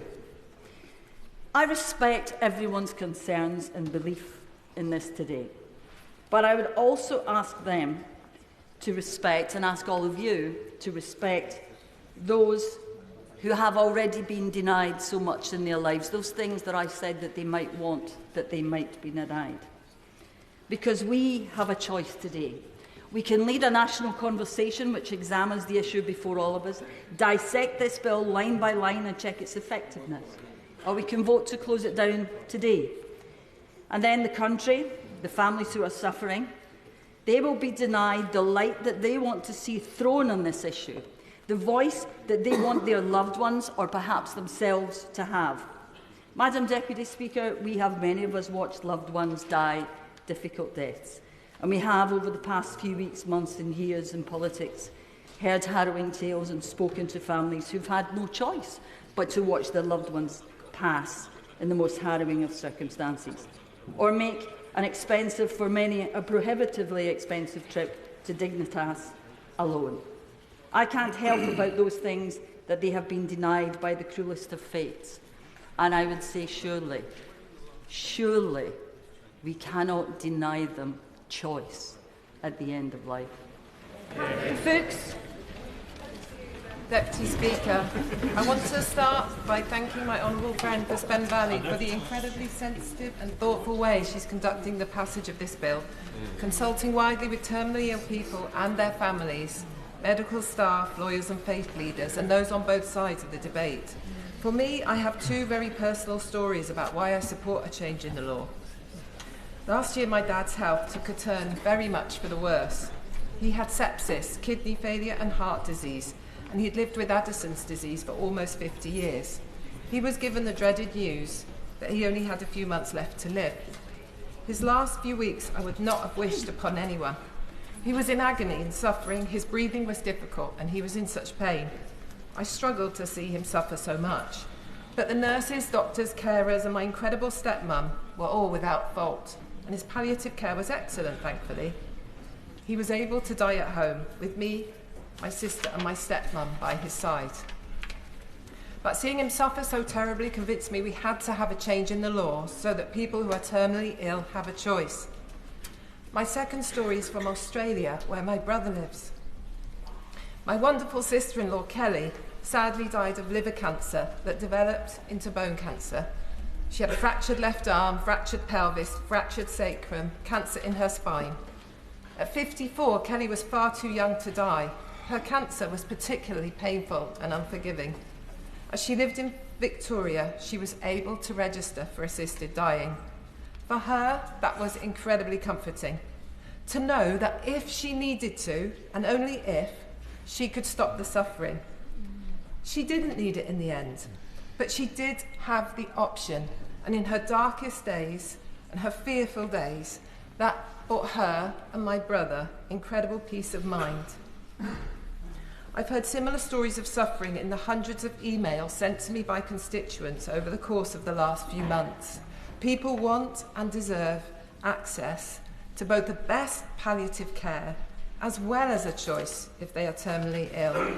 The protections in the bill are strong. The evidence underpinning the bill is strong. I was there for my dad's final week when he was in so much pain. And I was there right at the end, holding his hand. What a privilege to be with him at the end and see him through. So in memory of my dad and of Kelly, I support this bill and I urge all those across the House to support it too. Jim Allister. Thank you, Madam Deputy Speaker. This is not an easy subject, nor should it be, because this is a matter of the taking of human life. The taking of human life sanctioned by the state. Our nation, through many wonderful charities, through government itself, reaches out compassionately to those who are threatening suicide. They are urged to use the services of the Samaritans and to get all the help they can. Mr. Speaker, I cannot square the circle where the state would then move to itself sanction suicide, indeed to facilitate suicide, in fact to promote suicide, and to do it in respect of those who are intrinsically the most vulnerable in our society. Anyone who gets a diagnosis of terminal illness by reason of that is obviously vulnerable, and many in consequence suffer depression and other difficulties. So they are amongst the most vulnerable in our society, and being vulnerable, they are amongst those most liable to fall under the foul influence of coercion. Now, coercion comes in many forms, and anyone who's listened to domestic abuse cases will know that it can be very insidious, it can be very invasive, it can be very persuasive, because the coercer has the constant ear of those they wish to coerce. Add into that mix the fact that that person might feel a burden. We've all heard old people say, I'm a burden on society, I'm a burden on my family. And even when they're told, no, caring for you is not a chore, it's a privilege, they still think they're a burden. And if in that background, if in that matrix, there still is the pernicious influence of coercion, then I think the thought that people reach a reasoned, considered, independent opinion is a fallacy. And it is those people that this House should be protecting above all. And this bill does not protect people in that situation. Oh, we're told 2 doctors, a judge. Well, a judge, he doesn't have to, but he might decide to hold a Zoom call with the applicant. He's not to know if sitting in the corner of the room, out of camera, is the coercer. So where is the protection in that? So I do say to this House, this is an issue that cuts to the very quick of our fundamental duty to be the protectors of the most vulnerable. And it is no part of the state's function to be promoting, assisting the end of life for people who could be in that condition, and you'll never know how many are in that condition. So, for me, Mr. Speaker, I can't, I won't vote for this bill. Ruth Jones. Thank you, Mr. Speaker. And it is an honour and a privilege to speak in this debate and to follow so many honourable colleagues who've made such powerful contributions. And I especially want to thank the honourable member for Spen Valley, who's no longer in her place, for all the work that she's done on this bill. All the colleagues across the House who've been working together so collegiately, and all my constituents from Newport West and Eastline who have written to me in their hundreds. And the experts as well who've shared their views with us. Everybody here in this room, in this chamber, wants a good death. But we do know at the moment palliative care across the UK is chronically underfunded, mostly charity raised, and certainly it's very much a postcode lottery. I want to pay tribute to all the hospices that are working around the clock. They do an amazing job on very, very stringent budgets, and especially mine, St David's Hospice and the Hospice of the Valleys, who do amazing work there. But we have to remember that although we're talking about people here who have very, very powerful stories who are in the chamber today, we legislate for all, and that means making sure our legislation is safe and proof for the future, future-proofed. So things like presuming consent, I do have some concerns with the bill.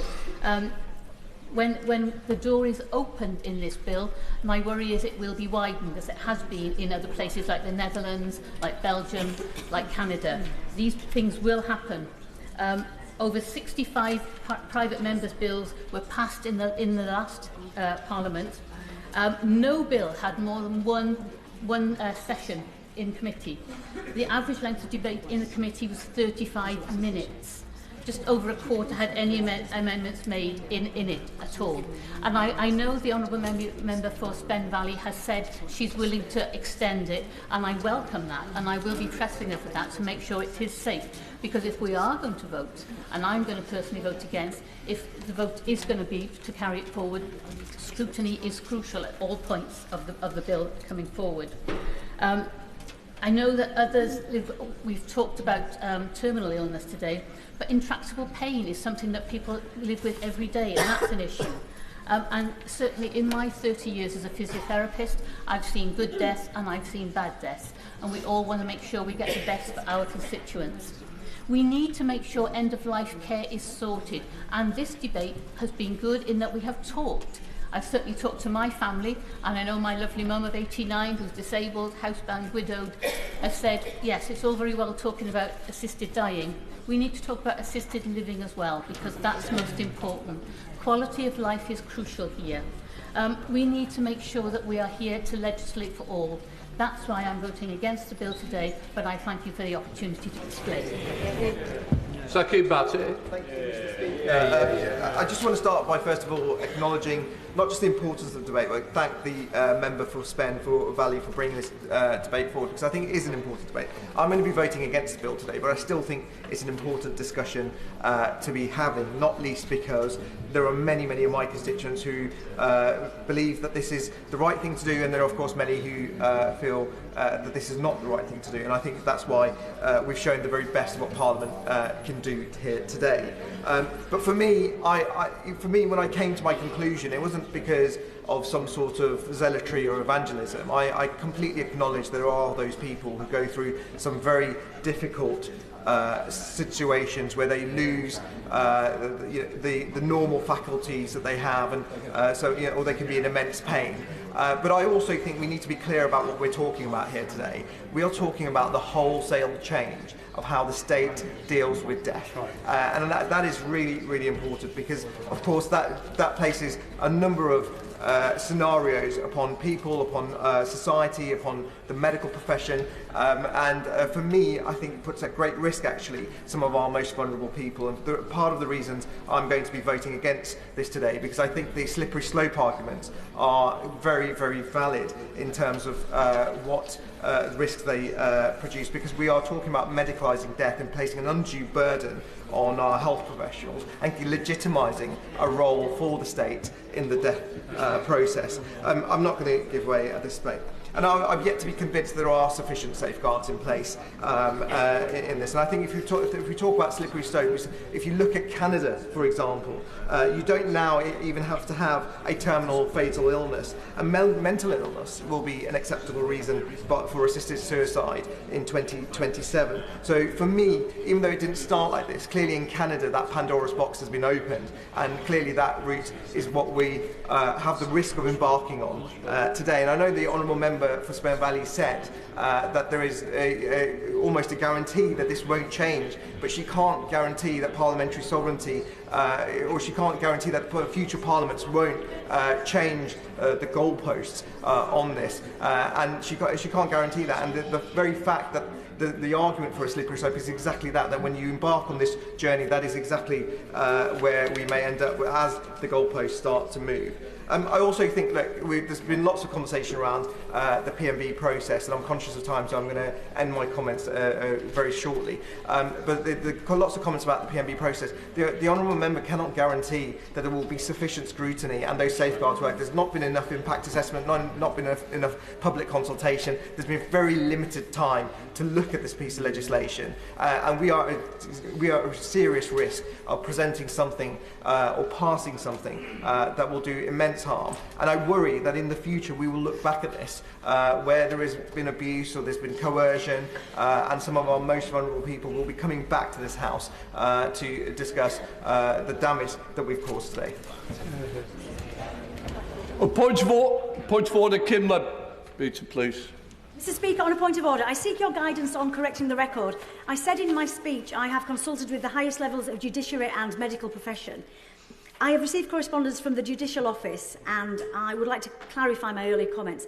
Whilst I have spoken to lawyers and judges, I should not have implied that the serving judiciary has in some way indicated their agreement to the bill, which they have not. The serving judiciary have been very clear to ensure that they have made no public comments about the bill one way or the other.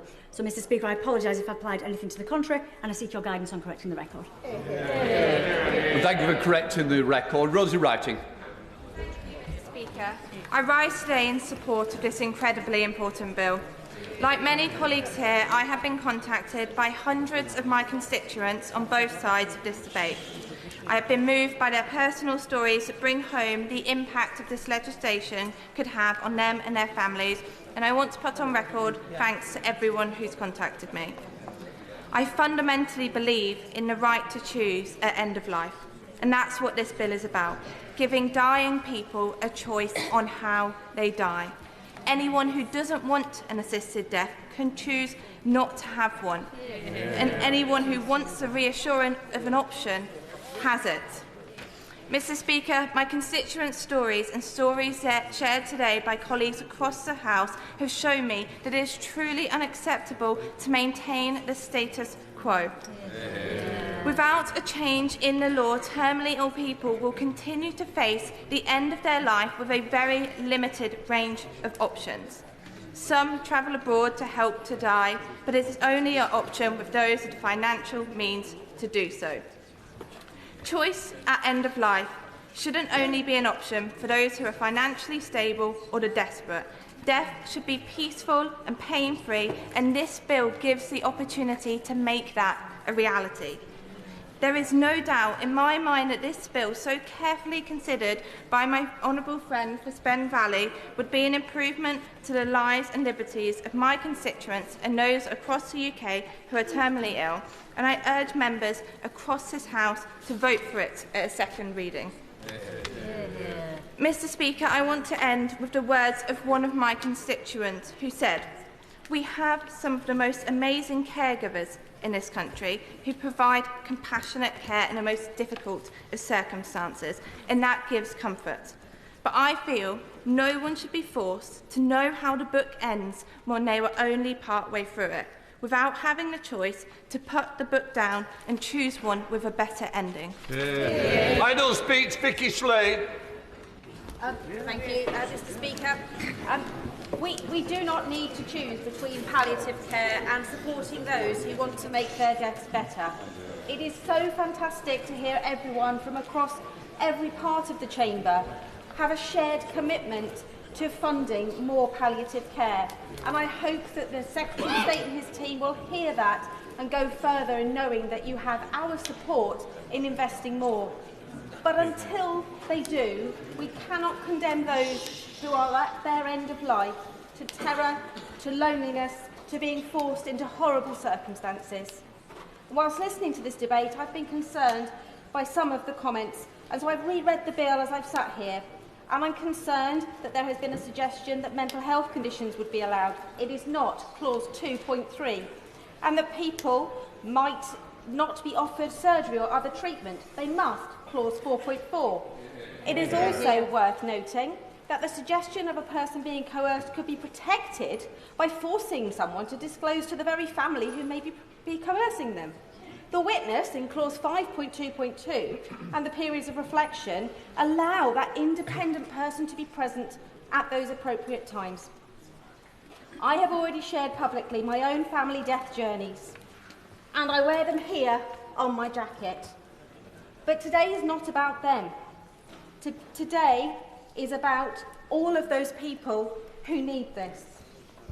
Last night, I read the book, Die Smiling, about Nigel's journey to Dignitas, and it ends with his final journey and a Facebook post prepared before he made that agonising journey, a 20-hour journey with his wife and children to Switzerland, and it moved me to tears.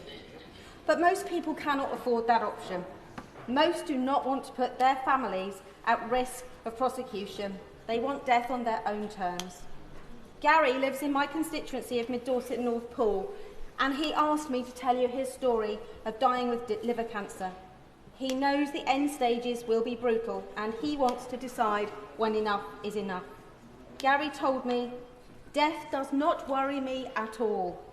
Dying a slow death with my dignity stripped away terrifies me. So when my time is right, I will kill myself, alone and afraid. My sick dog will not have to die alone and afraid, but I am forced to do so. I want to die on my terms. How can this be right?" Tracy, who was a palliative care nurse, told me, "I've witnessed many end-of-life patients, and I cannot say, hand on my heart, that many of those patients had a peaceful death. I left palliative nursing as the emotional trauma became too much. There are neither the range of medications or symptom relief treatments available for many of the harrowing things people are forced to go through in their last days and weeks of life. This bill is about compassion and humanity, and we must listen to the voices of dying people." Come to Shadow Minister, Dr. Kieran Mullen. Thank you, Mr. Speaker. And today the focus is rightly on backbenchers, so I'll limit my remarks and I won't be taking any interventions, mindful of your advice on time. It's not for me to make the case for His Majesty's opposition, as we've not taken a collective view, and like many members, I've struggled greatly with this decision. I don't believe there is a perfect choice to be made today. just different versions of imperfection. And my time working as a doctor in A&E has made me sympathetic to both sides of the argument. I've seen the pain in the eyes of relatives who want to ease the suffering of their dying loved ones. But I've also held the hand of frail elderly people forgotten by their families, feeling themselves to be nothing but a burden. Reduced to its core, we're facing a difficult dilemma, Mr. Speaker. Access to assisted dying could reduce suffering for the terminally ill, and that is a choice some people would like to have. And some people would make that choice without any undue pressure. If we vote against this bill today, they won't have that choice. I caution against avoiding facing up to that hard moral reality by arguing that whatever people may fear about dying can always be managed by modern medicine. For all it can achieve, modern medicine cannot achieve everything. We've heard examples today of the worst illnesses that do more than cause pain. The member for Bury St Edmunds and the member for Hinckley and Bosworth described dying from a catastrophic bleed that takes your life in a panicked final moment. And of course, the treatments we may use to help people with pain often rob them of what they may sincerely feel to be their own independence and dignity. Some people may not want to spend their final days in a drug-induced state of semi-consciousness to manage their pain. Those minded to vote against this bill should give this the greatest possible consideration. And I don't think opponents of this bill can deny this, any more than proponents of the bill can deny that if this law is passed, it would represent the crossing of a significant legal, societal and moral Rubicon. Every other expectation we have of the state is for it to help extend and protect life. We would instead be asking the state to procure the medicines, provide the staff and sign off through the courts, a process that is designed to and will lead to someone's death. And a deep respect for the sanctity of life is not the preserve only of religious thinkers. Opponents of this bill place great weight on that consideration. They argue that once you accept that the state and its citizens can play a proactive role in causing death, the debate will shift from whether it should do that at all to how and when it should.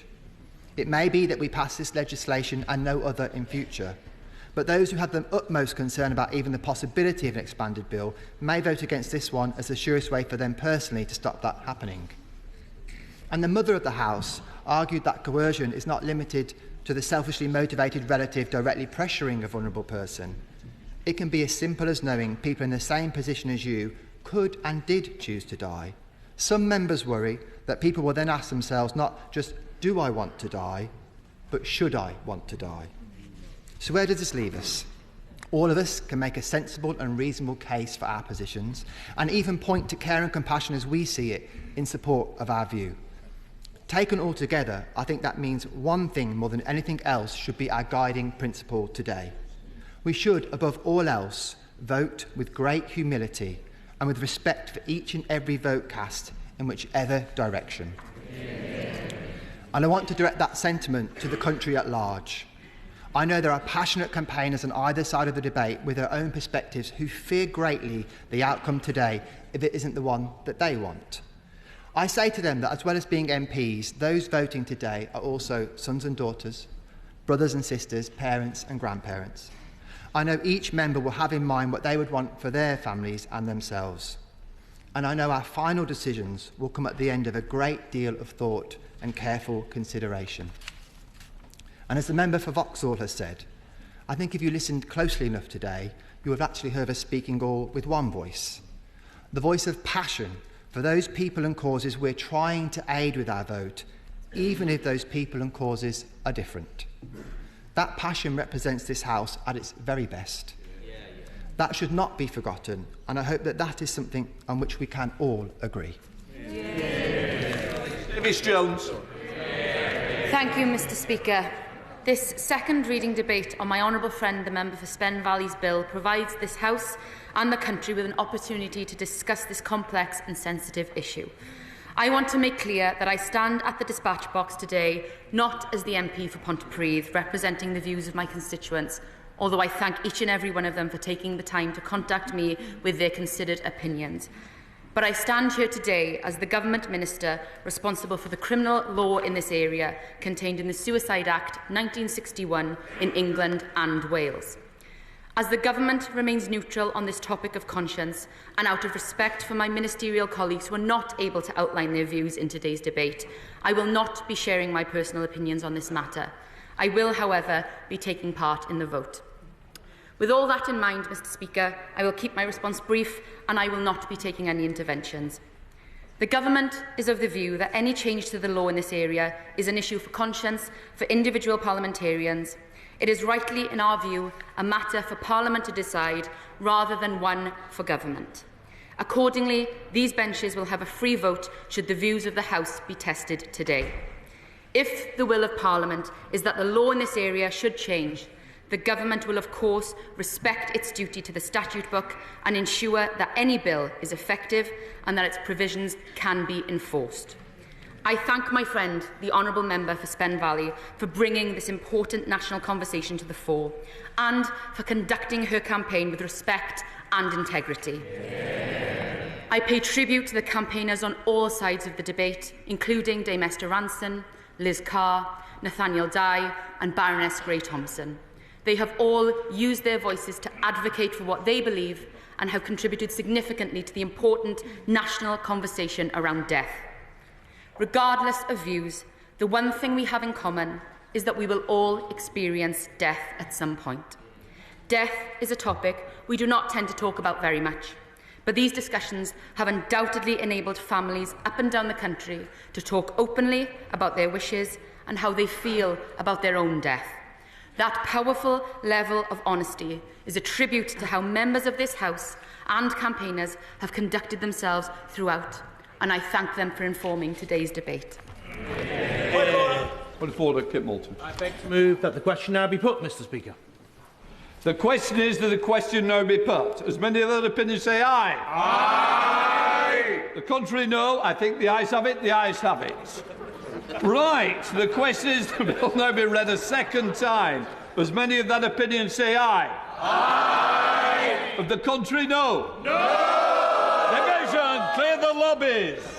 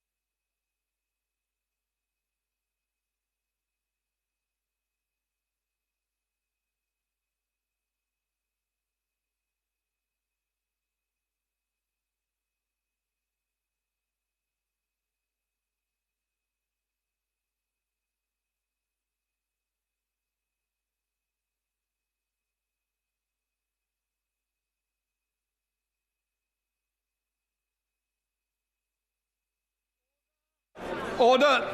Sit down.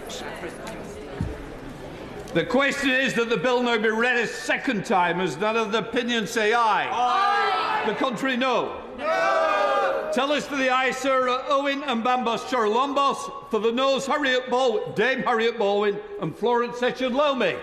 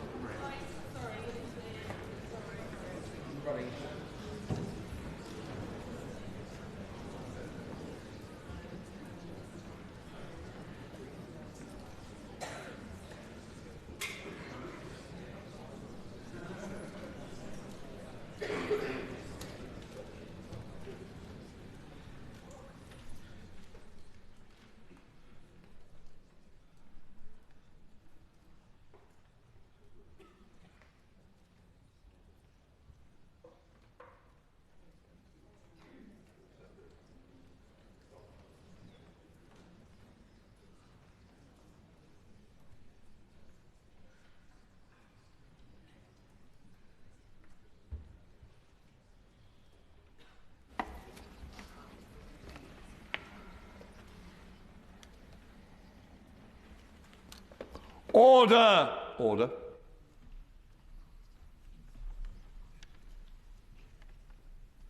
The ayes to the right, 330. The noes to the left, 275.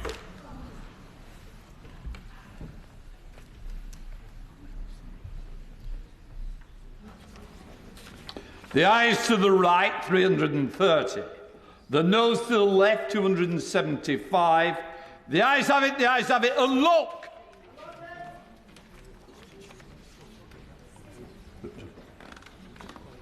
Right, does the member in charge of the bill wish to move the motion number 2, Kim Levitt? Mr Speaker, I move that the Public Bill Committee to which the Terminally Ill Adults End-of-Life Bill stands committed shall have the power to send for persons, papers and records. Under Standing Order number 63 brackets 2, I must now put the question forthwith. The question is that the Public Bill Committee, to which the Terminally Ill End-of-Life Bill stands committed, shall have the power to send for persons, papers and records. And many of that opinion say aye. Aye. The contrary, no. I think the ayes have it. The ayes have it. Under Standing Order number 632, only one motion relating to the committal of the bill may be moved, and that has been done. Right. Thank you, everybody. We're going to move on to the Ferrets Bill first, if people wish to leave. Thank you, Mr Speaker.